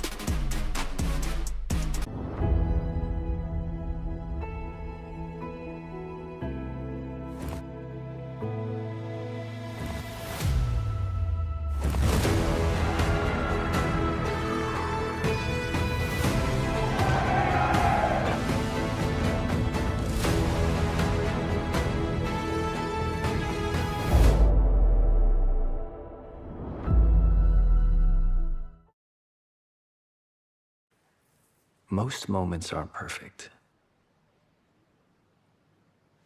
I didn't plan this. It's just happening. Well, there's a lot of infection in there, Timmy. You're doing really well. Are you feeling anything? Coffee. I don't understand. Kelsey, what's Kelsey? Everything feels urgent. Everything moves fast. I don't. With Calci, you can trade on anything. Man, tell them something they don't know.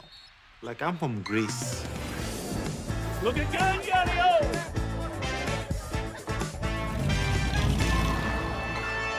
So I was born late one night, but Papa said everything's alright.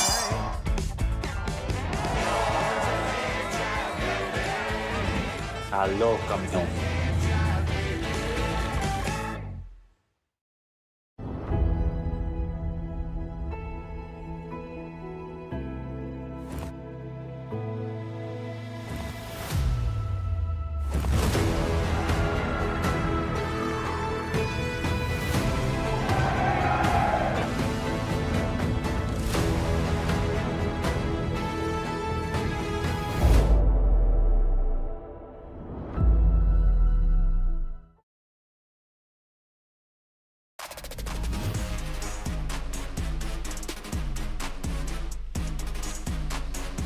The last 5 games of the opening set were to a golden point, and the golden point at 5-3 goes to the Polar Bears. They've got the opening set. And Peralta, who aired to end the opening set, will serve to begin set 2.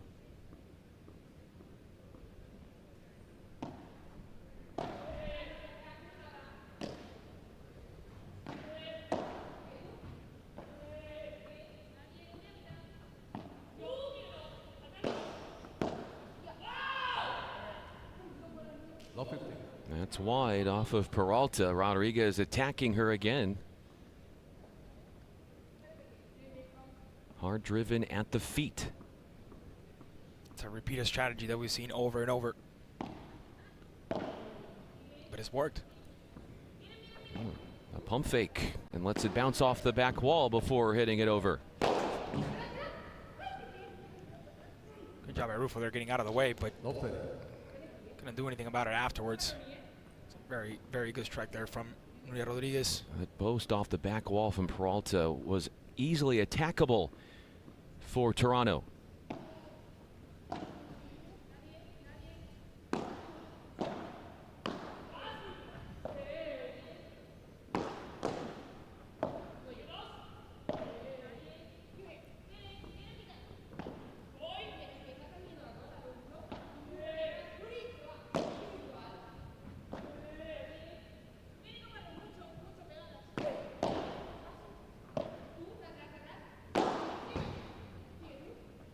Saved by Peralta there. He just kept it bouncing before the back wall.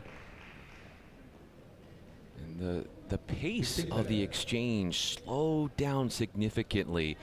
Toronto wants to attack. They want to speed things up. That's not what they want to do, is slow it down like Peralta was doing.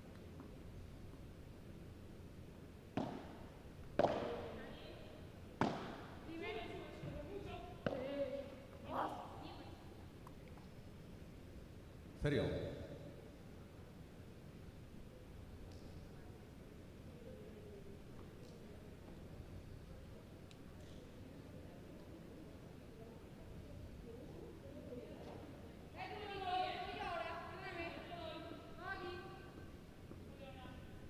Communication there between the two, as we were pretty much describing it throughout the match.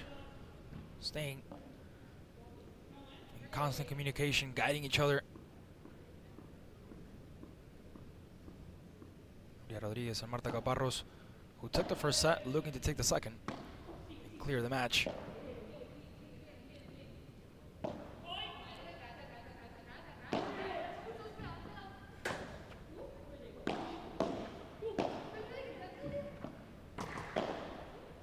And a beautiful smash by Nuria Rodriguez.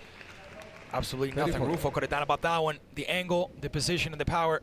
Break point for Toronto.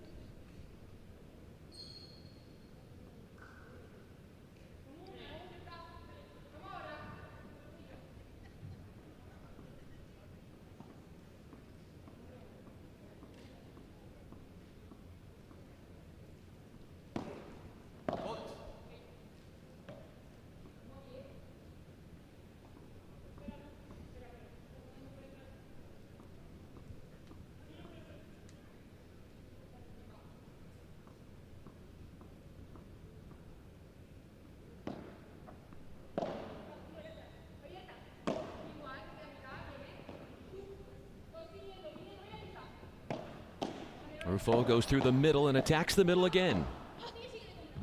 Peralta in trouble.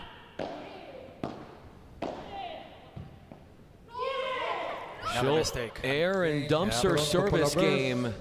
And here's the thing, we've seen many of those already throughout the match. That is something you have to correct. It wasn't good enough from Lucía Peralta there, especially because you have to get that ball over the fence. The golden points in the opening set, that was the story. We had 5 of them to close it out. And this is how they went. 3 of the 5. You can see that clutch percentage. I love that. 60% winning percentage off the golden points for Toronto, and that's really been the difference. And those 2 points clearly gave the first set to Toronto. It's been a pretty even match. I think we've seen a lot of mistakes from both ends, but from Mexico a little bit more. Clearly, Toronto seems to be at a better form, at least.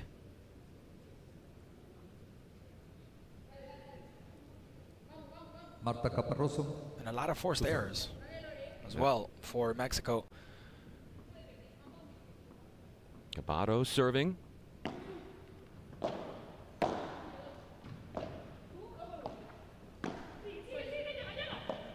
Rodriguez, the recovery shot, scoops it up through the middle. Oh, what a beautiful strike from Rufo. She knew exactly where the ball had to go, and that's exactly where she put it at. Absolutely nothing Rodriguez could have done about that one. You're gonna see right there.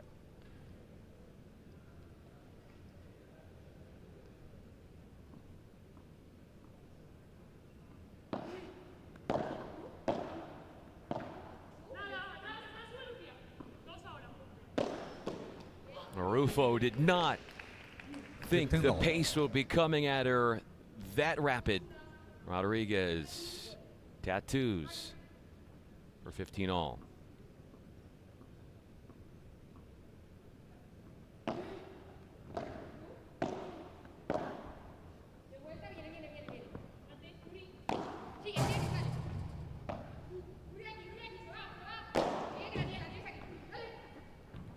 Runs around to get it off the flat smash.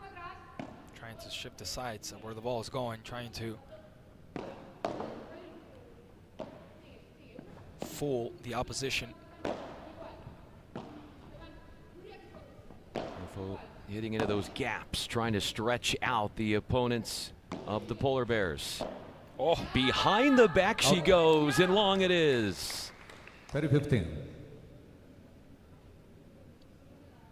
Even though it wasn't executed properly, that backhand from Rufo takes a lot to get that done. The reflexes, the technique. It's not as easy as it seems, that's for sure. Even though the point didn't come through, I mean, the effort was still something to highlight. Also to highlight is the stretch volleys that were well executed in that last point for Toronto.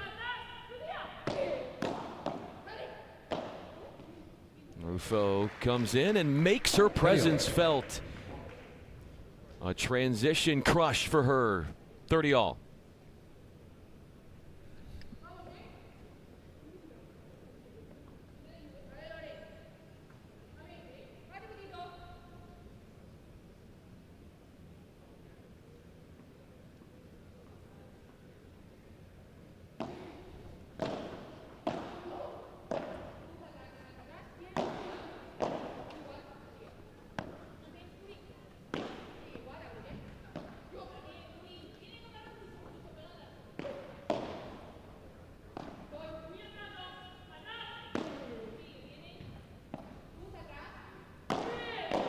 Vibora from Capados goes right back at Rufo. Handling that middle volley, Rodriguez has done time and time again. Elects to go with the slow lob. Lobs again. Out. Good job there by Rufo. 30-40. Can the Waves pull off the breakback?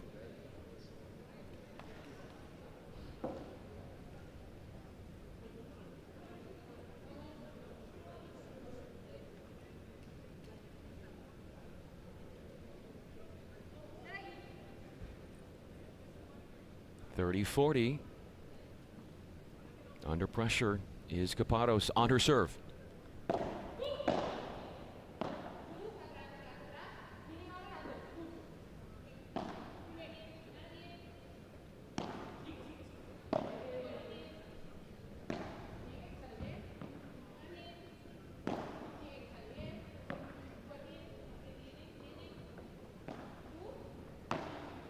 Good effort from Caparros. He tries to run right back into the front court off the overhead.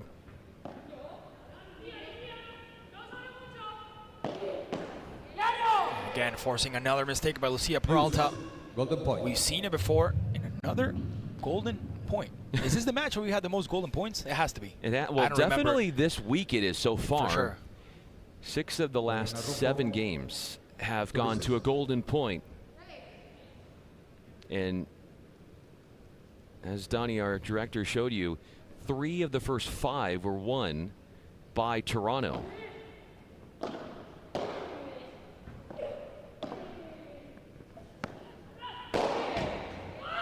Excellent from Nuria Rodriguez, who celebrates like she should.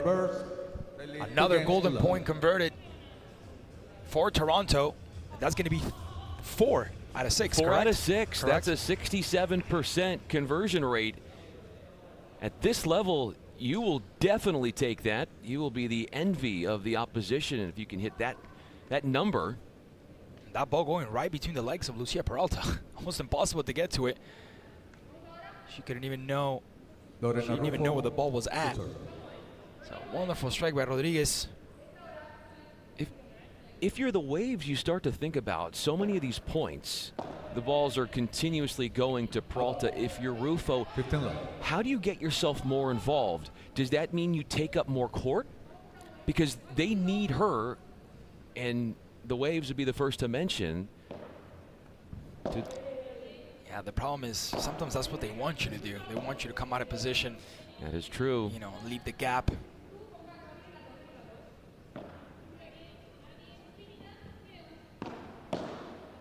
Poaching middle. Rodriguez to Forehand volleys handled by the Toronto pair.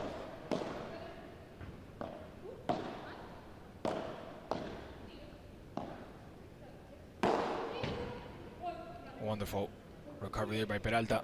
It wasn't easy, but she got it. That one hits the wall first.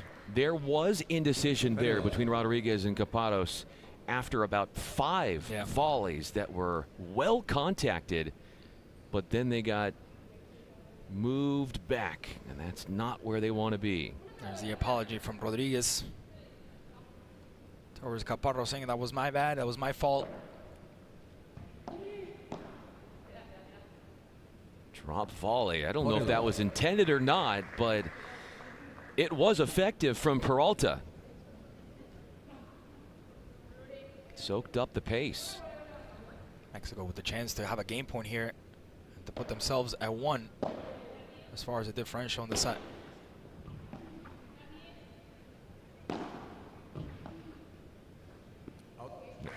Which is what they do. Yep. Game, Mexico waits. They stay in touch. Down a set and a break. The Waves on the board in set 2.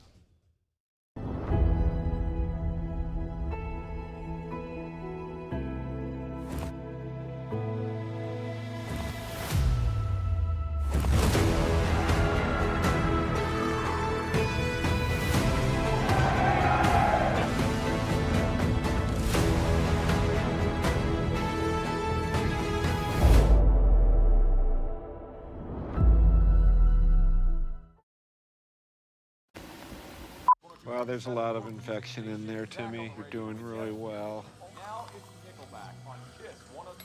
Are you feeling anything? I don't understand, but this is going very well. Kelsey, what's Kelsey?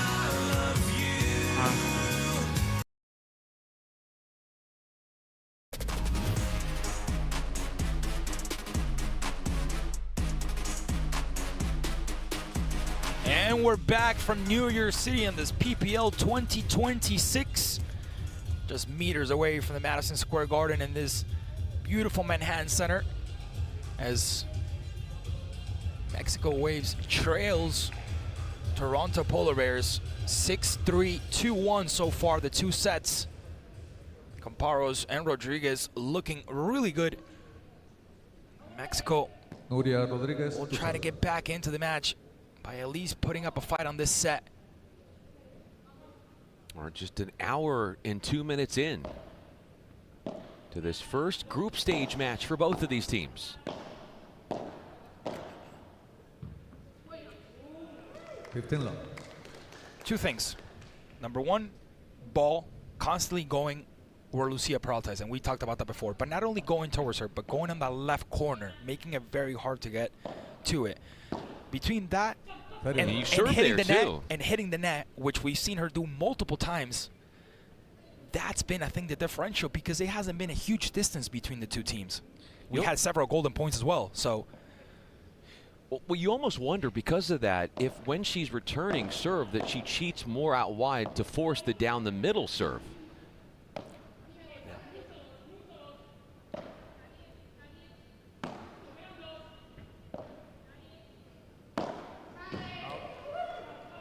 Mistake there by Peralta, hitting the wall. It's going to be 40-0, and that's going to be game point for Toronto, trying to get themselves 3-1 in the set. Fast moving game. Yep.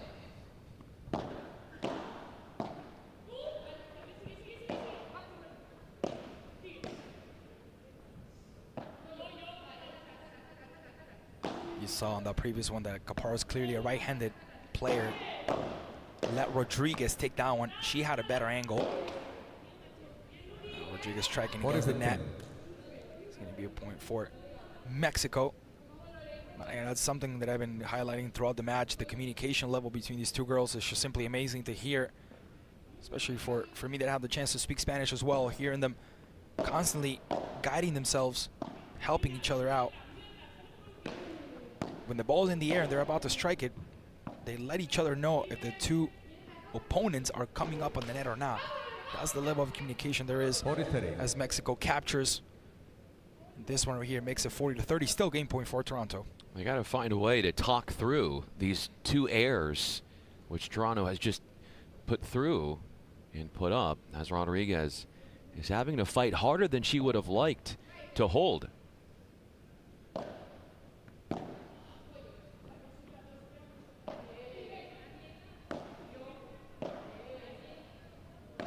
Down the middle for Peralta again.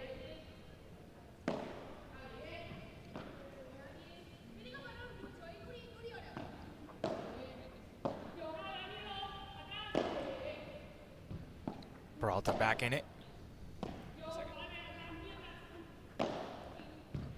Rodriguez looking for that corner right there. That's what she's been going for. Peralta rescues this one. And again, another mistake from Peralta, hitting the side mesh. Point for Toronto. That makes it 3-1 in the set. Steadily building up the point in point construction Toronto is doing.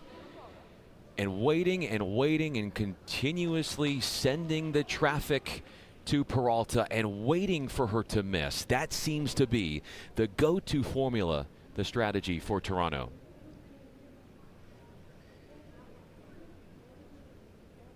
And Peralta is going to be back to serve.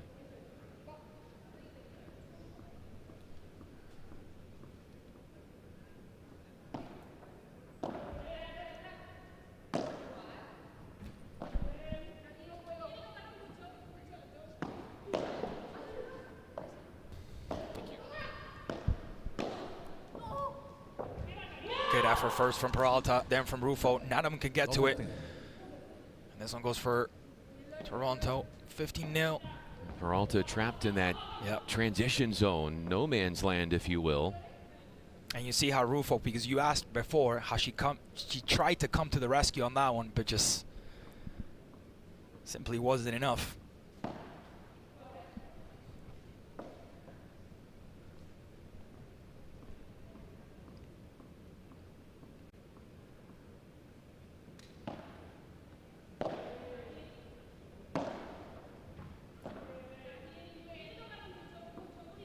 Capados comes in. Right on through. Smoothly struck. An aggressive ball up the center. Wonderful technique by Caparos. Right between the two. Incredible accuracy. And now Rufo. What a save from Caparos off the smash from Rufo.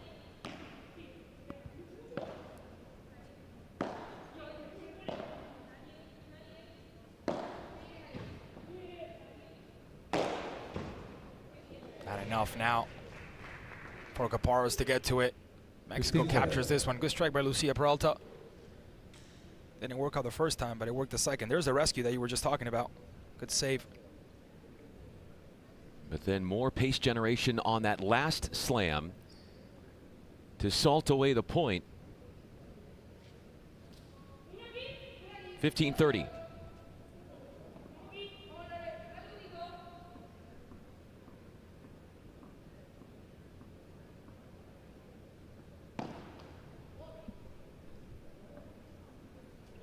Just having a hard time, and she'd be the first to acknowledge this, making that first serve.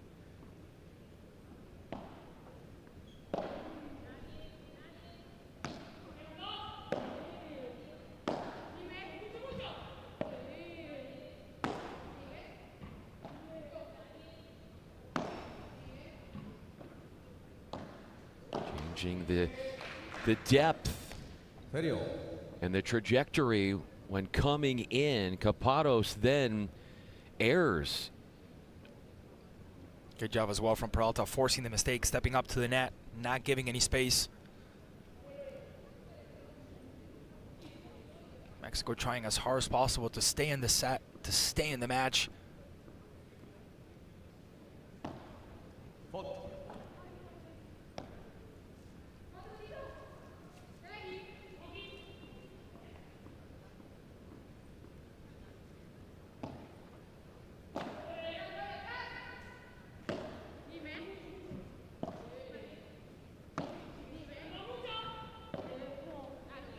Another forced mistake there by Peralta.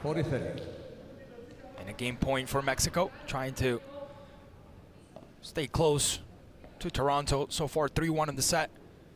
Looking to go 3-2. That's one of those decisions for Rodriguez where you think like she's trying to shorten the point. When the longer the rallies go and extending them, the more it seems like Toronto is winning them. It's counterintuitive to want to shorten points off of more risky shots.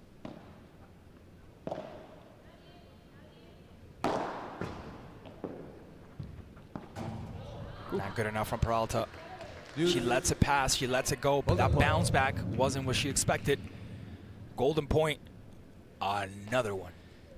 Converting 67% of the first 6 have been the Toronto Polar Bears. At this point, we might as well just bring DJ Cali and just hit another one every single time, right? It's just definitely a match full of golden points.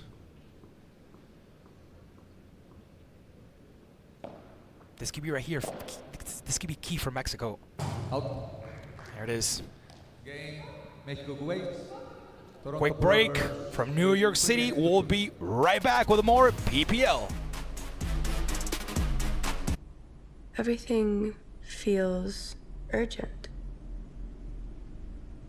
Everything moves fast. I don't. With Calci, you can trade on anything.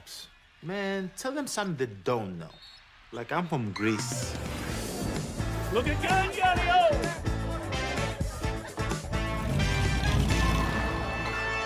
So I was born late one night, but Papa said everything's alright.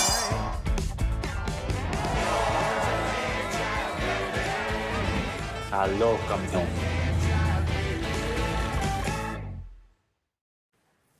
Most moments aren't perfect. I didn't plan this. It's just happening.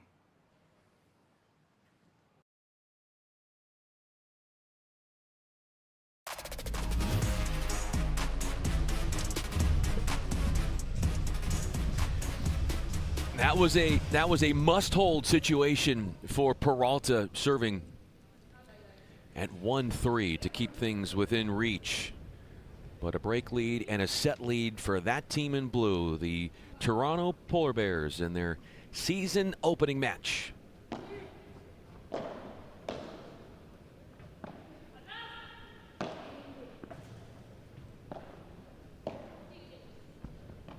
Wonderful effort from Peralta. Of course, you can hit it twice. A little bit of unfortunate there for her as the ball takes a weird swing. 15-0. Varying the depth that she was hitting. Long and then short to bring in Peralta. Great athleticism from Caparros. Going up, going down. Wonderful switch. Off sides for Rodriguez. Curls that one around after hitting the back of the sidewall. Rodriguez. That curl is just so nice to see how she curls it from one side to the other. Just a simple move. A lob to neutralize and reset the point from Caparros. Rodriguez tight to the sideline.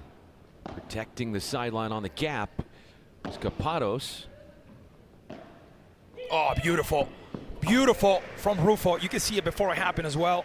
Again, when she puts that ball in that corner, the way she does it fast, quick, and with that swing, nothing, absolutely nothing Rodriguez could have done about that one. You see Rodriguez, that first step before Rufo hit was to her right, to the center. And that was just enough time that she could not make up to get back to cover the line.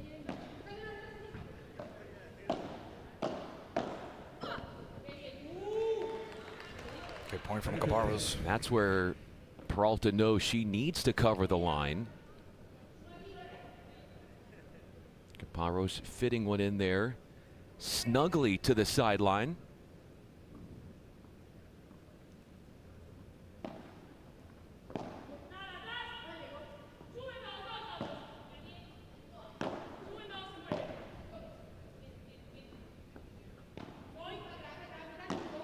bandeja there from Caparros as Rufo uses the wall to get herself back into play.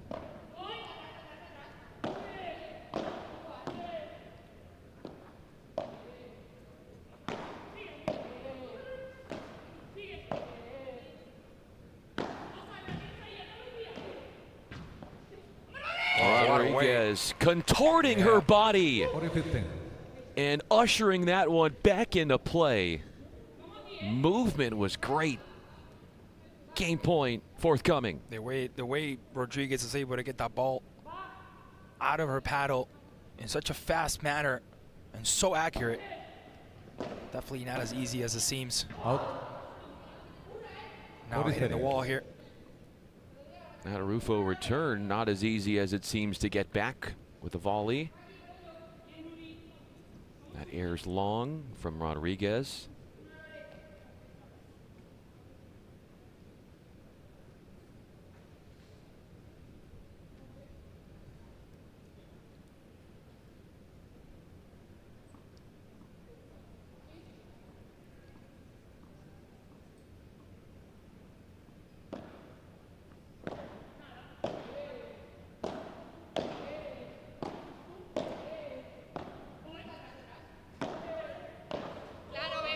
Wanted that passing shot again. Couldn't pull it off. 4-2, Toronto. Again, Caparros stepping up as the leader, as the veteran, taking care of business as she should. Another great strike here. Toronto getting closer and closer to securing the set and securing the match.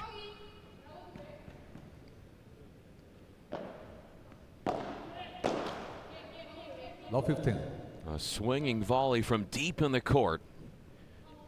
A tough one to gauge for Rufo.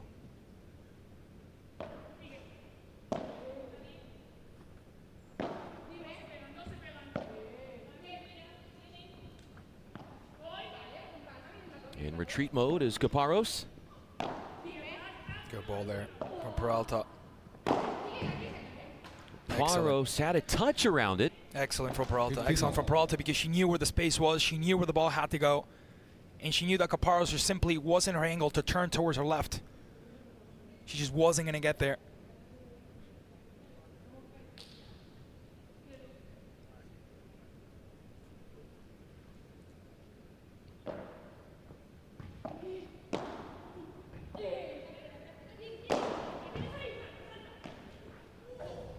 Readjusting Rodriguez. 15-30. An angle put away from her, and we've seen a lot where she's been racing forward off a smash hit off the back wall. And again, looking for Peralta, looking for that right corner right there. Has been a decisive throughout the match.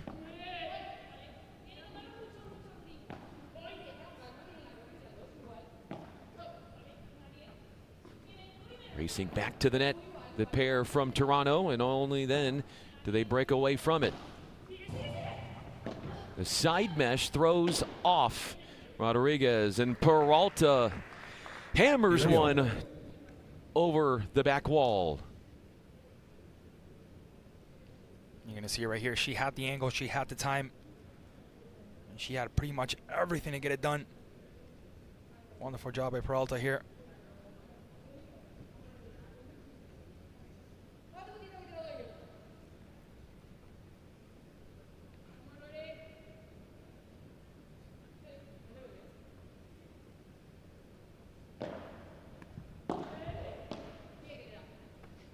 Good touch by Rufo.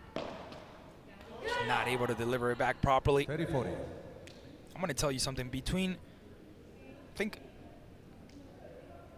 the golden points that Mexico wasn't able to capture and the amount of times they've hit the net, I think that's where the difference has been between the two sides. Because you look at the first set, you look at now, and there's not a huge difference as we've seen in other games. But those particular mistakes have been haunting Mexico.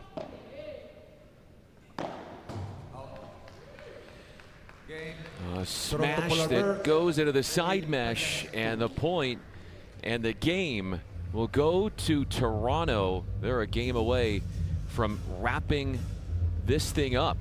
Sometimes the experience comes along, and Caparros just you can tell that she comes in here with that leadership, looking so good, looking so confident. They had a moment where Mexico managed to pull through, they managed to go on top, they managed to look better. But again, in this sort of sport, experience is key, and when you have a leader like Caparros coming in here and showing what she's made of, definitely that has been the difference between the two teams.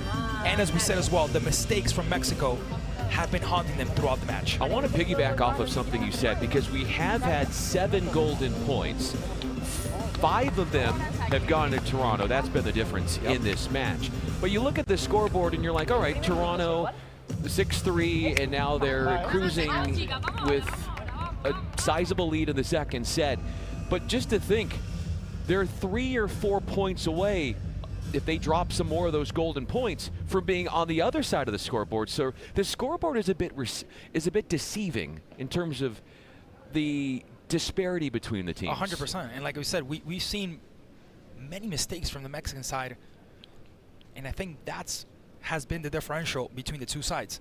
The smaller mistakes, like for example, off a serve, hitting the net twice, dropping a point there. So it's little mistakes that led to that.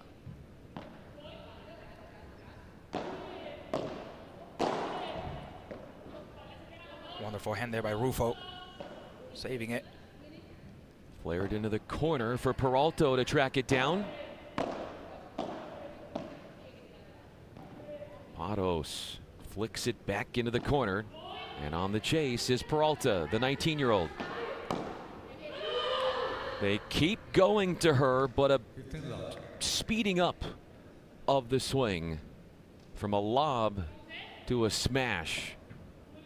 And sometimes we saw it yesterday, and we talked about it yesterday as well. For example, with Araujo, how sometimes she lets that ball bounce, doesn't get ahead of herself, doesn't try to anticipate the play, knowing that she has a little bit of extra time to work with.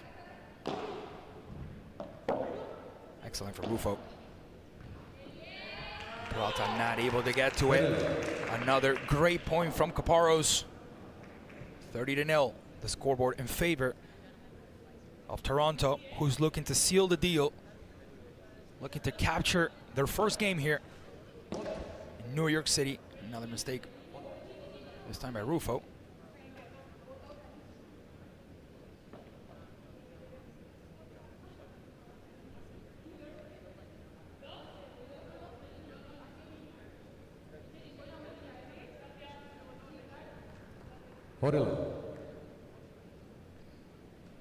Match points. There you go. I thought so. I was waiting for that 40. And there it is. Match point for Toronto.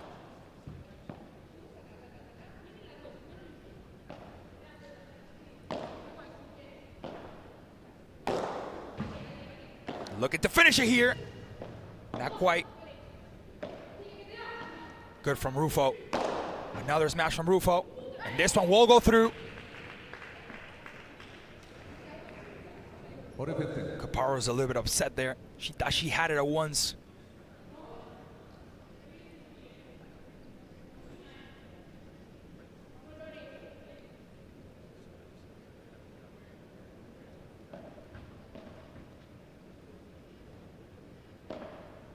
Match point for Toronto.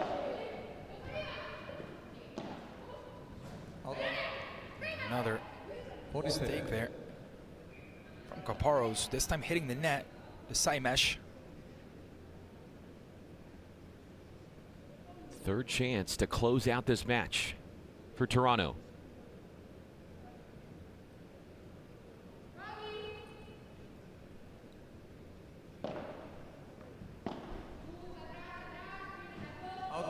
And that's it right there. The ball hits the back before hitting the court.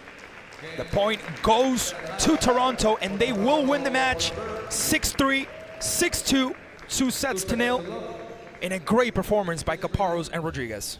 It was, and what they did in the golden points was the difference, winning 5 of 7 of them to tilt things in their favor, giving up only 5 games along the way in a match that was an hour and 25 minutes. Yeah, as we said, the mistakes, the small mistakes, hitting the net so much, not able to categorize points that on paper they are easy. That combined with the golden points that weren't kept, weren't categorized, that was the recipe for the victory.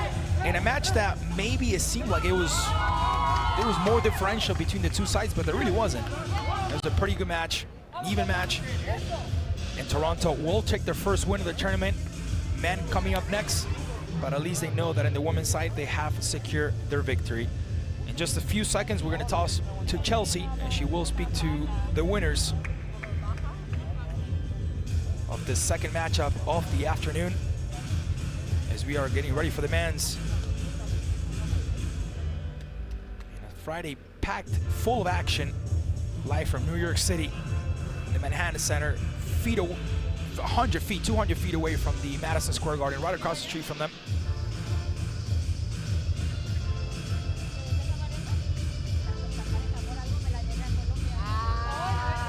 I think Toronto thought that they had the game under control a little bit earlier. It took them a little more work than they expected, but they got the job done. Caparros as the leader, not letting his team down and showing exactly what she's made of. Let's go to Chelsea now, as she will speak to the winners. Congratulations. The first question is, what do you think was behind the motive of winning more golden points than your rival?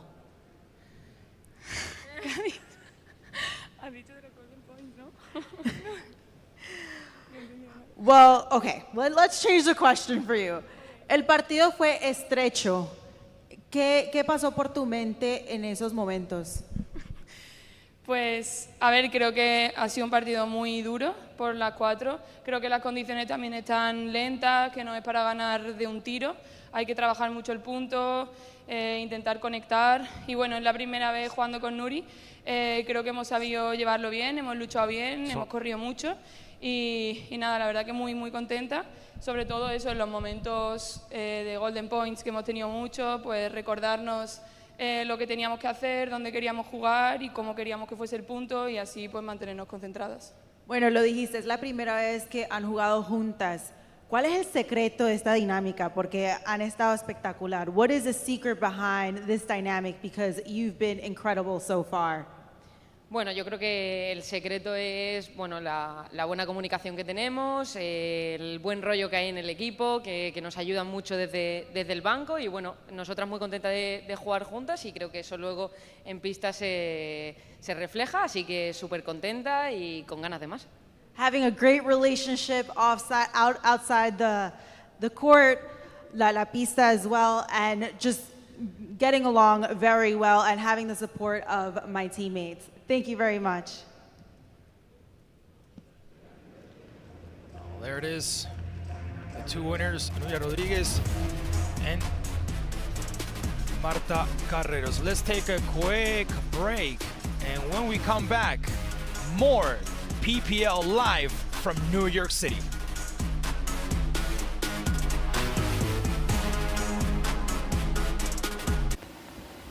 Well, there's a lot of infection in there, Timmy. You're doing really well. Are you feeling anything? Coffee. I don't understand, but this is going very well. No. Coffee. Kasi? Coffee. Coffee. Kashi? Kasi, what's Kasi? Everything feels urgent. Everything moves fast. I don't. With Calci, you can trade on anything. Man, tell them something they don't know. Like I'm from Greece. Look at Galliano!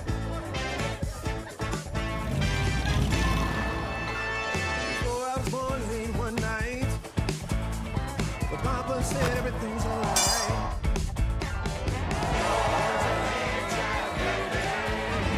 Aló, campeón.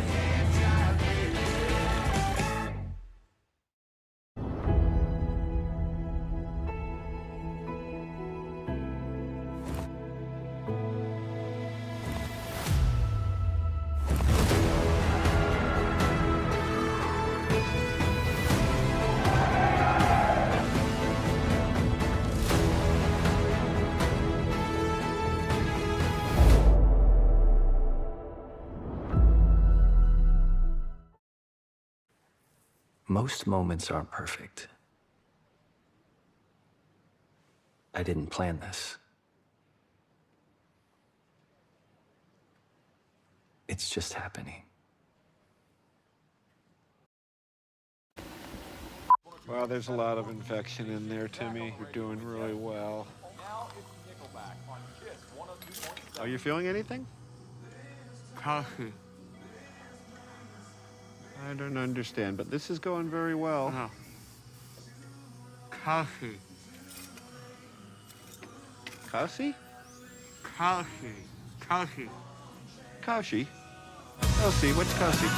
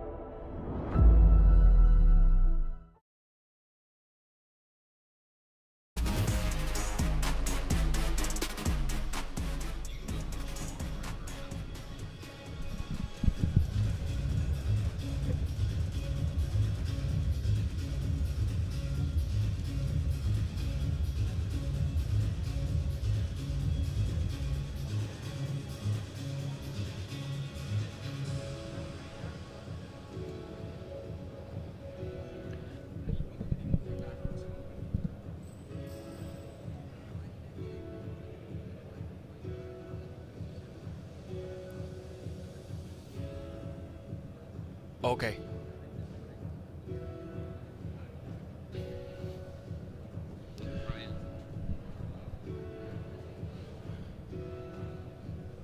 Sounds good. Okay.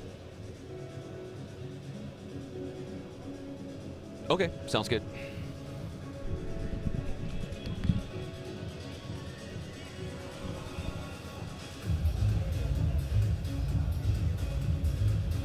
What is it in there?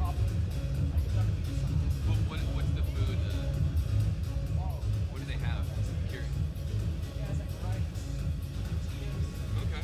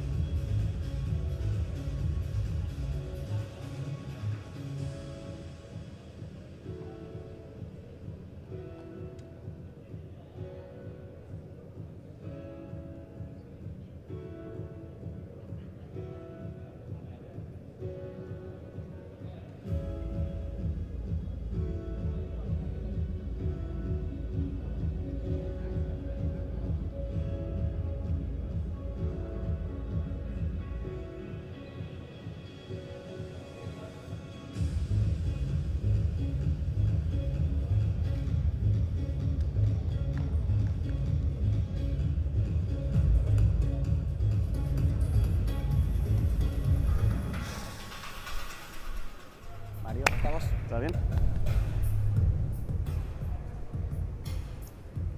Ladies and gentlemen, at this time we ask you please turn your attention towards the court for a ceremonial coin toss.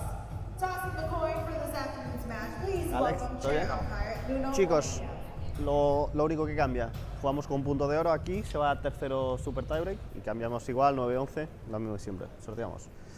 Ellos casa, ahora vosotros, no. ¿Azul o blanco? Blanco. Atento que te roba mucho. Azul. Tratamos. Bien, sacáis. ¿Quién saca? Franco. Perfecto, buen partido.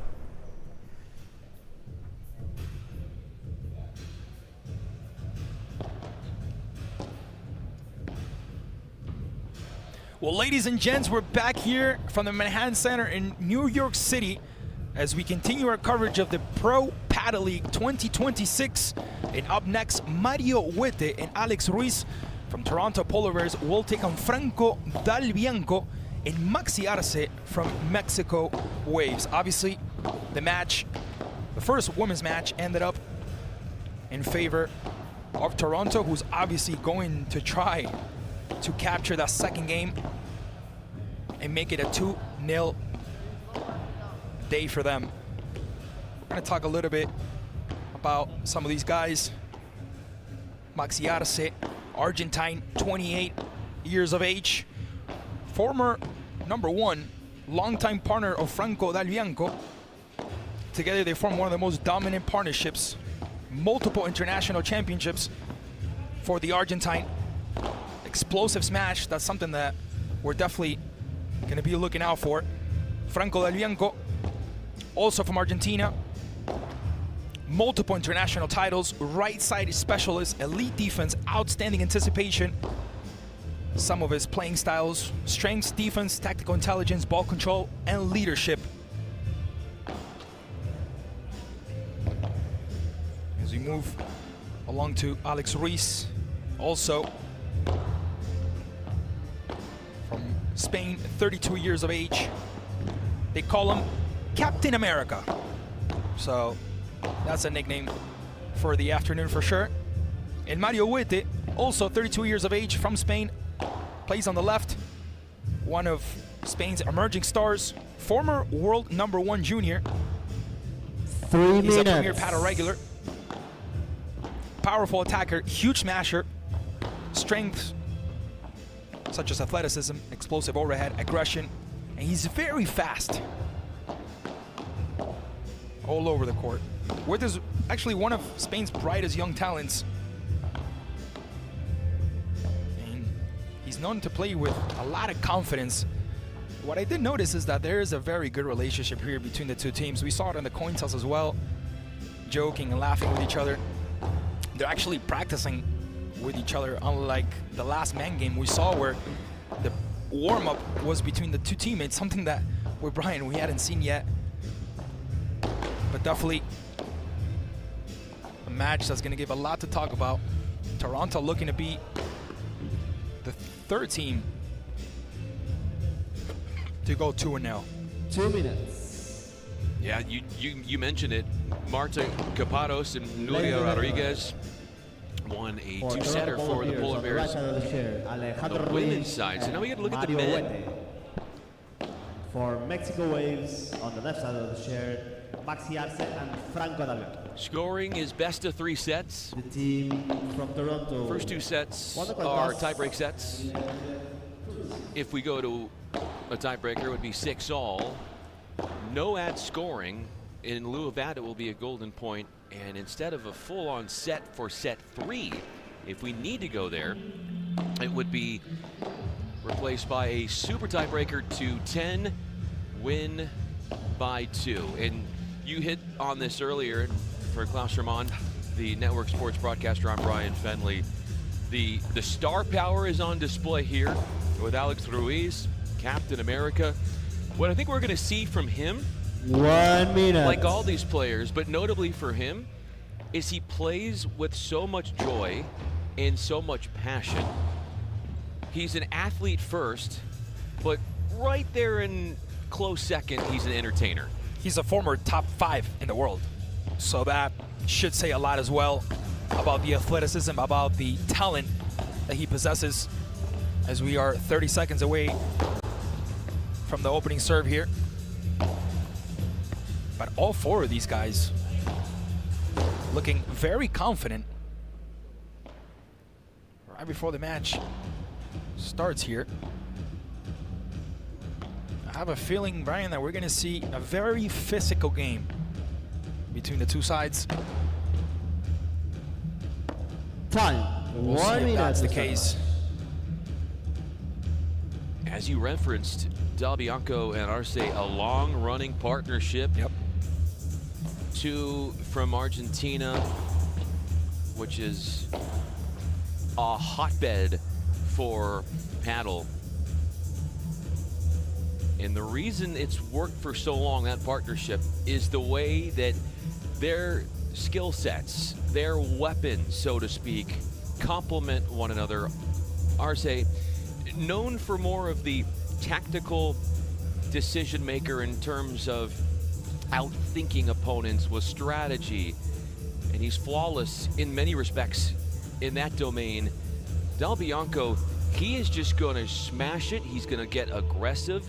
He is going to want to take over the game with his power. The one thing about Del Bianco is his anticipation, the way he's able to anticipate plays. And yesterday, for example, we saw with Araujo, where she knew where the ball had to go, or she knew when to take that extra second to let the ball bounce and to get a better rebound off of it.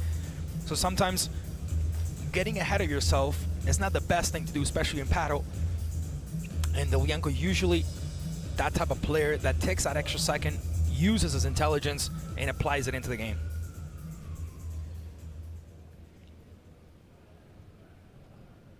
About to have our Match opening starts. game. Alex Ruiz. We'll start for Mario Mexico Huete. Waves. The one thing I'll tell you about Maxi Ready. is when he gets a high ball, expect a firework. I'll leave it at that. Yes.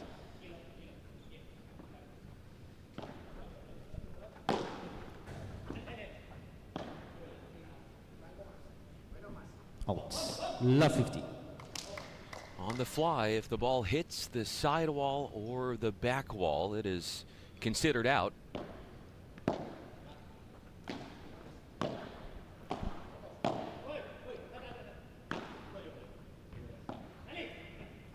Good power from Arce. Scooping it up 15. and short. In a decent position beyond the service line there. But Toronto coughs up the point.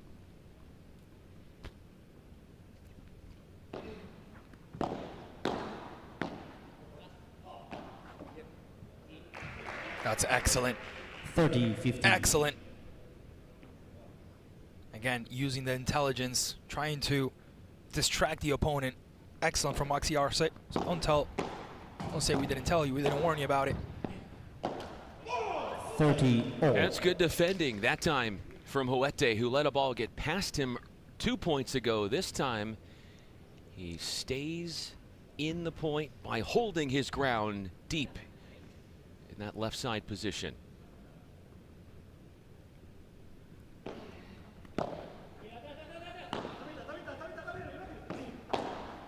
Off the 40-30. right knee. The athleticism from Maxi Arce is just rare to find. He's such a calm-natured athlete in those pressure-packed moments. No, and you can tell he's 100% sure of what he's doing. Mexico Even if he Waves makes a mistake, even if he messes up, he's 100% confident of what he's doing and what he's going for. And sometimes when you see a player playing with that type of confidence, it even gives you confidence. It'll be like, okay, let me trust him a little more. So far, good work from the Argentines.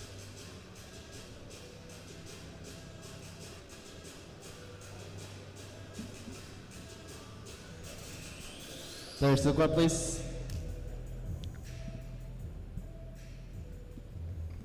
Just like in tennis, every odd game, teams will switch sides. Alejandro Ruiz to serve. Ruiz will take the service line. Love 15. Transition miss as he went into the middle of the court behind the serve.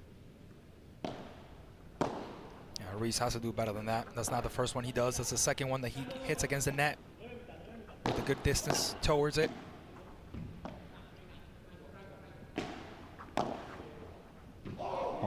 Letting that one fly on by. An error off of Mexico. Yeah, but it was very important.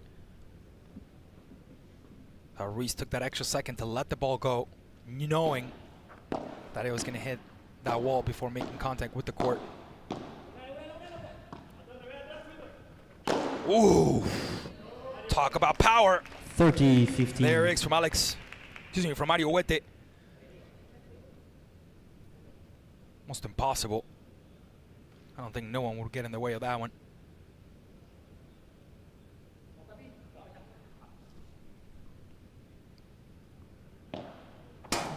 Faults.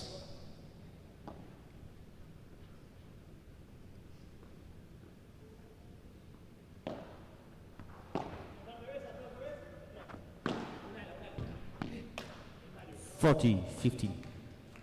Franco Del Bianco Going to play a tight ball into the corner and curl around and keep that one in. Misses short. Game points. Fault.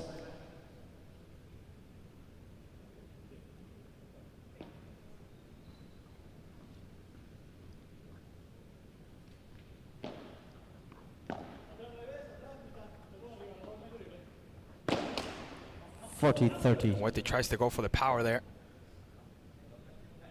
Which, from how deep he was in the court, he'll review that and say, maybe that wasn't the best decision. I agree 100%.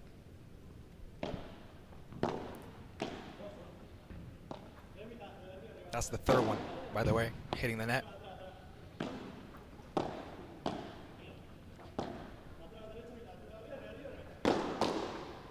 Excellent defense.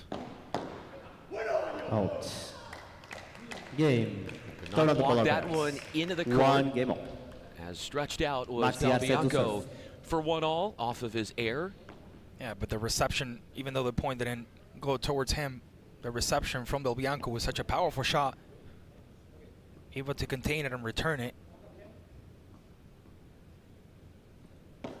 Maxi Arce with the serve. Ruiz with the lob as he was backed into a corner there. Oh, tremendous effort from Ruiz.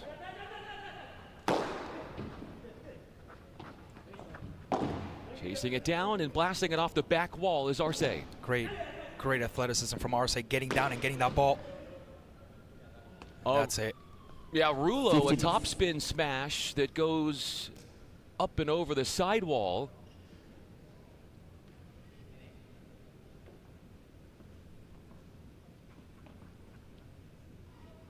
That's one of those points where you have to think through problems that are manifesting on court.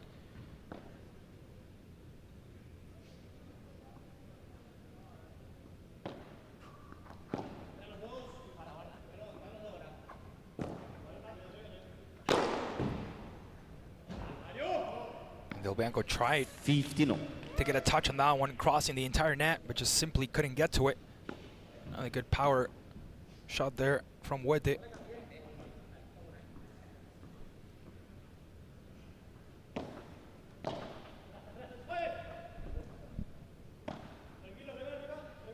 Arce plays the high lob. What a reaction there from Dalbianco. It's not the first one, and it will be the last one. Exits, brings it back in, and wins the most phenomenal point. That has to be the point of the week so far. I have not seen a better one than that. Talk about athleticism from the back of his head. Manages to get that through. Simply incredible. What a talent from Huete. Shots like that are why this sport is the fastest growing in the world. I would not do it in 100. It would take me at least 55 times to get that done, if I get it done. I don't know you. Maybe you can. Maybe it'll take you. Maybe you're a tennis player, so it'll take you a little less. I got faith on the 56th time for you. I do. If there is a 56th time. If there is a 56th time. And that one will definitely go on the highlight books for sure. Don't forget to follow on our social media. Pro Padel League. 40. By the way, they have done such a great job with the content. Do you see that? All the action, unbelievable. the highlights. It's so well put together. Encourage everybody to follow along on socials, get involved. If you haven't done yet, subscribe to the YouTube channel Pro Padel League as well. We're actually live now in English, and you can tune in Spanish as well. Golden points. But don't forget to follow us on social media. You'll see all the content, all the highlights, and the best moments from this PPL 2026 here in New York City. This opening week of the 2026 campaign with a golden point at stake. Out. Game. Out it is, and Mexico holds on despite facing a break chance there at the end. 2-1, Mexico in front in one entertaining start to this head-to-head. With Kalshi, you can trade on anything. Man, tell them something they don't know. Like I'm from Greece. Looking good, Galio!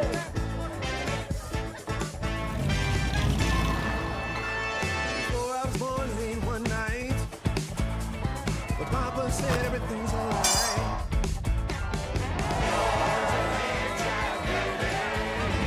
Aló, campeón.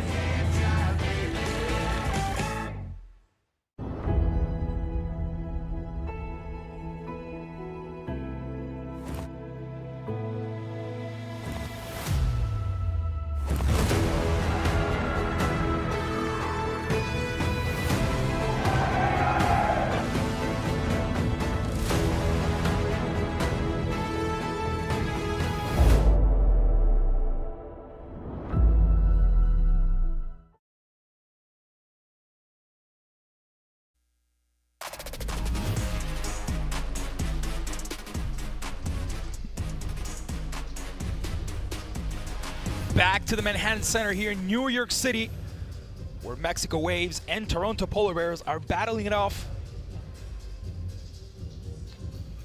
So far, we've seen pretty much everything. serve.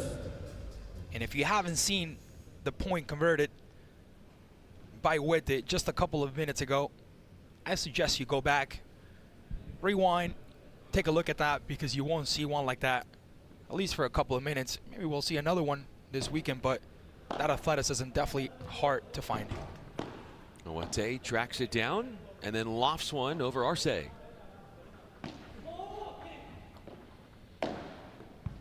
What a shot. What a hit there from Wete, finding the right angle, knowing that Del Bianco would not get to that. Angle was used against him, and he used angle against his opposition right after that. Ruiz tucking Del Bianco tight into that corner. And when the ball comes at that corner with little pace, it's not going to bounce off, so you're not going to have a lot of opportunity to swing the racket through. And that's why I say sometimes accuracy and intelligence plays a better part than power.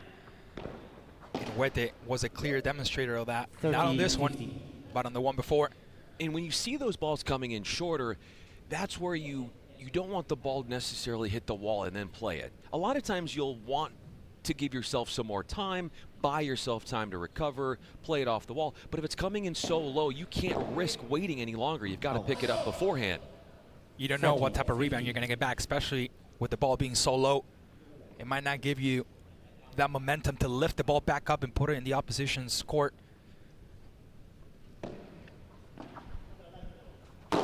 Oh, did he get that? He did get a piece of that. He did get that. They that. have switched sides here. Arce on the left-hand side. Oh!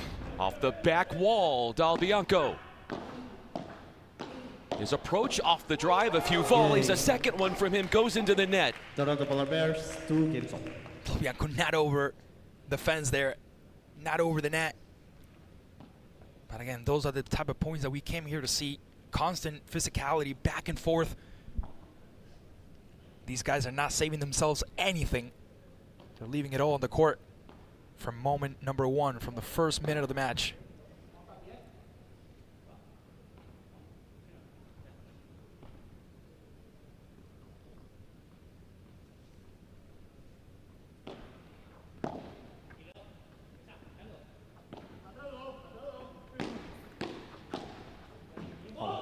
Too long from Ruiz. Having a hard time finding a good touch on that defensive volley. And Arce was about to stick his hand out there. He let it go because he knew that was going to hit the wall first. Again, making those decisions that literally take you a second to make.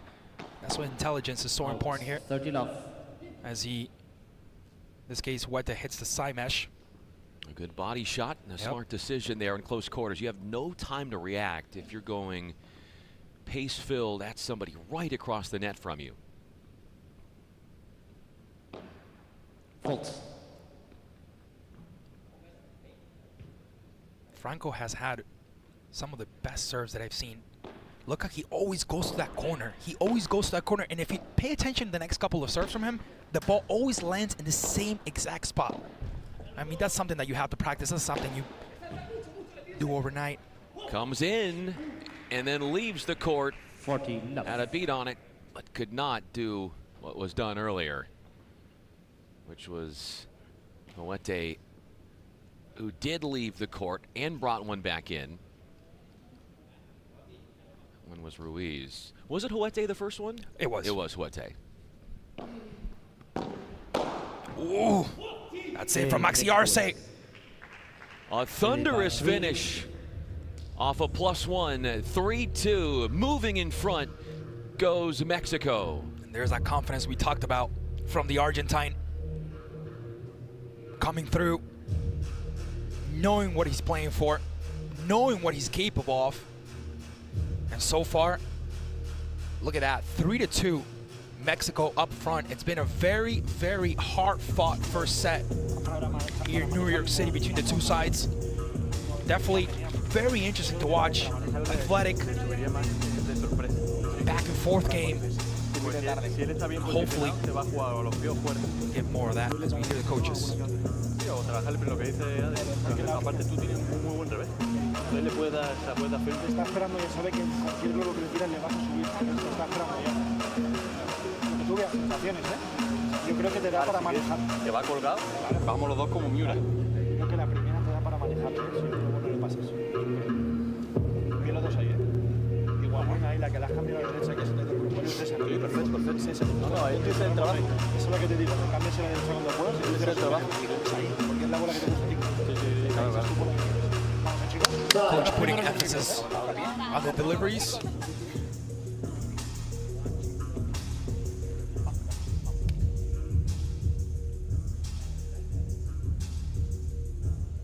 Just to go back and recap, Toronto did take the first game in the women's side. So far, trailing here 2-3 in the first set.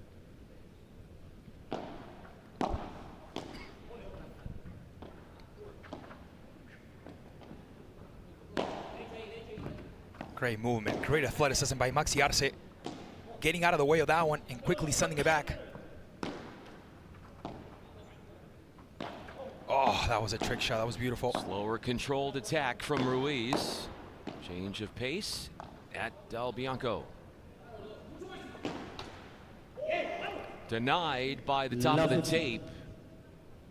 And we've seen a couple of ones like that from him, where he tries to go for that power, but simply just can't get over the fence. That shot known as the bajada, where you get an attacking downward angle on a ball that first bounces off the back wall.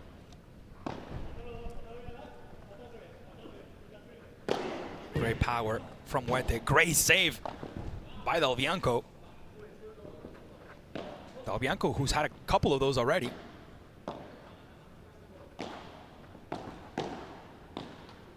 Del Bianco, place to attack, and it does. Excellent from Del Bianco. And he's not that type of player to rush the plate, but the way he's able to defend those balls that are coming at 100 miles an hour to him, he's able to send them back every time.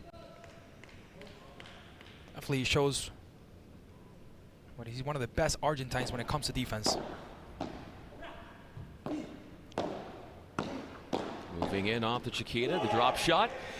Handling himself so well in transition was Del Bianco, and real pressure being felt on Toronto now with break chances against them. I'm really liking what I'm seeing from Del Bianco here.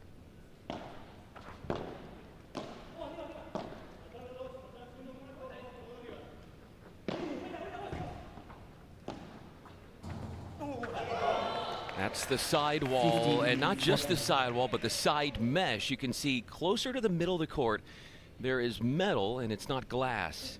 And that thing can jostle around and lead to a very awkward rebound.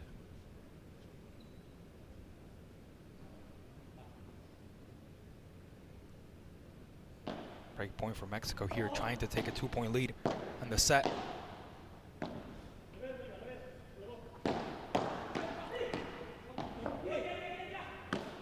Excellent from Del Bianco again. Through the middle, Del Bianco racing back. Desperation off the back glass. That one was tight. Cozy to the sideline, just out, so it's still a 1-game lead. Yeah, I hit the side mesh right before hitting the court. That's where Ruiz put the hand up, indicating that the ball was already out. 40-30. Mexico looking to extend their lead. In this case, Toronto now making this one a golden point. Second golden point. Second golden point. The first one was won by Mexico. Correct. And that's something that we saw in the previous game that definitely made a difference, the amount of golden points won. Fault. Becomes extremely important at the end when you look back at the stats and you want to know where you messed up.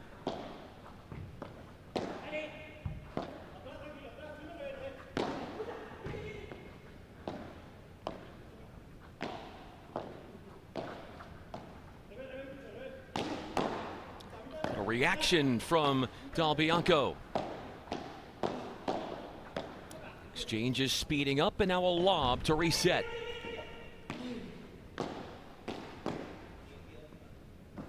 Oh, incredible what a save from Arce. And even though that doesn't end up working their way, the athleticism from the Argentines. 3 games on.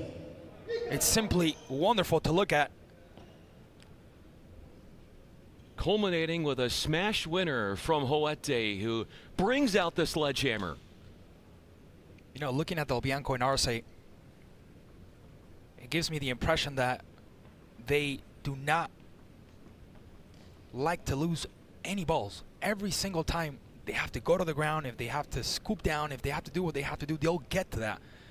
Some of these shots where they seem like it's over, somehow they manage to get there and they rescue the ball, utilizing the back wall or different resources.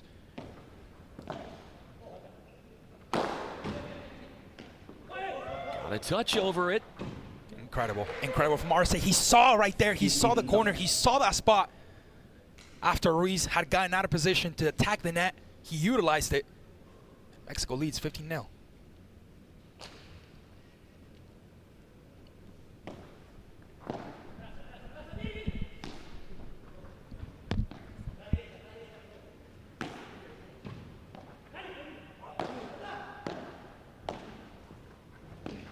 Super angle driven off that shot. Tumbling off the court, trying to run down his short ball, and helped up is Huete by Arce.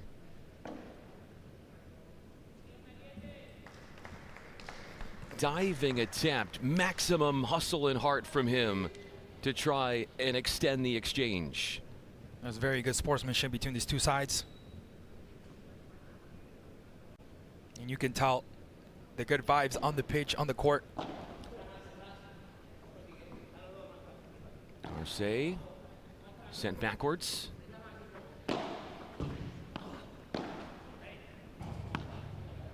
The sidewall, that one pops up on Del Bianco.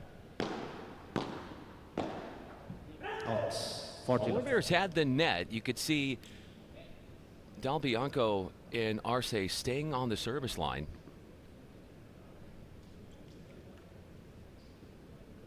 A slew of game points rush in for them.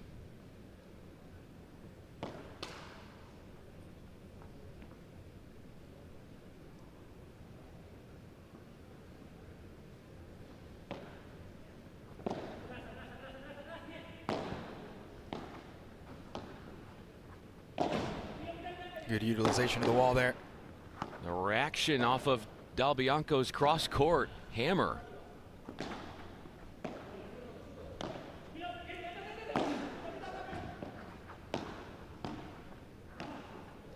Arce with a volley over. Plays the half volley over Huete. It's impressive. Look at this. Look how Del Bianco's going to hit it and come back to the net. Absolutely laser beams it at Huete, neutralizes him at the net. Excellent work. Excellent work from Del Bianco. 4-3, the lead from Mexico. As we take a quick break, we'll be right back from New York City.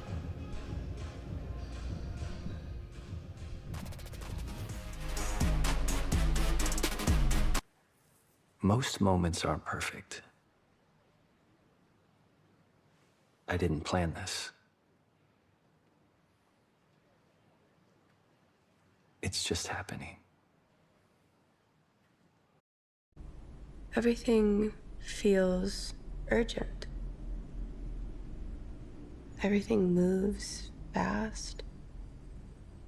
I don't. Well, there's a lot of infection in there, Timmy. You're doing really well. Are you feeling anything? Coffee. Kashi? Kelsey, what's Kelsey?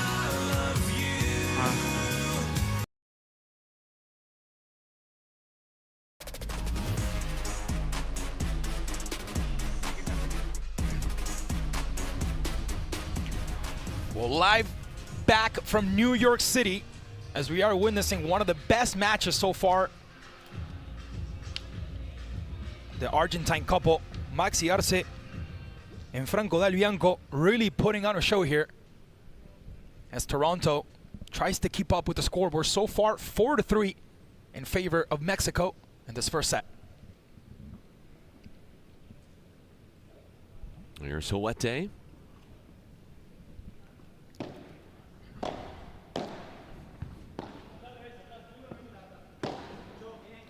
Bandeja through the middle for Huete, the defensive overhead.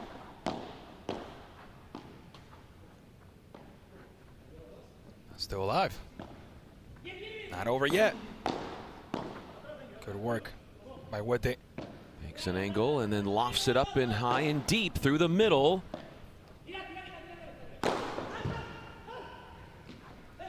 Oh, kept beautiful. It in off the sidewall.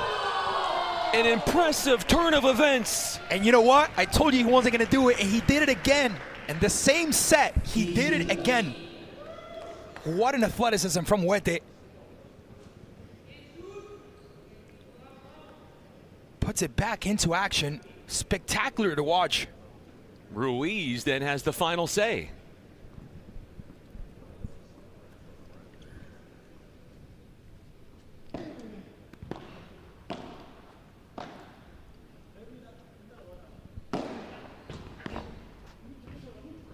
Huete gets there. Maxi attacking the net, not able. Cleverly done. Yep. He had a tight, small, open gap down the sideline and unable to cover the parallel was Arce. See, that's the decision making. If he would have just took his hand out and let that ball keep going, would have hit right onto the mesh, that would have been a point for him. But sometimes it's that decision that you have to make within milliseconds. And a beautiful smash by Alex Ruiz. Nothing. The Argentines could have done about that one. 40-0 for Toronto, and the chance to tie up the set.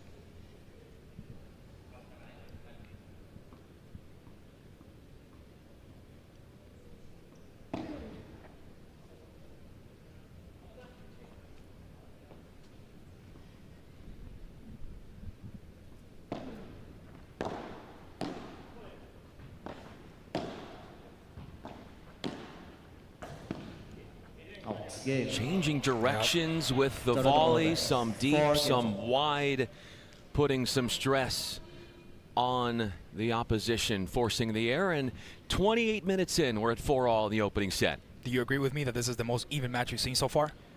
I don't think we've seen it more. I mean, it's 4-4 on the first set. I don't think we've seen that so far. You know, you said that the last match. I said that the last, 100%. And guess what? And guess what? This one's even tighter because the first set, let's not forget that Toronto was able to secure the win comfortably on that first set. It was the second set between the girls that it was a little more hard fought. But this first set has been incredible. Oh! With a no-look, short reply down the line. How did Ruiz get that out of the way? Arce buys himself some time and lets it go off the wall. And then whips one past in the cross court, a passing shot by Ruiz. Excellent. Excellent. From Maxi Arce, they putting it right into the corner. Ruiz able to get the first one, but not the second one. Here's what I've also noticed about you, Klaus. Every time you've mentioned this is the closest match that we've seen, as soon as you've mentioned that, they take off. Then one team just runs away with it every single time this week so far. I have a feeling, Brian, that's not going to happen here. These two sides are, I'm telling you, the most athletic, and we've seen some good stuff from DC Matrix, which you're going to see them later on as well, with a beautiful point there from Maxi. But again, these two sides, the athleticism I've seen from both sides, I haven't seen it yet this tournament. And honestly, there's a reason why the Argentine couple are one of the favorites to make it to that podium day on Sunday. It's not casual. That podium day involves the top 4 men's teams and the top 4 women's teams. I think after today is over and we could get a chance to see the rest of the teams, I'm gonna put you on blast on air. Oh yeah, let's hear it. And I'm gonna ask you, who do you think will be the men's final? Because yesterday you put me in the spot and you asked me who was gonna be the champion. I'll make it a little easier for you. I'll ask you who will be in the final. Look at how running collision course into the sidewall for Ruiz. New balls, please. And we're gonna have some new balls added to the fold. 9 games in, a game away. We'll talk more about what that 9th game was all about next. Everything feels urgent. Everything moves fast. I don't. With Calci, you can trade on anything. Man, tell them something they don't know. Like I'm from Greece. Look at Gallo!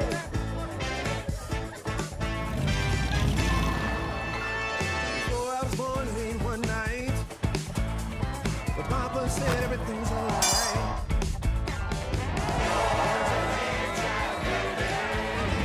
Aló, campeón.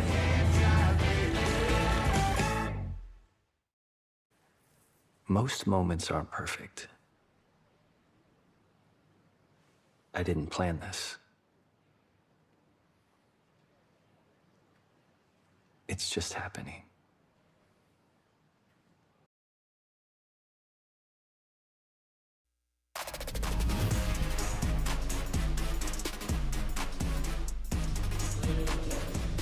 Five games to 4, the Mexico Waves are ahead. We have been on serve 9 games in, just past a half hour in this first match of the group stages. Day 2 of 4 here from New York at the Hammerstein Ballroom alongside Klaus Hermann, the network sports broadcaster. I'm Brian Fenley. Each one of the 10 teams here over these first 3 days will play 2 matches, and how you do with those 2 matches will then tie you into whether or not you make it to the final 4, which is on Sunday. Love 50. A little bit too much power there. That rushing was that net. An uncanny ability to just go all out but find the net. Oh! Floats it over the top of the outstretched arms of Arce. Makes up for it a point thereafter for 15-all. Ruiz does. We talked about those smashes from Ruiz earlier on. Promised fireworks, and that's exactly what he has been delivering. A very, very, very tight set, I'm telling you. 30. The tightest one I've seen so far is Toronto takes the lead here 30-15, 5-4, Mexico on top. We haven't had a first round or a first set since the beginning of the tournament with both teams scoring more than 3 points. 6-3 was the closest one we had. 3 games? Yeah, yep, 3 games. 6-3 was the closest one we had. This one's 5-4, so can't get tighter than that. 40-50. Noete got tired of that point continuing on as he took matters into his own hands there.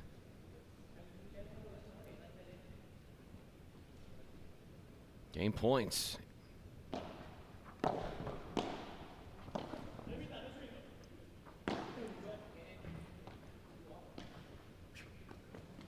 Wonderful effort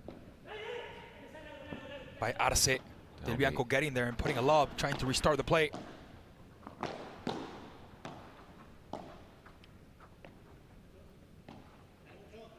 Short reply down the line. Now across court. Response. Nothing. Absolutely nothing. The Argentine couple could have done about that one. With it all the way. 5-all we go. Smash City for Toronto in this 10th game. Good thing I didn't jinx it, right? We're still 5-5. We're still tight. No one took off yet. Not yet. Not yet. That doesn't mean it's not going to necessarily happen.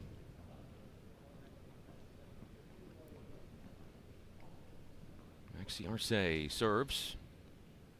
Known for that all-around, extremely tactical play style. Oh, what a hand. All-around game. He What a soaks hand. it up, and the drop volley put down with perfection. Excellent. From Maxi. Showing what intelligence is all about.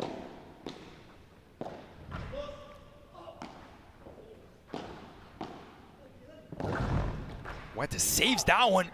Not able to save the one after it. But the way he got to it, it's simply incredible. Good points here from Mexico, going 30-0. He crashed hard in that sidewall, and he was moved around by Arce. Went through the middle, out wide, deep, and then short. Oh, they both have no problem slamming against the wall. We've seen it multiple times. They're not scared of getting hurt. Fault. And that's why I kept saying, I mean, they leave everything on the pitch, everything on the court. They don't save themselves anything. And it's so nice to see when players give everything they have. Not able to reach that one, and that's going to be a smash and a point for Mexico. Make it a 40-0 with the chance to make it a 6-5 on the set.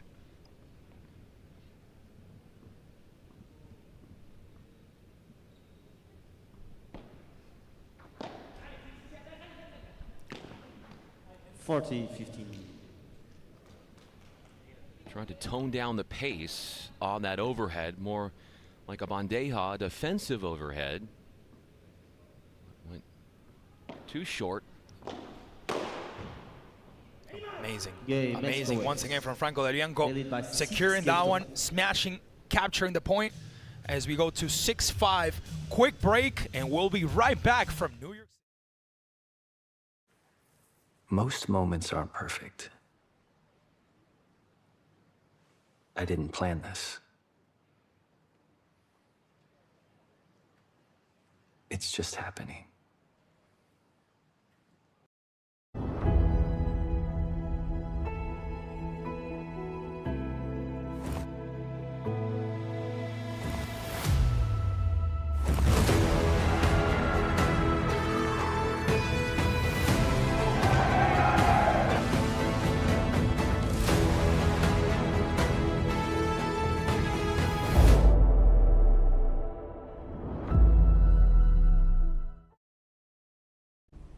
Everything feels urgent. Everything moves fast. I don't.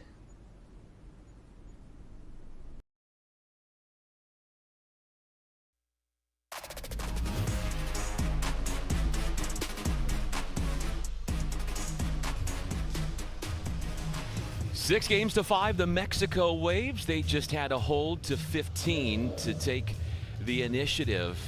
It's now pressure on the serve of the Toronto Polar Bears to try and hold, which would take us to an opening set tiebreaker. Serving 5-6, opening set. Owete at the line. Fault.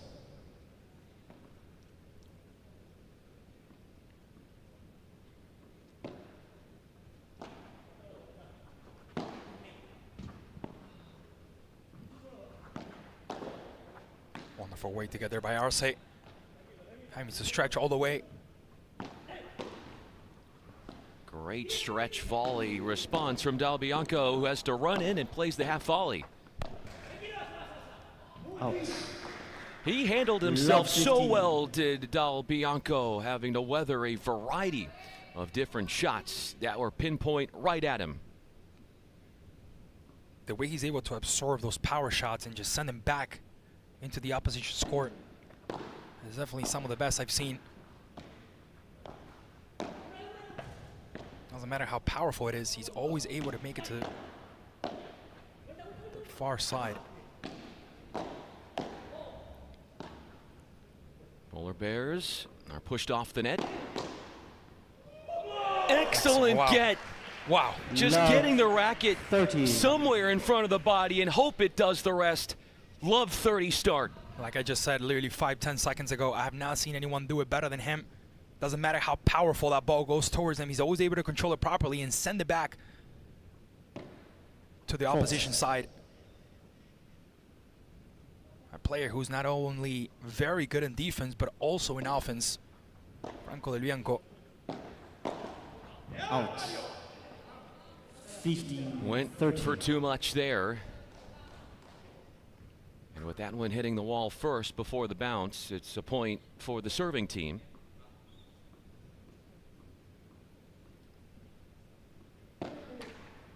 He's having a hard time, Huete, finding the box with his first serves.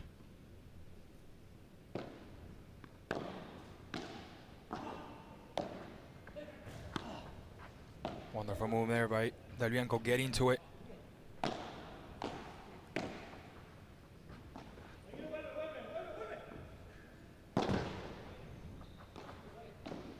The angles that are being used here, 15. And after they were used early in the point for Toronto, it's used against them. And Arce and Del Bianco in a wonderful spot set points for them.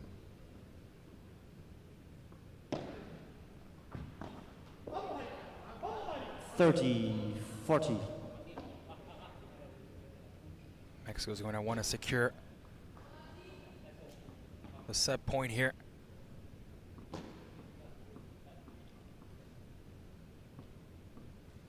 They don't want to allow Toronto to come back into the set.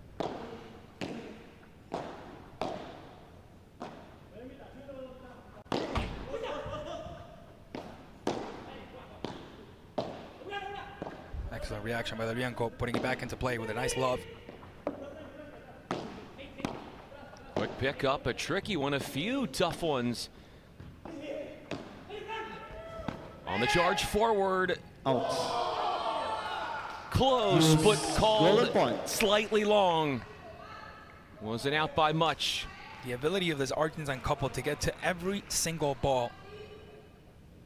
They get to it, even though it might seem impossible, it might seem like the play's already over, like the point's already been given, but they get to it. Last minute, they get to it, and they make it work. This time going over the net, not hitting the core first. Del Bianco and Arce, another chance at a set point. And a golden point as well. And this could be right there, golden point for Toronto. We're heading to our first tiebreaker of a set this week.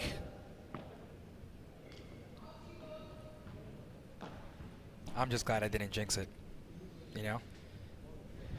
It's not over yet. Nah, but definitely this first set has been, I mean, I don't know if you agree, but it, to me, has been one of the best we've seen so far. The athleticism from both sides, not giving up, playing until the very, very end.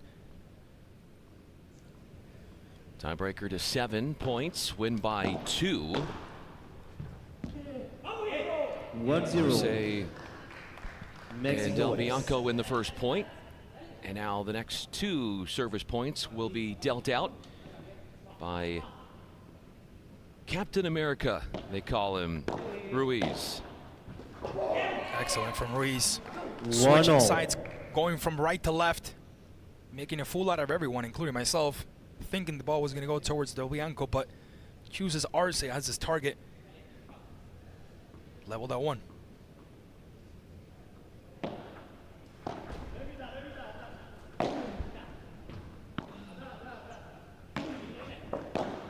A slip and a fall from Huete, who does recover. A bajada that backfires. It hits the net.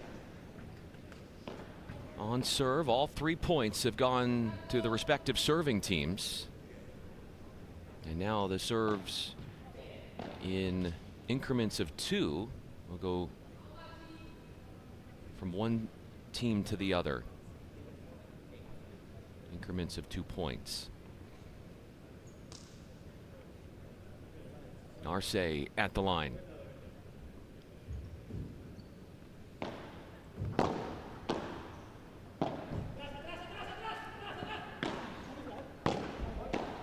Oh, that was excellent from Arce. And what a power shot.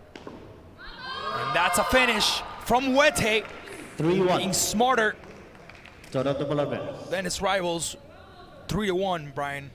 Huete was near the net, so that was easy for him. Yeah, players were out of position. All he had to do was just secure that smash. Didn't even have to put nor apply much power in it. That's a case study of when the flat smash works against you, because your opposition is so close to the net, it's easy for them to get it, or easier. Oh my God, what a reaction from Wete.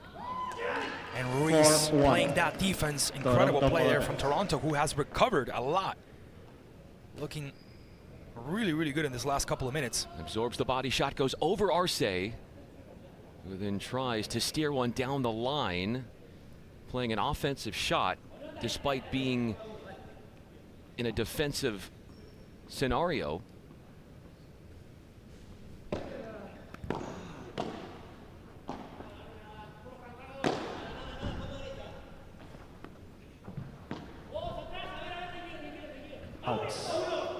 Overhit. That ends a 4-point streak for the Toronto Polar Bears. They'll be changing ends in multiples of 6. We had games, for example, lasting 56, 57 minutes, an hour. This one, just the first set, 47 minutes. So that kind of tells you, and it shows you the intensity we see between the two sides and how even this game has been, even up until the tiebreaker, where it's still even and it's still very hard fought. Alex Ruiz.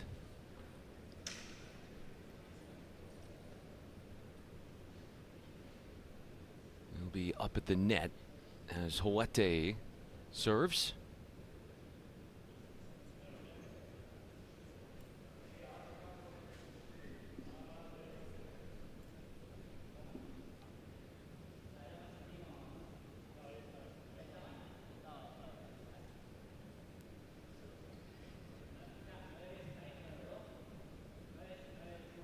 Now goes back to 2. It is 4-2. So it's a little mistake there.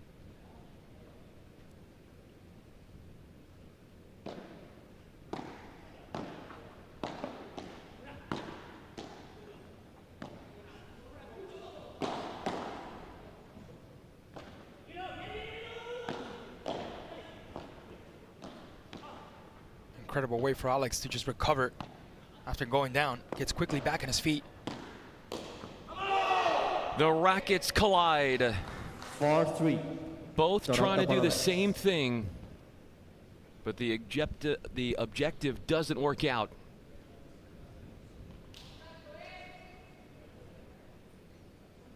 So Huete dropping 2 service points. And we're back on serve in the Buster.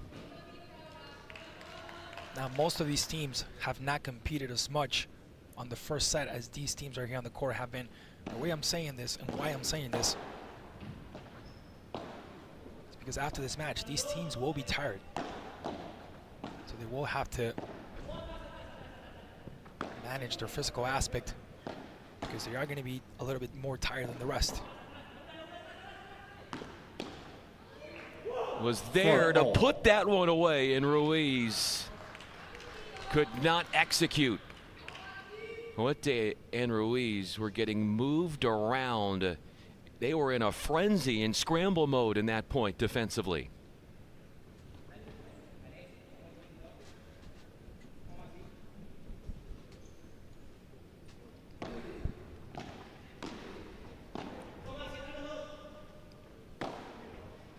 Arce with the bandeja. 5-4. Toronto trying to make his movement towards the left side.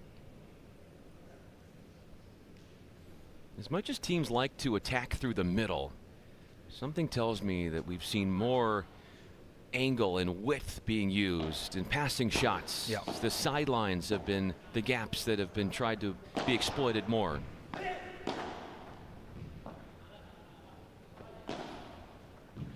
This almost looks like an anticipated final. The energy is certainly at that level. Incredible. Two straight misses for Del Bianco in the forecourt. Brings up set points. The Polar Bears, who saved multiple set points when serving in the final game of this opening set at 5-6.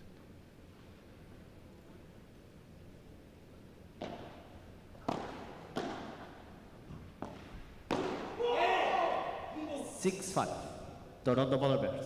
Mistake there from Huete. The danger of playing with too much power, unbridled power, can lead to some difficult results in errors.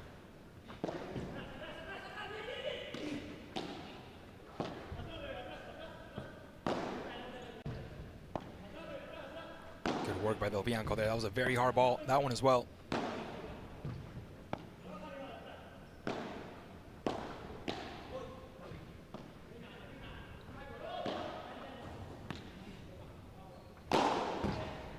That's a way right there. That's a way to end the set. And that's a way to capture the first one. Incredible from Alex Ruiz, ladies and gents. A quick commercial break. And when we return, more PPL from New York.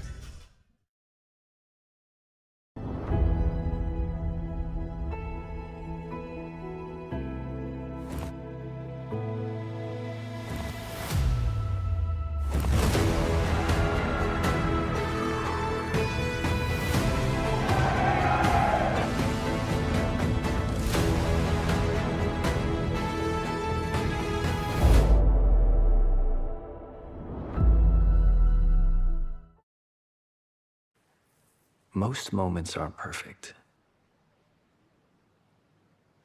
I didn't plan this. It's just happening.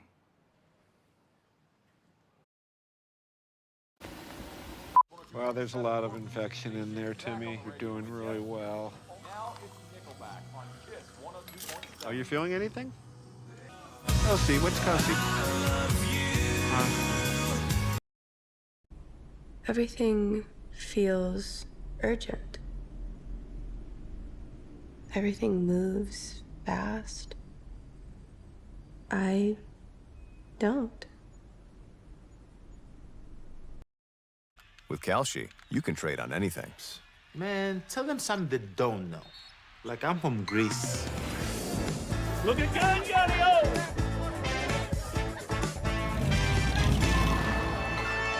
So I was born late one night, but Papa said everything's alright.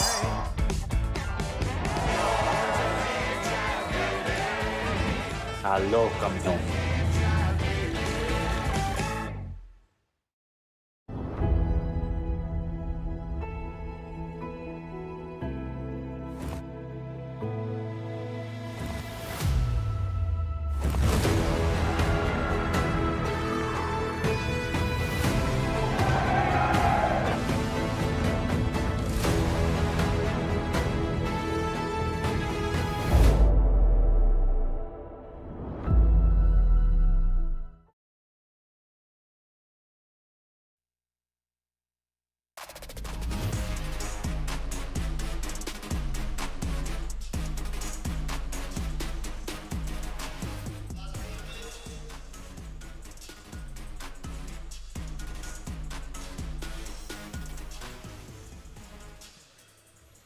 That's a way to win a set right there from Ruiz as Toronto takes the first one in a very hard-fought first set, 7-6.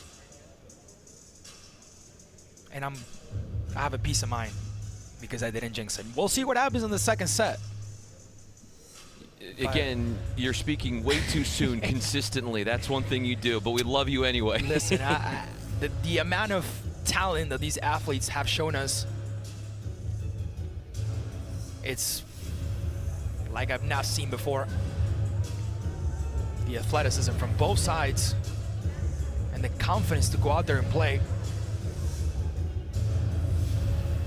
Well, the attacking openings came up late in that tiebreaker for the Toronto Polar Bears, and they used angle, they used power to topple the Mexico Waves in that tiebreaker 7-4.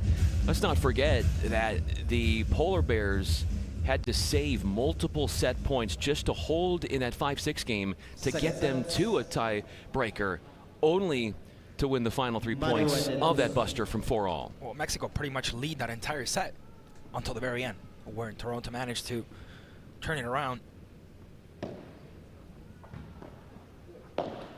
Love 50.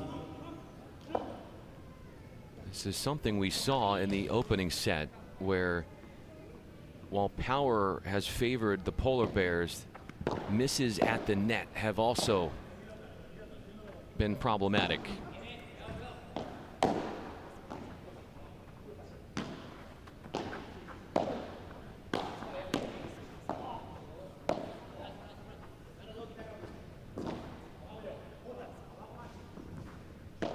Ruiz threading it down the middle off the Bajada.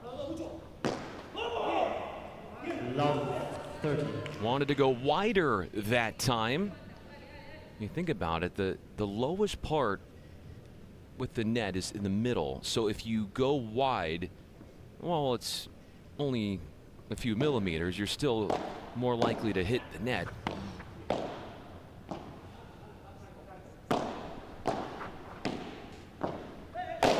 Oh, what a response. My Arce simply wasn't enough, but definitely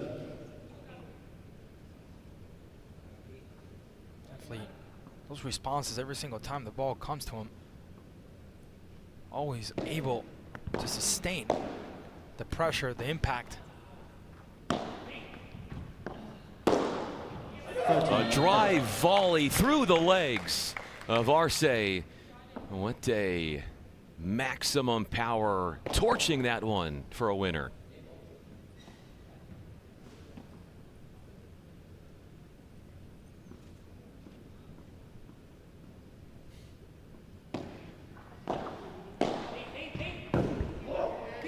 Good effort. On top of the net, attacking this time Ruiz. They're creating inroads to getting ahead in points by getting to their offense quickly at the net.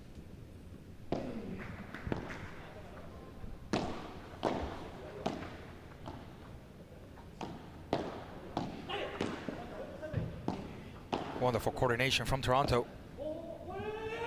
A sky ball sent up there from Huete.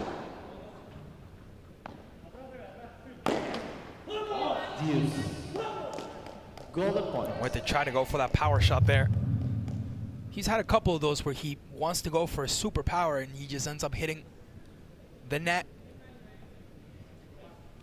Our fourth golden point in the match. We had 3 in the first set, and 2 of the 3 were won by Toronto with this no ad scoring format.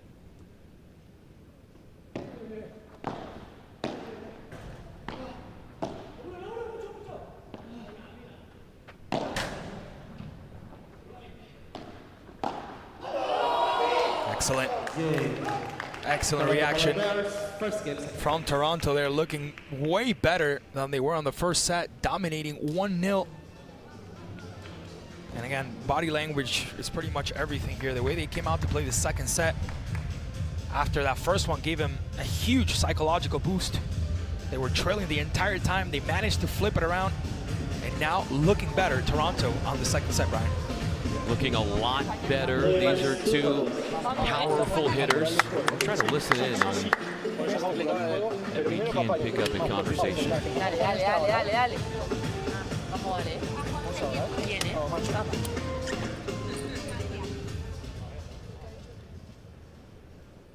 Sicaparos and Rodriguez from the women's team cheering on and offering words of encouragement from the bench to their male counterparts.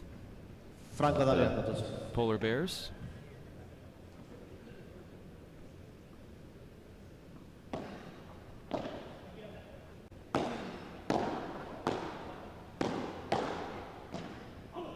Love. That one goes for the Mexico Waves. Not the best response from Ruiz.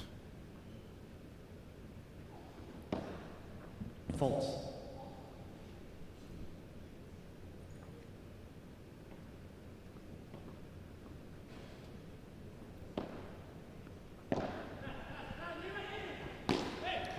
Too much power on that one for the Bianco.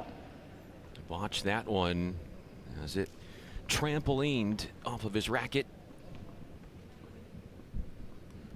15-all. That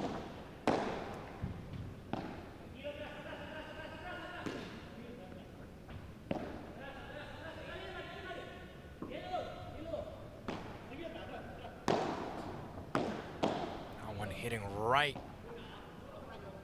It should.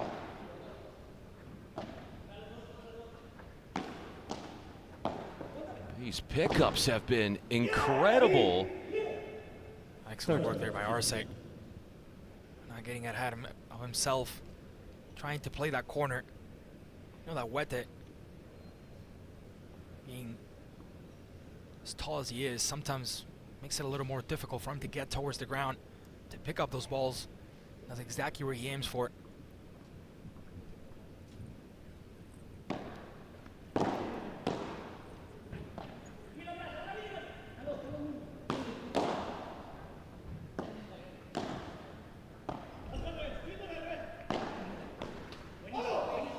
All. 30 all.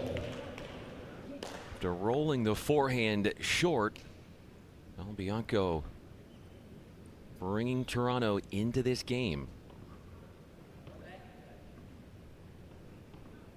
Ruiz handling some volleys on the backhand and the forehand side well in that last point.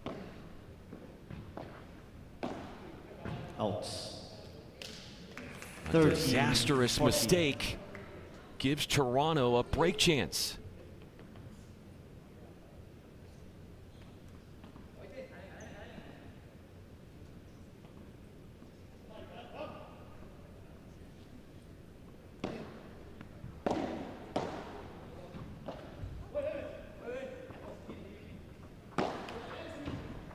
That was excellent.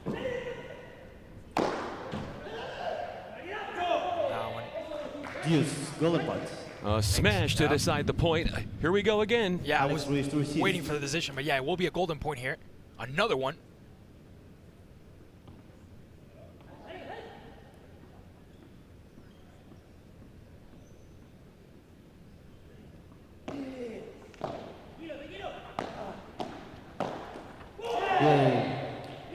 The point here for Mexico ties up the set 1-1. That would have been Ruiz to serve. A little bit of unfortunate for them. If Toronto would have captured that point, they would have gone 2-0. That would have been so far the biggest difference we had in a set. Now it ties it up. False.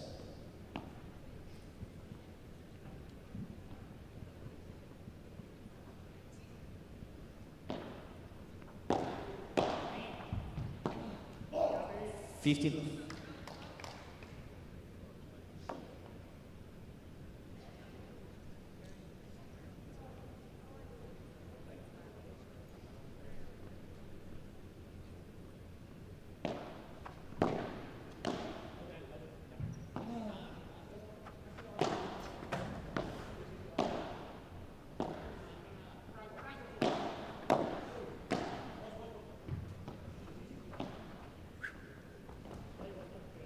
Little touch there from Arce.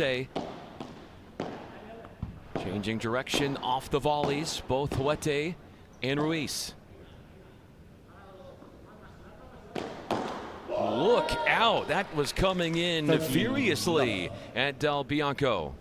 Yeah, and some of those he usually takes care of. He puts him on the other side of the net. Not this one.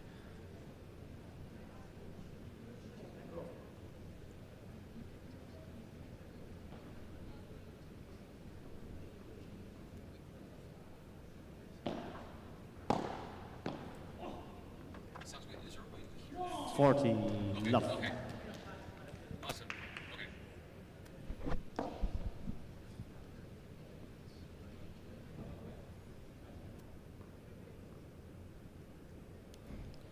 Multiple game points for Toronto.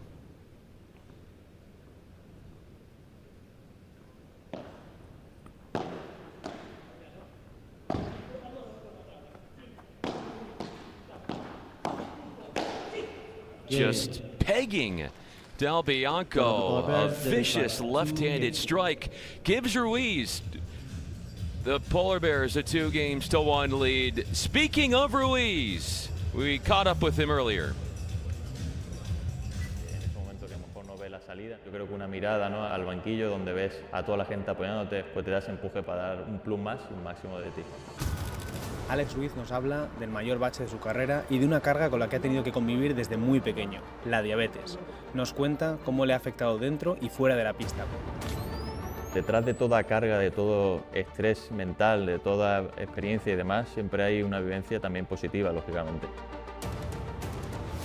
En mi caso, cuando yo tenía entre 10 y 15 años, eso me sirvió también un poco para centrarme, ¿no? Y obviamente los niños con esa edad pues son un poco más salvajes, un poco más desordenados, y yo en ese momento pues tenía que ser un poquito más maduro, un poquito más centrado, más responsable, y en ese sentido pues sí me ha ayudado un poco a madurar antes de la cuenta, antes que el resto de mis compañeros, y estar con los pies en la tierra y decir, bueno, primero vamos a ver cómo está mi cuerpo, cómo estoy yo, y ya después pues hacemos el cafre, ¿no?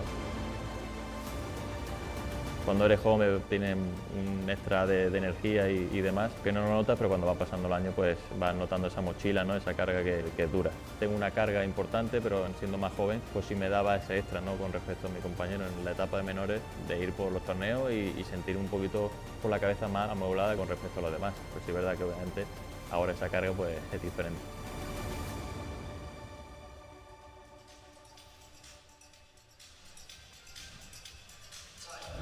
It really changes your perspective on life when you have to go through something like diabetes, and the discipline that Ruiz has had to overcome that and fulfill these paddle dreams is really a source of inspiration. Well, he talks about that burden, that with the years he starts to feel it more and more, but taking into consideration what he's gone through, having him here and playing the level that he's been playing at, it definitely tells you something. First, never to give up. And second, nothing's impossible.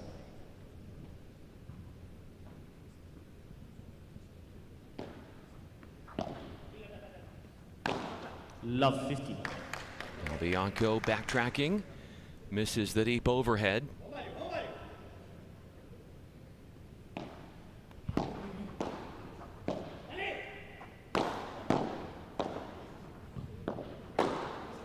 Beautiful, beautiful from Del Bianco there. A quick tap out from Del Bianco.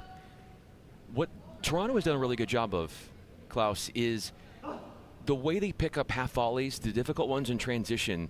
They may not win the point, but the way they extend points is a sight to behold.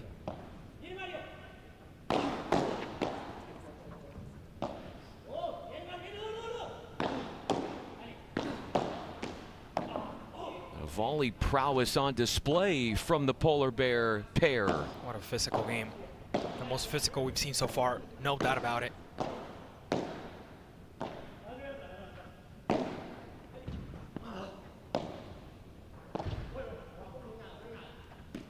Ruiz 30. Attaching too much spin to that one. I don't think he hit it the right way. Did not get it cleanly on the racket in the strike zone.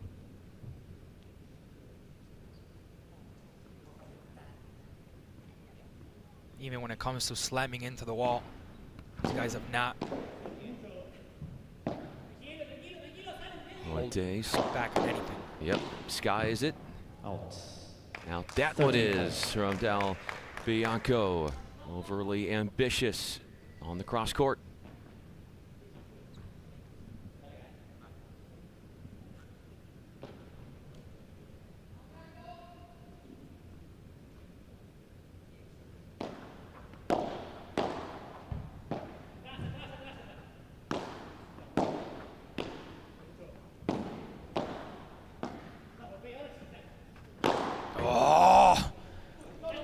touch he got the over touch. from Ruiz. 30.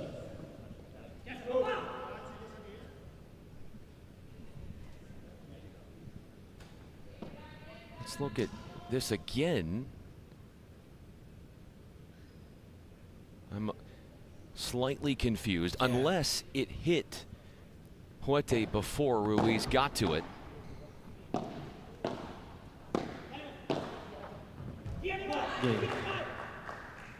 Mexico waves. Well, knotted up into all.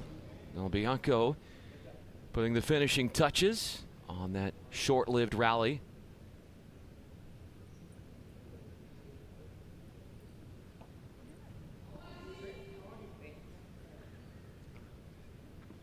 This one is extremely tight. That tiebreaker went 7-4 to Toronto.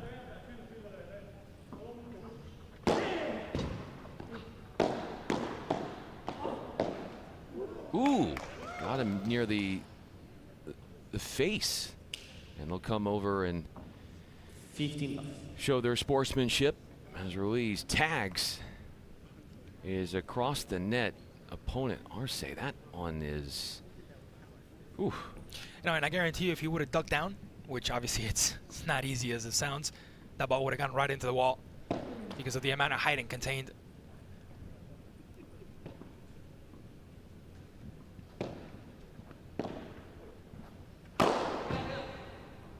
Massive swat from Ruiz, who takes off on 1 foot and finishes in a fiery way.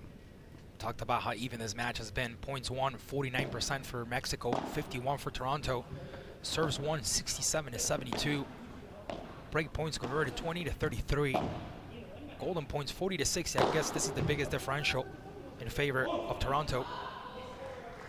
But even the stats show you how close this game has been.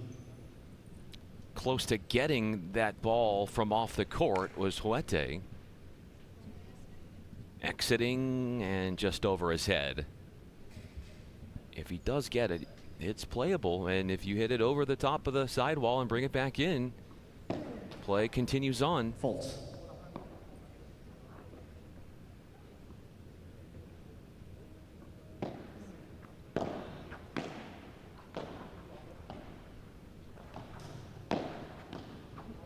The pop-up forced and some smashes coming for Toronto. Great defense by Arce. Del Bianco getting there as well. Short and shallow down the line from Ruiz. Now he's scrambling. That's the way to finish it. Is it finish? Brought it back in, but I think he missed the court. He went really fast on that swing. Did he need to go that hard with that attempt? I wasn't so lucky on this one like the one we saw in the first set. Definitely made the effort to get there, got there, but just the strike wasn't the best one. But again, the physical effort from both of these sides. I know I already said it once, and I'm going to say it again. We'll see how that takes part of what's coming up next for both of these teams, because they've left everything from slamming into the wall multiple times to slipping and falling to going out of the court and leaving everything to rescue a ball. Physical-wise, the most physical game we've seen so far in this competition.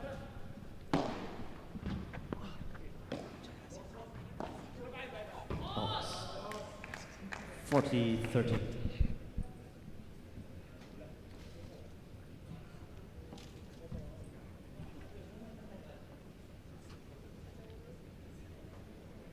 A lot of people asking, when does Toledo play? Fans making their way out here to watch the one and only Toledo. Well, they'll be coming out later on around 6 p.m. Eastern Standard Time. Beautiful, beautiful from Ruiz. Toronto Polar Bears. A standard issue put away we've seen ad nauseum from Ruiz. A flat smash, 7-6, 3-2. Stay with us, it's a tight battle from NYC. With Calci, you can trade on anything. Man, tell them something they don't know. Like I'm from Greece. Look at Gallo!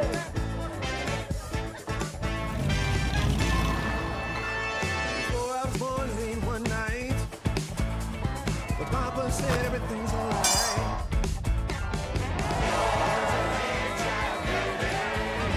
Aló, campeón.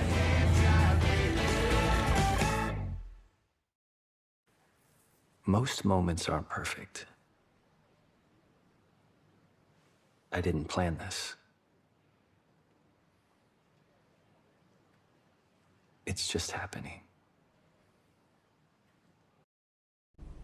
Everything feels urgent. Everything moves fast. I don't.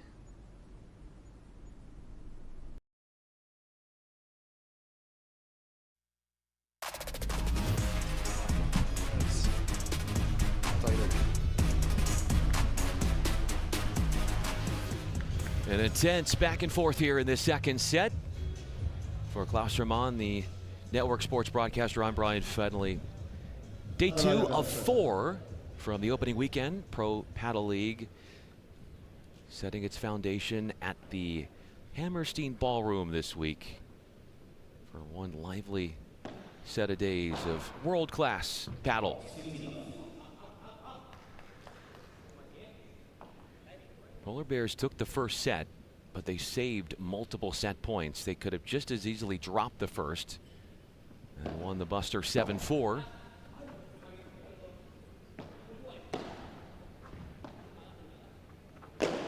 What a beautiful strike. What a beautiful strike. Comes in and flies it over the court. Got to it, did Arce on the Salida, exiting, only to miss the court on the desperation reply. Yeah, I think that's the first one like that we've seen all tournament where the ball goes from one side to the other. And that's what I'm talking about. That's a powerful smash. Beautiful from Del Bianco. Giving Ruiz a taste of his own medicine.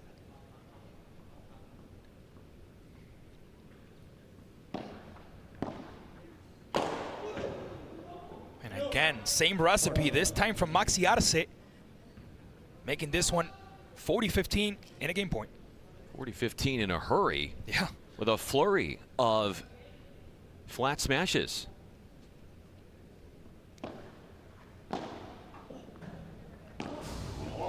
Completely caught off guard. That was Ruiz going wide and into that gap to the right of Arce. It was an excellent effort by Arce, who tried to get there, even utilized the wall, but just wasn't enough power to make it fall towards the far side. Ooh, hit his own teammate. That's a ball that was going over, and instead it works against yeah, and the waves. You're gonna see how he was trying to get back into position, Del Bianco, and as he was shifting towards his right, that's when he finds the ball, hitting him in the back. Very unfortunate, very unlucky for the Argentines. That self-inflicted mistake, it's a golden point. A lot on the line with this one. We'll talk about golden points in just a bit. That's another one that goes towards Toronto. And those are the ones that at the end of the game, you start looking back on where you messed up. And so far, Toronto has been owning these golden points.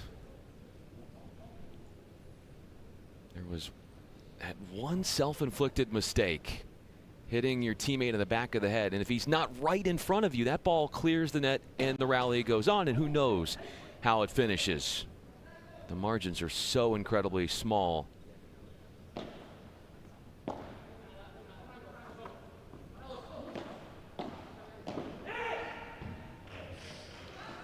Overextended was Ruiz, going cross court and then elevating through the middle of the court.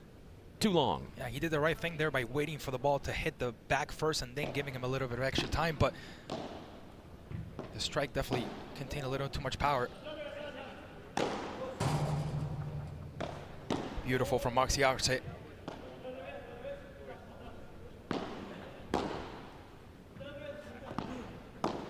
That was a great backhand recovery. Oh, what a way to come back by the Bianco. What's going on here? Play stopped. Looks like a ball already hit the ground, but it didn't seem like it did. I don't think it did. Let's look at the replay. Oh, no, he got it. I think he got it. Gosh, it's even hard for the naked eye to watch that in real time and be completely definitive.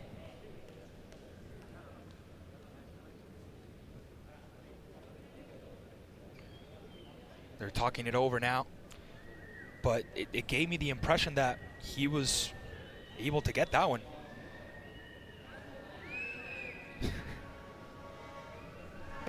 See, there's the first bounce.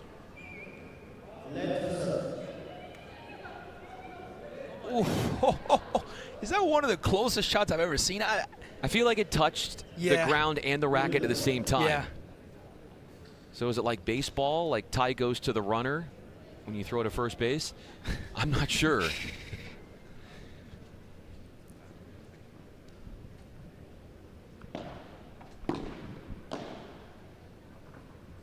This game has had everything. A late move to pick one up.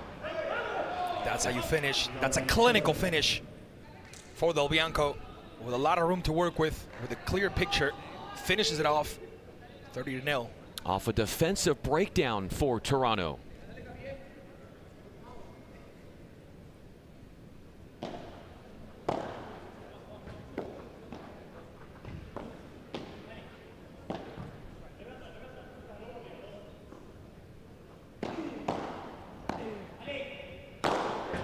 Same recipe. Only this time, Alex Ruiz behind his head takes care of business. Clinical finish for the Spaniard. And what a point. What an athlete Alex Ruiz truly is. Has gifted us many moments like these throughout the match. Pirouetting into the air, contorting his body and tapping it out for the smash off the counter.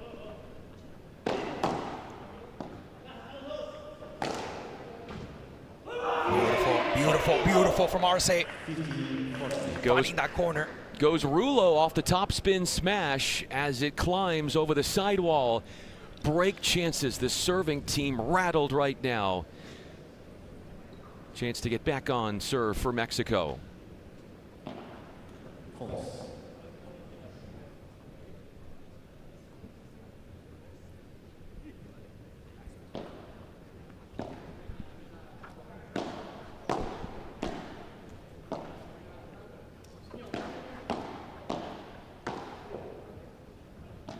Still manages to rescue that ball. True athleticism from Ruiz. Huete finding the hole. And Del Bianco not able to use that wall in his favor. Under a time crunch as he was running back off a slower, lower bouncing moving ball.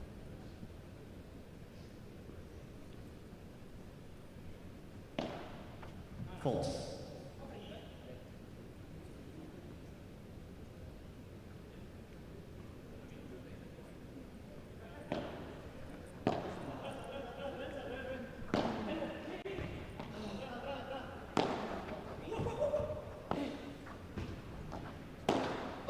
Excellent from Ruiz. Excellent from Ruiz. Rescuing that ball with almost no room to work with. Maxi Arce Ruiz. Del Bianco not able to retrieve with the same offer. The reappearance of the drama-filled golden point.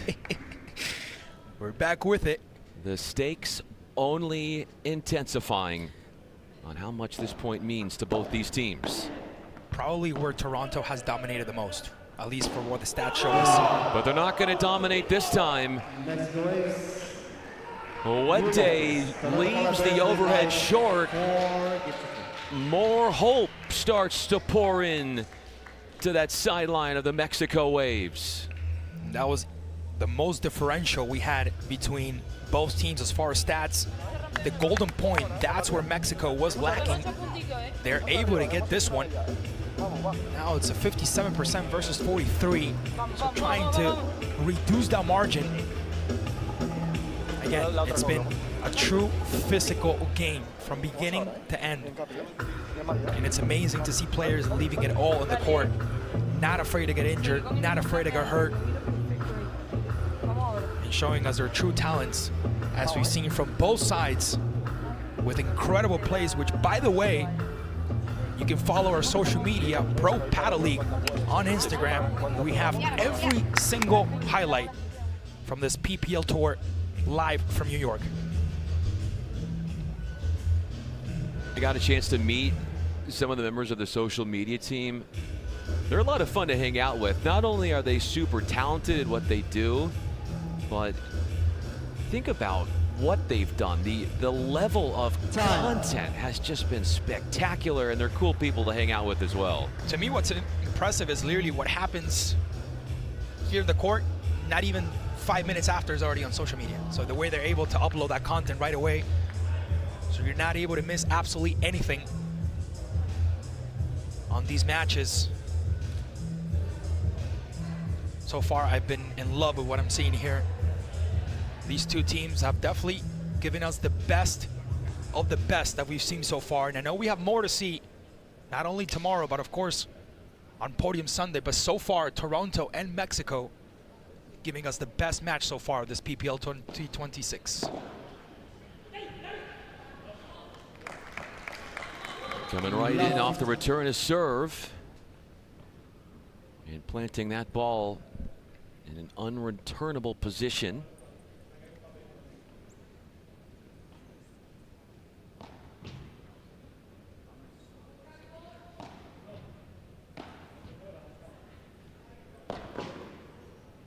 Something on the court that they picked up and moved over.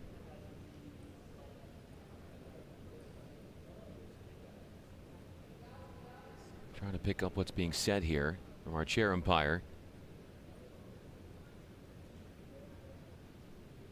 Play. Very good. If we hear something, we'll let you know. Colts.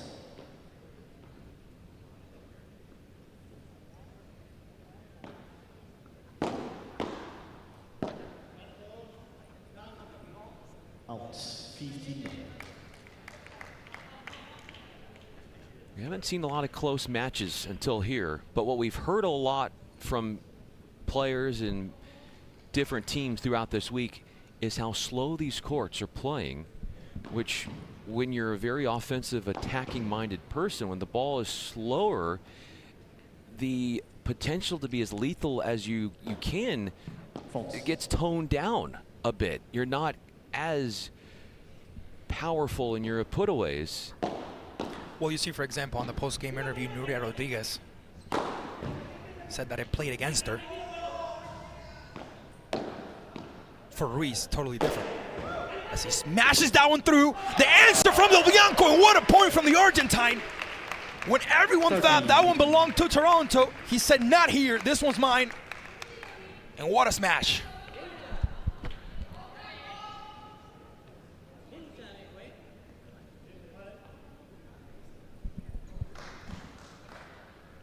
So the court definitely favors some players and doesn't favor too much other players. In this case, it works for Ruiz and didn't work out so much for Rodriguez, as she said in that post-game interview. That didn't work. Through the middle, as both the lefty and the righty, Huete and Ruiz, attempting a confusing ball to hit right through the middle.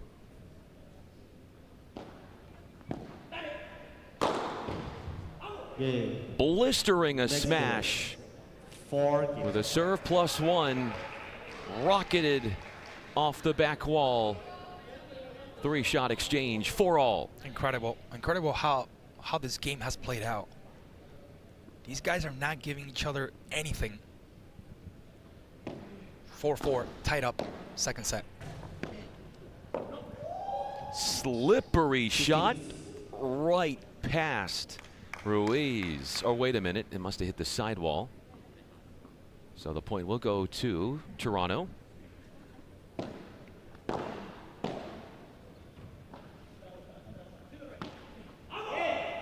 Not a successful bandeja there. Huete is so good with his powerful overheads.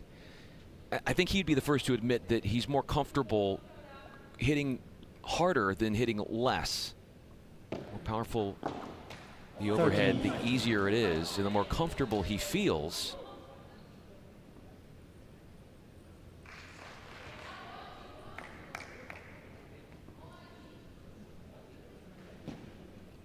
Look at Huete.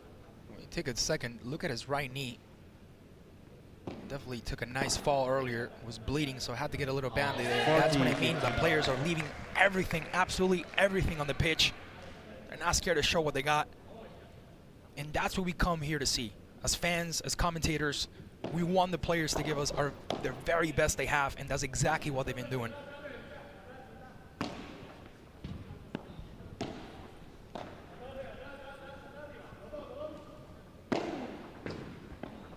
What a way. Great pickup from Del Bianco, who then absorbs some serious firepower. But overwhelming in the end was that power.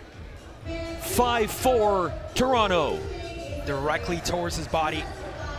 This time he wasn't in position to play it back, didn't have his paddle on the right side. And he took that ball, giving Toronto that point, which, by the way, leads on the second set, 5-4. Look at how it just dances atop the net. Give it another inch or two, and it might have trickled over on the other side. And we're still playing a game. Instead, rejected by the net. 5-4.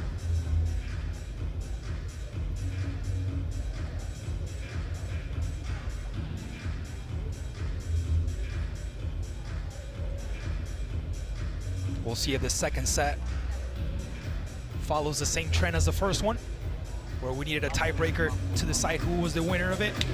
This one smells like it's going the same direction. We'll see if Toronto's able to take off and to find the differential and to secure the second set. Time. You know what this match has wreaked? Exciting play after exciting play. 100%. I have no problem saying it. You don't want to, that's fine. I'll put the jacket on this time, but this has been the best game I've seen so far. I have no doubt in my mind. And I don't think a lot of people came in here thinking that they were going to see the talent that we're seeing. I know I said it a couple of times, and I don't want to be annoying, but when you see athletes leaving everything on the court, that's what you came here to see. That's what we came here to see.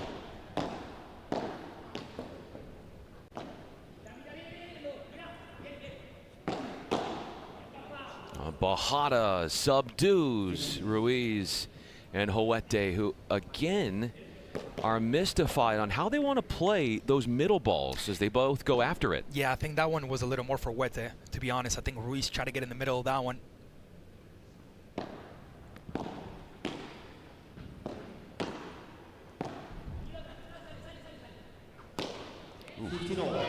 Yeah, the ball not going the right direction. I think the paddle slipped out of Del Bianco's hands, so he wasn't able to get a clear shot on that one.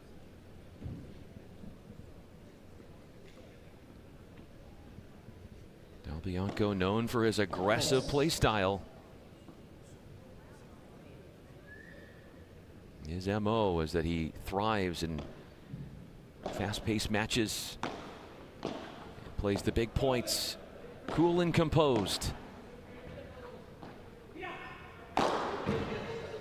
He got the touch. Got the deflection. And able to save it with the back wall. Runs it back in and is denied off the post. 30-15. Wonderful point there from Mexico. It's a good effort by Hueta, but not good enough as the ball ends up hitting the side mesh before making his way into the court.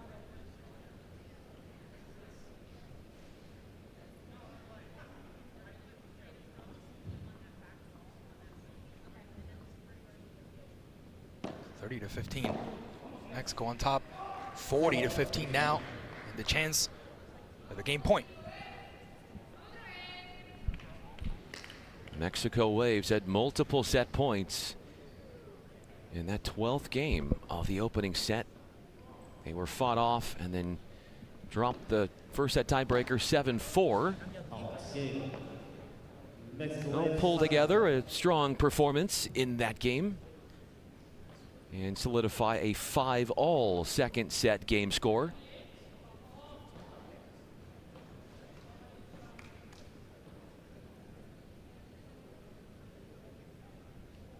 You can correct me if I'm wrong, Brian, but I don't think we've seen a game yet where we need a third set to find the winner. We have not. So This might be the first one if Mexico manages to find the second set. We're trending towards that being the inevitable possibility.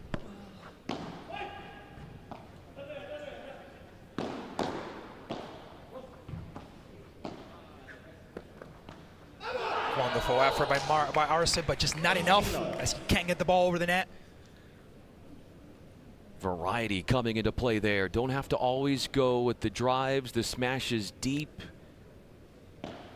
Sometimes the soft stuff short is all you need, but there's the power to complement things for the Toronto bunch. And we promised fireworks from Toronto, and here they are. Beautiful strike by Witte.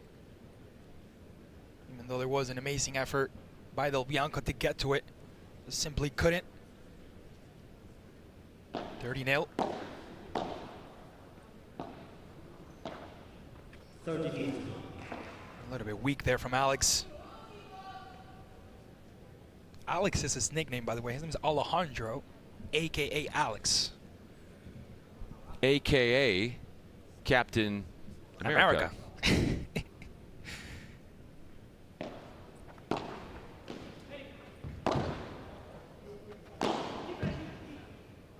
Not able to be reached by Del Bianco. Another beautiful one from Ruiz. Puts this one 40-15 and the chance to go up 6-5.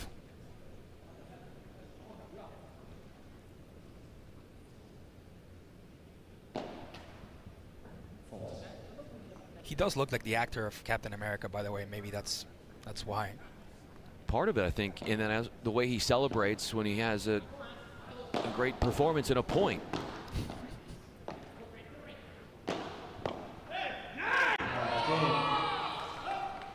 Too strong on the reply. Long it goes, and Toronto inches forward 6-5. On serve pattern continues. And we'll see how the second set plays out. So far, led by Toronto 6-5. We'll see if they can get that extra point that would allow them to capture the game. We talked about the physical side definitely being one of the key factors towards the rest of the match. We can definitely see little by little how the players are getting tired. Not seeing the same dynamic we saw in the first set. Obviously, the players getting worn out. That's something they'll also have to take into consideration for the future games coming up. They will not play anymore today, but they will tomorrow. And of course, you want to make it to the Sunday podium. If you make it, with the best physical form possible.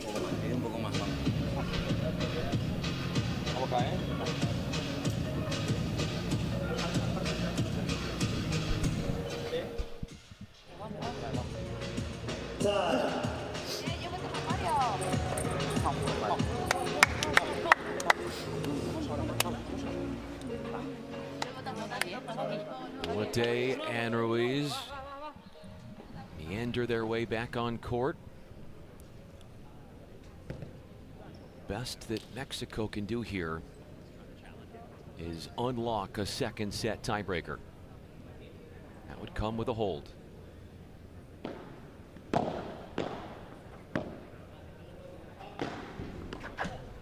There was just no room to play with for Ruiz.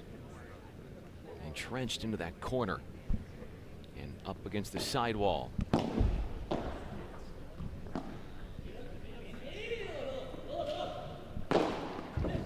Oh, what a shot. What a beautiful finish. Clinical from Franco Del Bianco. Unreachable for Witte. Mexico takes a 30-0 lead.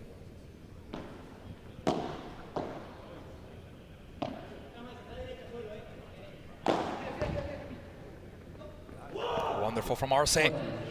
Nothing Ruiz could have done about that one. 40-0 and the chance of a game point here for Mexico. And that would mean that we would go into our second tiebreaker. That we would. The only two tiebreakers we've had all week.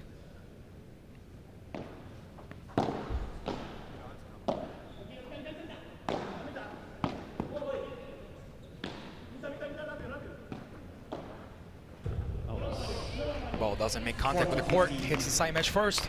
40-15. Getting stretched out slightly was the net man. And then responded by going wide.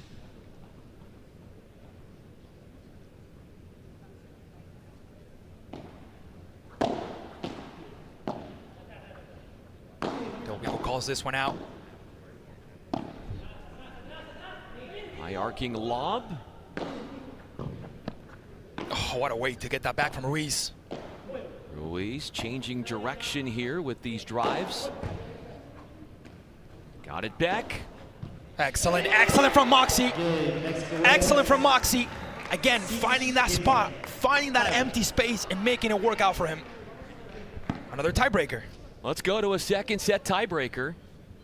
First one won 7-4 by Toronto.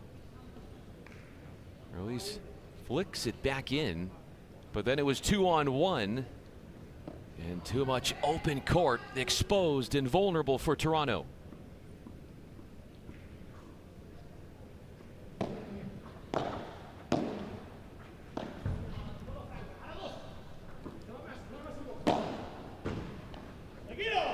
Wonderful effort there by Marcy, but not enough from Arce as the ball hits the back of that wall. First set tiebreaker. First point went to Mexico, then Toronto won 4 straight, and 3 straight for Mexico, and then 3 straight from 4-all to 7-4 for Toronto to wrap it up.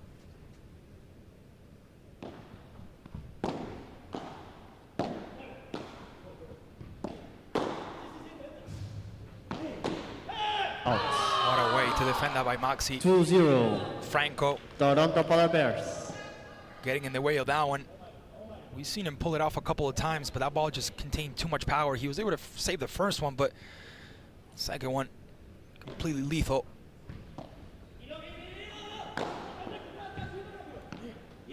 Two, 1. Wonderful again from Franco. Toronto Finding that Bears. space right between the two players. Last cleaning, please. We're going to have glass cleaning.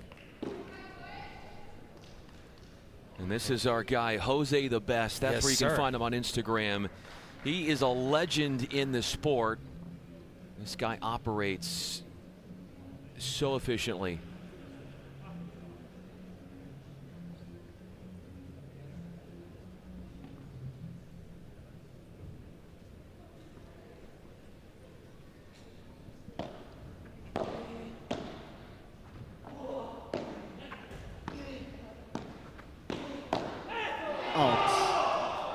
Came back and won that point after the Toronto Polar Bears found the side mesh. It is tough to recover when your opponent goes side mesh at you to then take the point after that.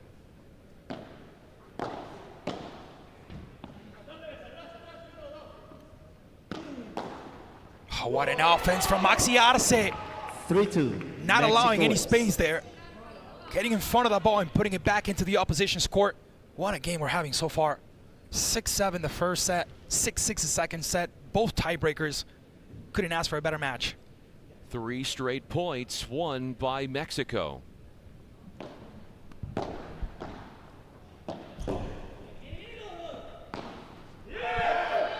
Run ends for 3-all. And just to give you an idea of how close this match is, 50%, I'm looking at the numbers here, as sides will be switched in increments of 6.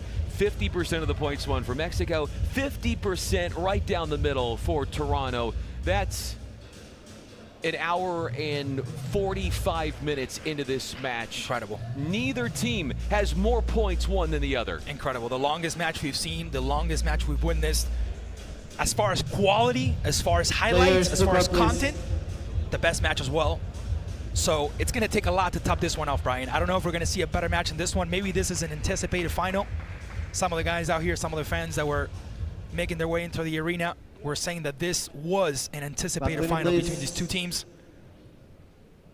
But so far, they've given us everything possible. The stalemate of all stalemates with how close this is. Neither side budging.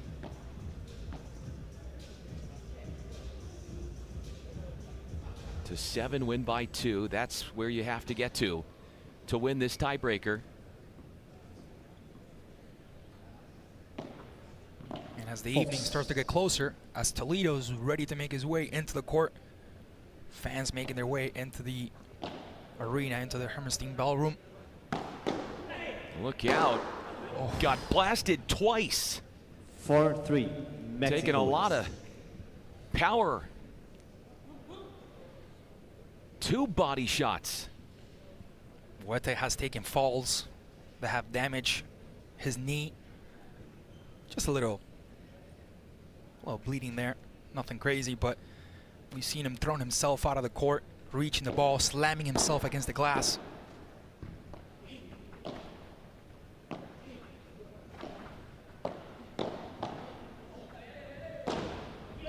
Wonderful way to hit that wall. Putting it back into action. Del Bianco. 5-3. Mexico Waves. A 2-point lead for Mexico and 2 points away from forcing this week's first third set super tiebreaker. He has such a talent to find that gap, that space, and he does it every time. Faults.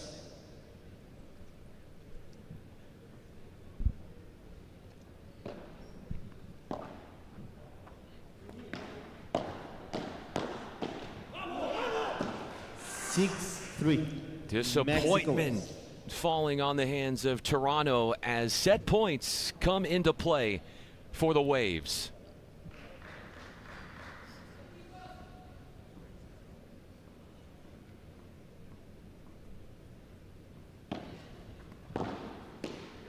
Out. Not the best swing there from Del Bianco, hitting that wall.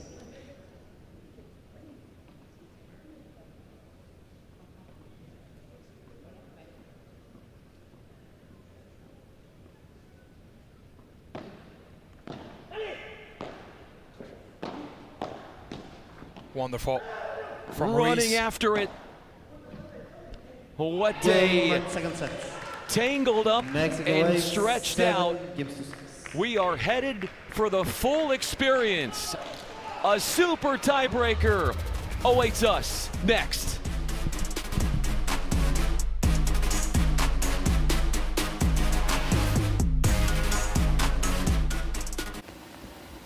Well, there's a lot of infection in there, Timmy. You're doing really well. Are you feeling anything? Kelsey, what's Kelsey?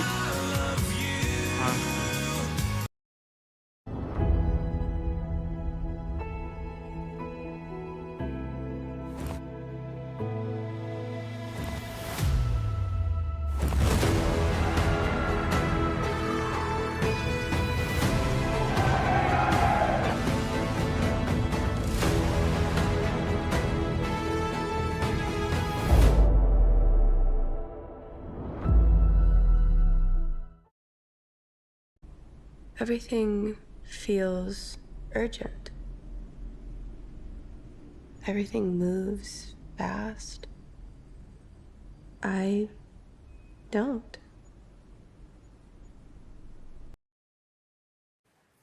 Most moments aren't perfect. I didn't plan this. It's just happening. With Calci, you can trade on anything. Man, tell them something they don't know. Like I'm from Greece. Look at Gallo!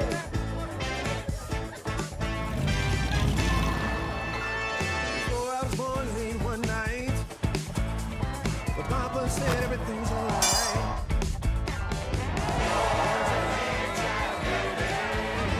Aló, campeón.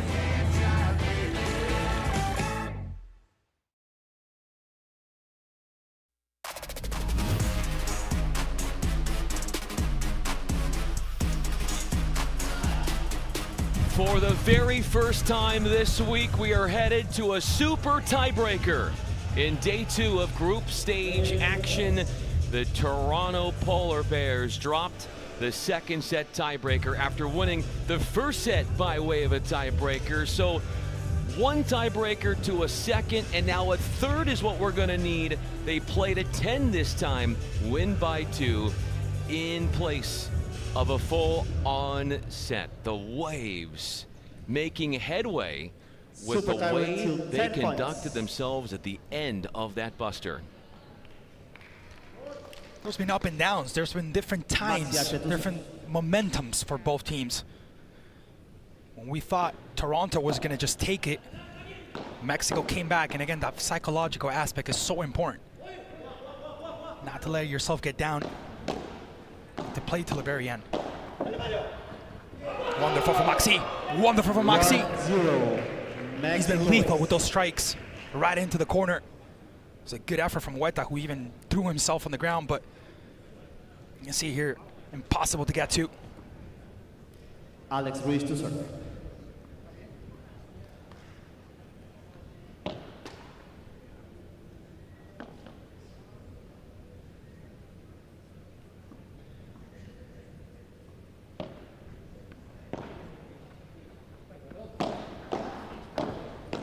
On the floor was excellent Ruiz. Recovers. Lofting a lob deep, and he moves in. A slippery finish right past Arce, and all Arce can do is applaud that fine play from his opponent. Alex Ruiz has gone down so many times. Every single time he gets back on his feet and he pulls stuff like this. Incredible from the Spaniard. Incredible talent. Can't have that. Mexico off a really good serve, you led to a floating return, and then you hit the sidewall on the fly with that backhand volley from Huerta. Let's first serve.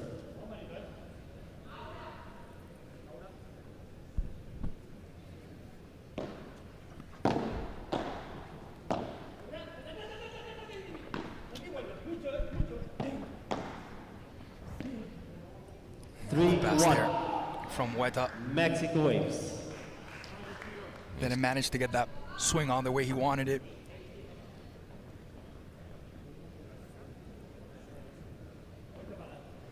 Coach giving a couple of directions there. What a ball.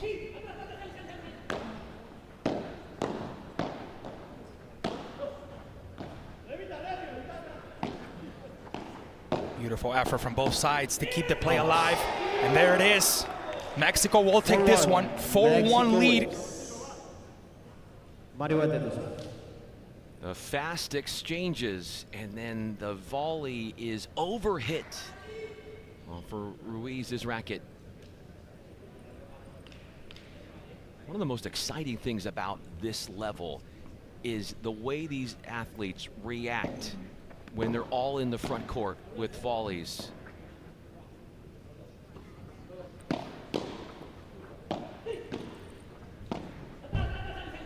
Bianco holding his own with a lot of the traffic going his way. Dex off the back wall. Excellent reaction by Huerta there. Had very little time to react. 4-2. And Del Bianco not able to put that one away. 4-2. 114 minutes of game time. By far the longest game we've had between yesterday and today. And I'm gonna be honest, Brian, I don't think we'll see a longer one than that. Maybe I'm wrong, maybe I'm not, but the intensity, the physical work, the talent between these two sides have been amazing to witness. I don't know if you agree with me, but I have the feeling as of Mexico arriving into those last couple of minutes more physically, better, in a better way. The age has a lot to do with it as well, because they're young players compared to the opposition, where they're a little more, as for example, we saw Ruiz, 36 years of age.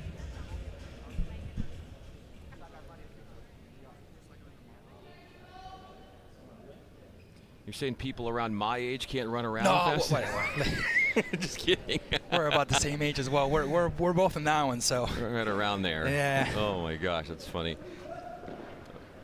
Beautiful from Huete. Excellent from Huete. So they exchange Mexico ends in wins. intervals of 6. To 10 is where you got to get to. So not to 7 like the first 2 sets of tiebreakers, but 10.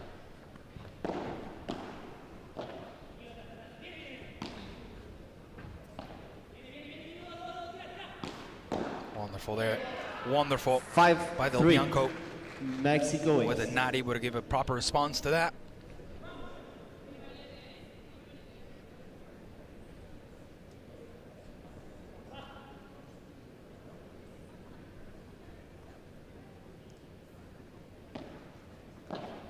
Fault.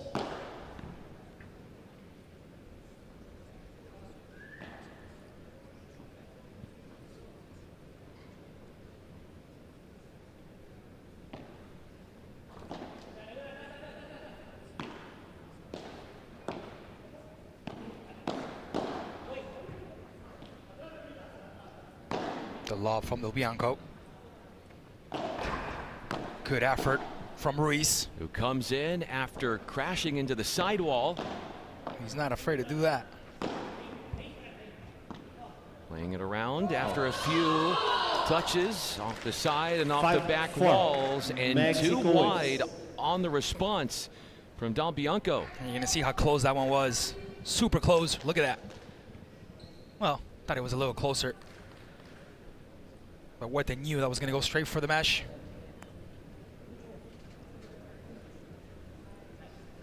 5-4.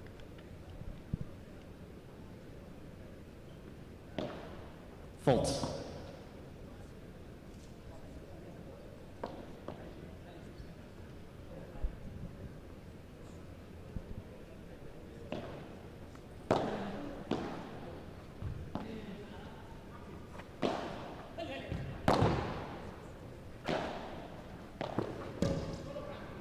Good effort from Arce. He's with the response. Del Bianco choosing to play it down the middle. Creating a big confusion there. A bit of confusion. Is that slightly? That one was up for contention. Did it hit the sidewall? Did it hit the court first? The referee took his time. And I think it did it 1 to Toronto.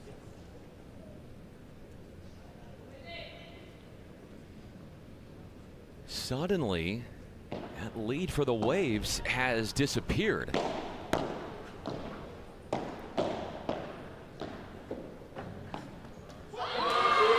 enough strength there for Arce to put it over the net.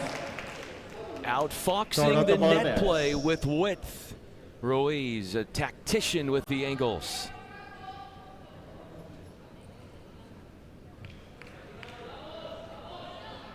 Toronto has a lead.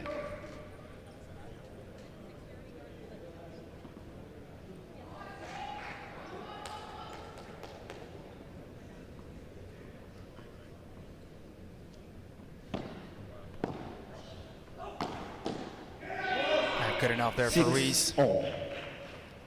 Not a good answer. Tied as 6, Brian. It's been a crazy matchup from beginning to end. First 6 points, 4 of those 6 to start went to the Waves. The last 4 of 6 have gone to the Polar Bears. Let's try to listen in and see what's being talked about.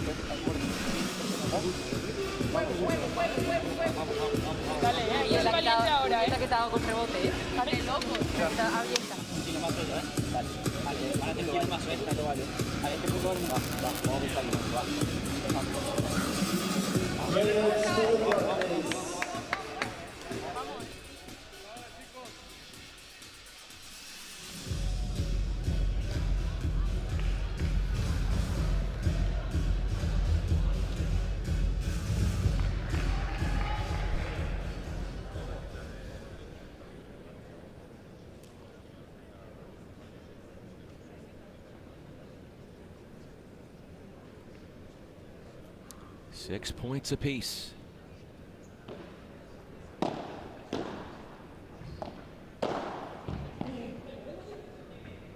Albianco makes a late move to get back defensively. Facing a Bandeja, then threads the middle. Oh, what a strike from Maxi. Huete cannot lob it over the top. Ruiz is tucked into that back corner. On the sprint, wide it goes. Tracking it down. Oh, my God. Touching it Such over. athleticism. Ruiz using his defensive prowess to keep his team in that point. Badly needed for the Polar Bears. Can't get more than that. Just simply can't get more than that. When it seems like it's all gone, like it's all lost, he manages to get down there and recovers that ball. Incredible defense from both, from Huete and from Ruiz. Huete, who has been more on the attacking side, as Ruiz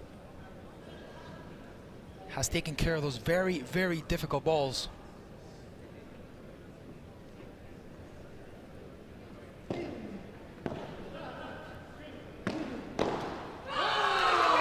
Two-point lead for Toronto and a chest pump after winning that point for Team Huete Ruiz.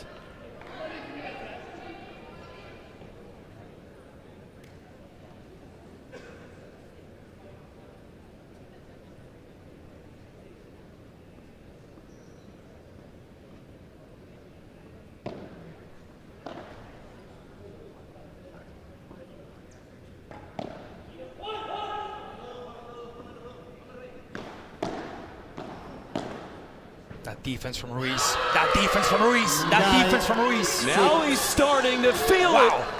Ruiz putting his hand to his ear, beckoning on the crowd to be behind him.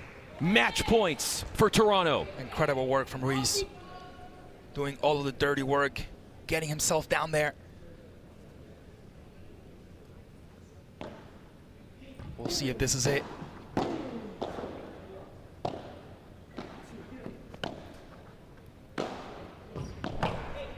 Out. Not good enough there. 9-7. Toronto 7-9. That ball barely making contact with the wall before the court.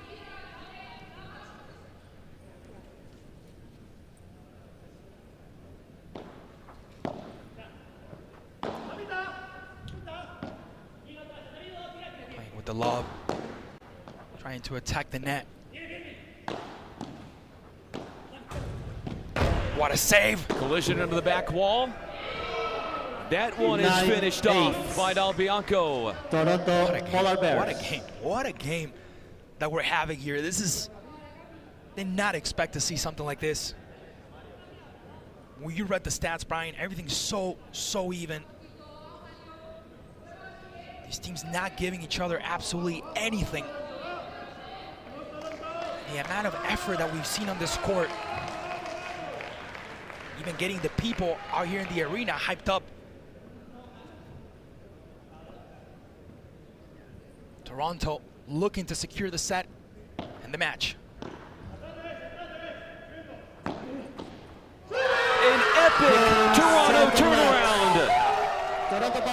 They come back in that super tiebreaker and win the most enthralling, exciting 2-hour-plus match of this first week of 2026 PPL play. Well, you're not going to get a better game than that.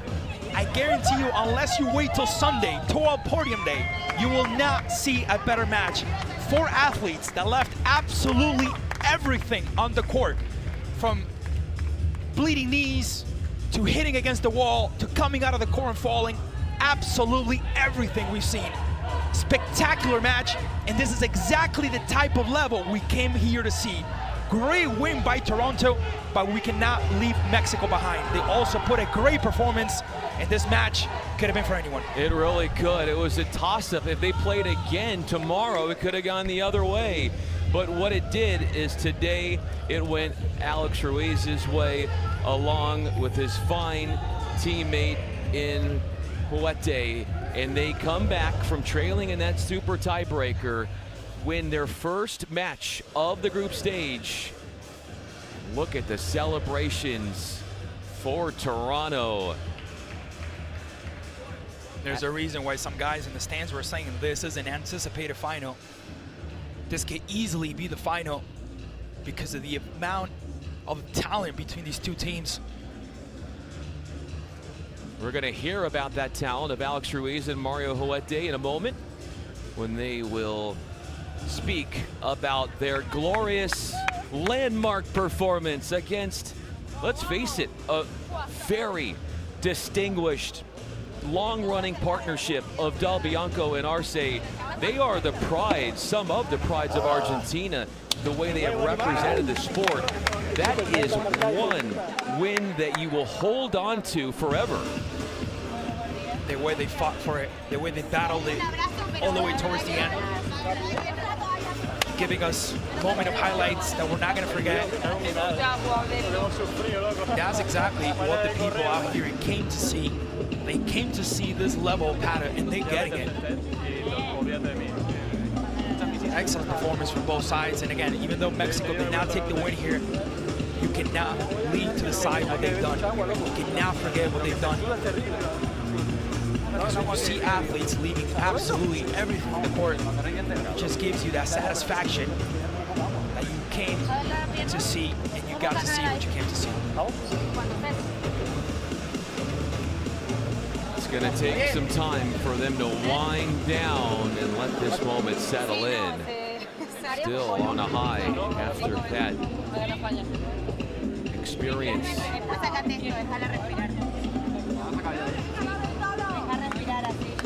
Polar Bears will be checking in. Chelsea at the net to recount the way they did it.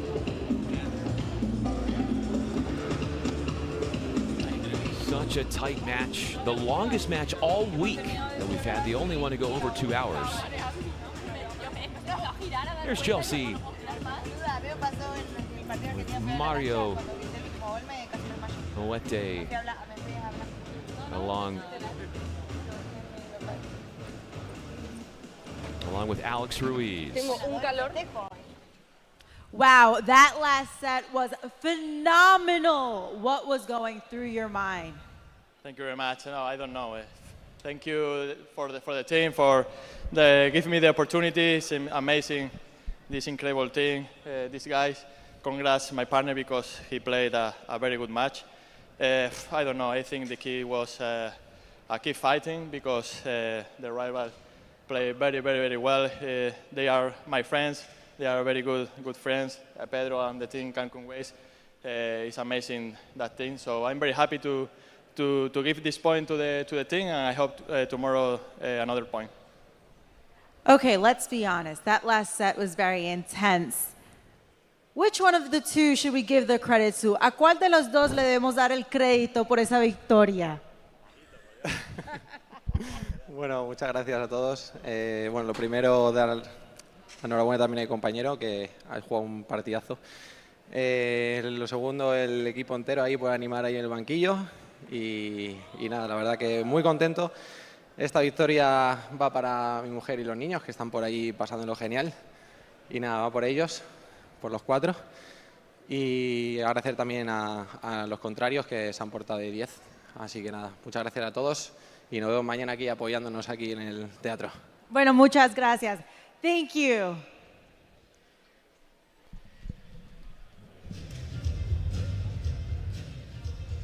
They're humble, but deep down, they know that they've got a lot to be happy and celebrate about. Much more paddle to come, including a matchup soon to come between the LA Beat and the Houston Volts.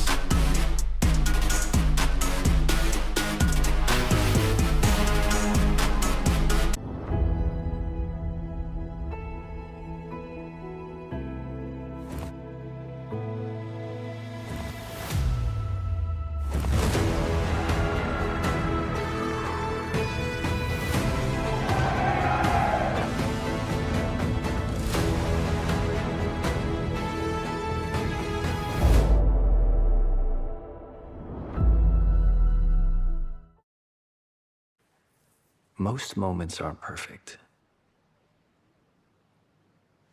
I didn't plan this. It's just happening.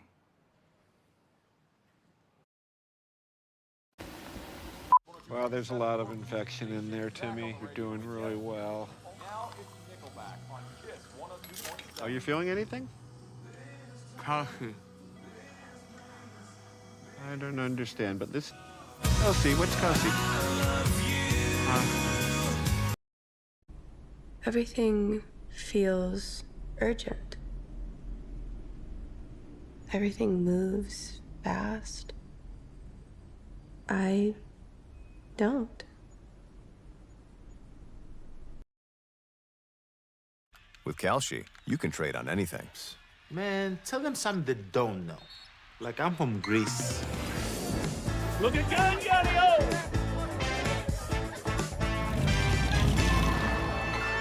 Before I was born late one night, but Papa said everything's alright.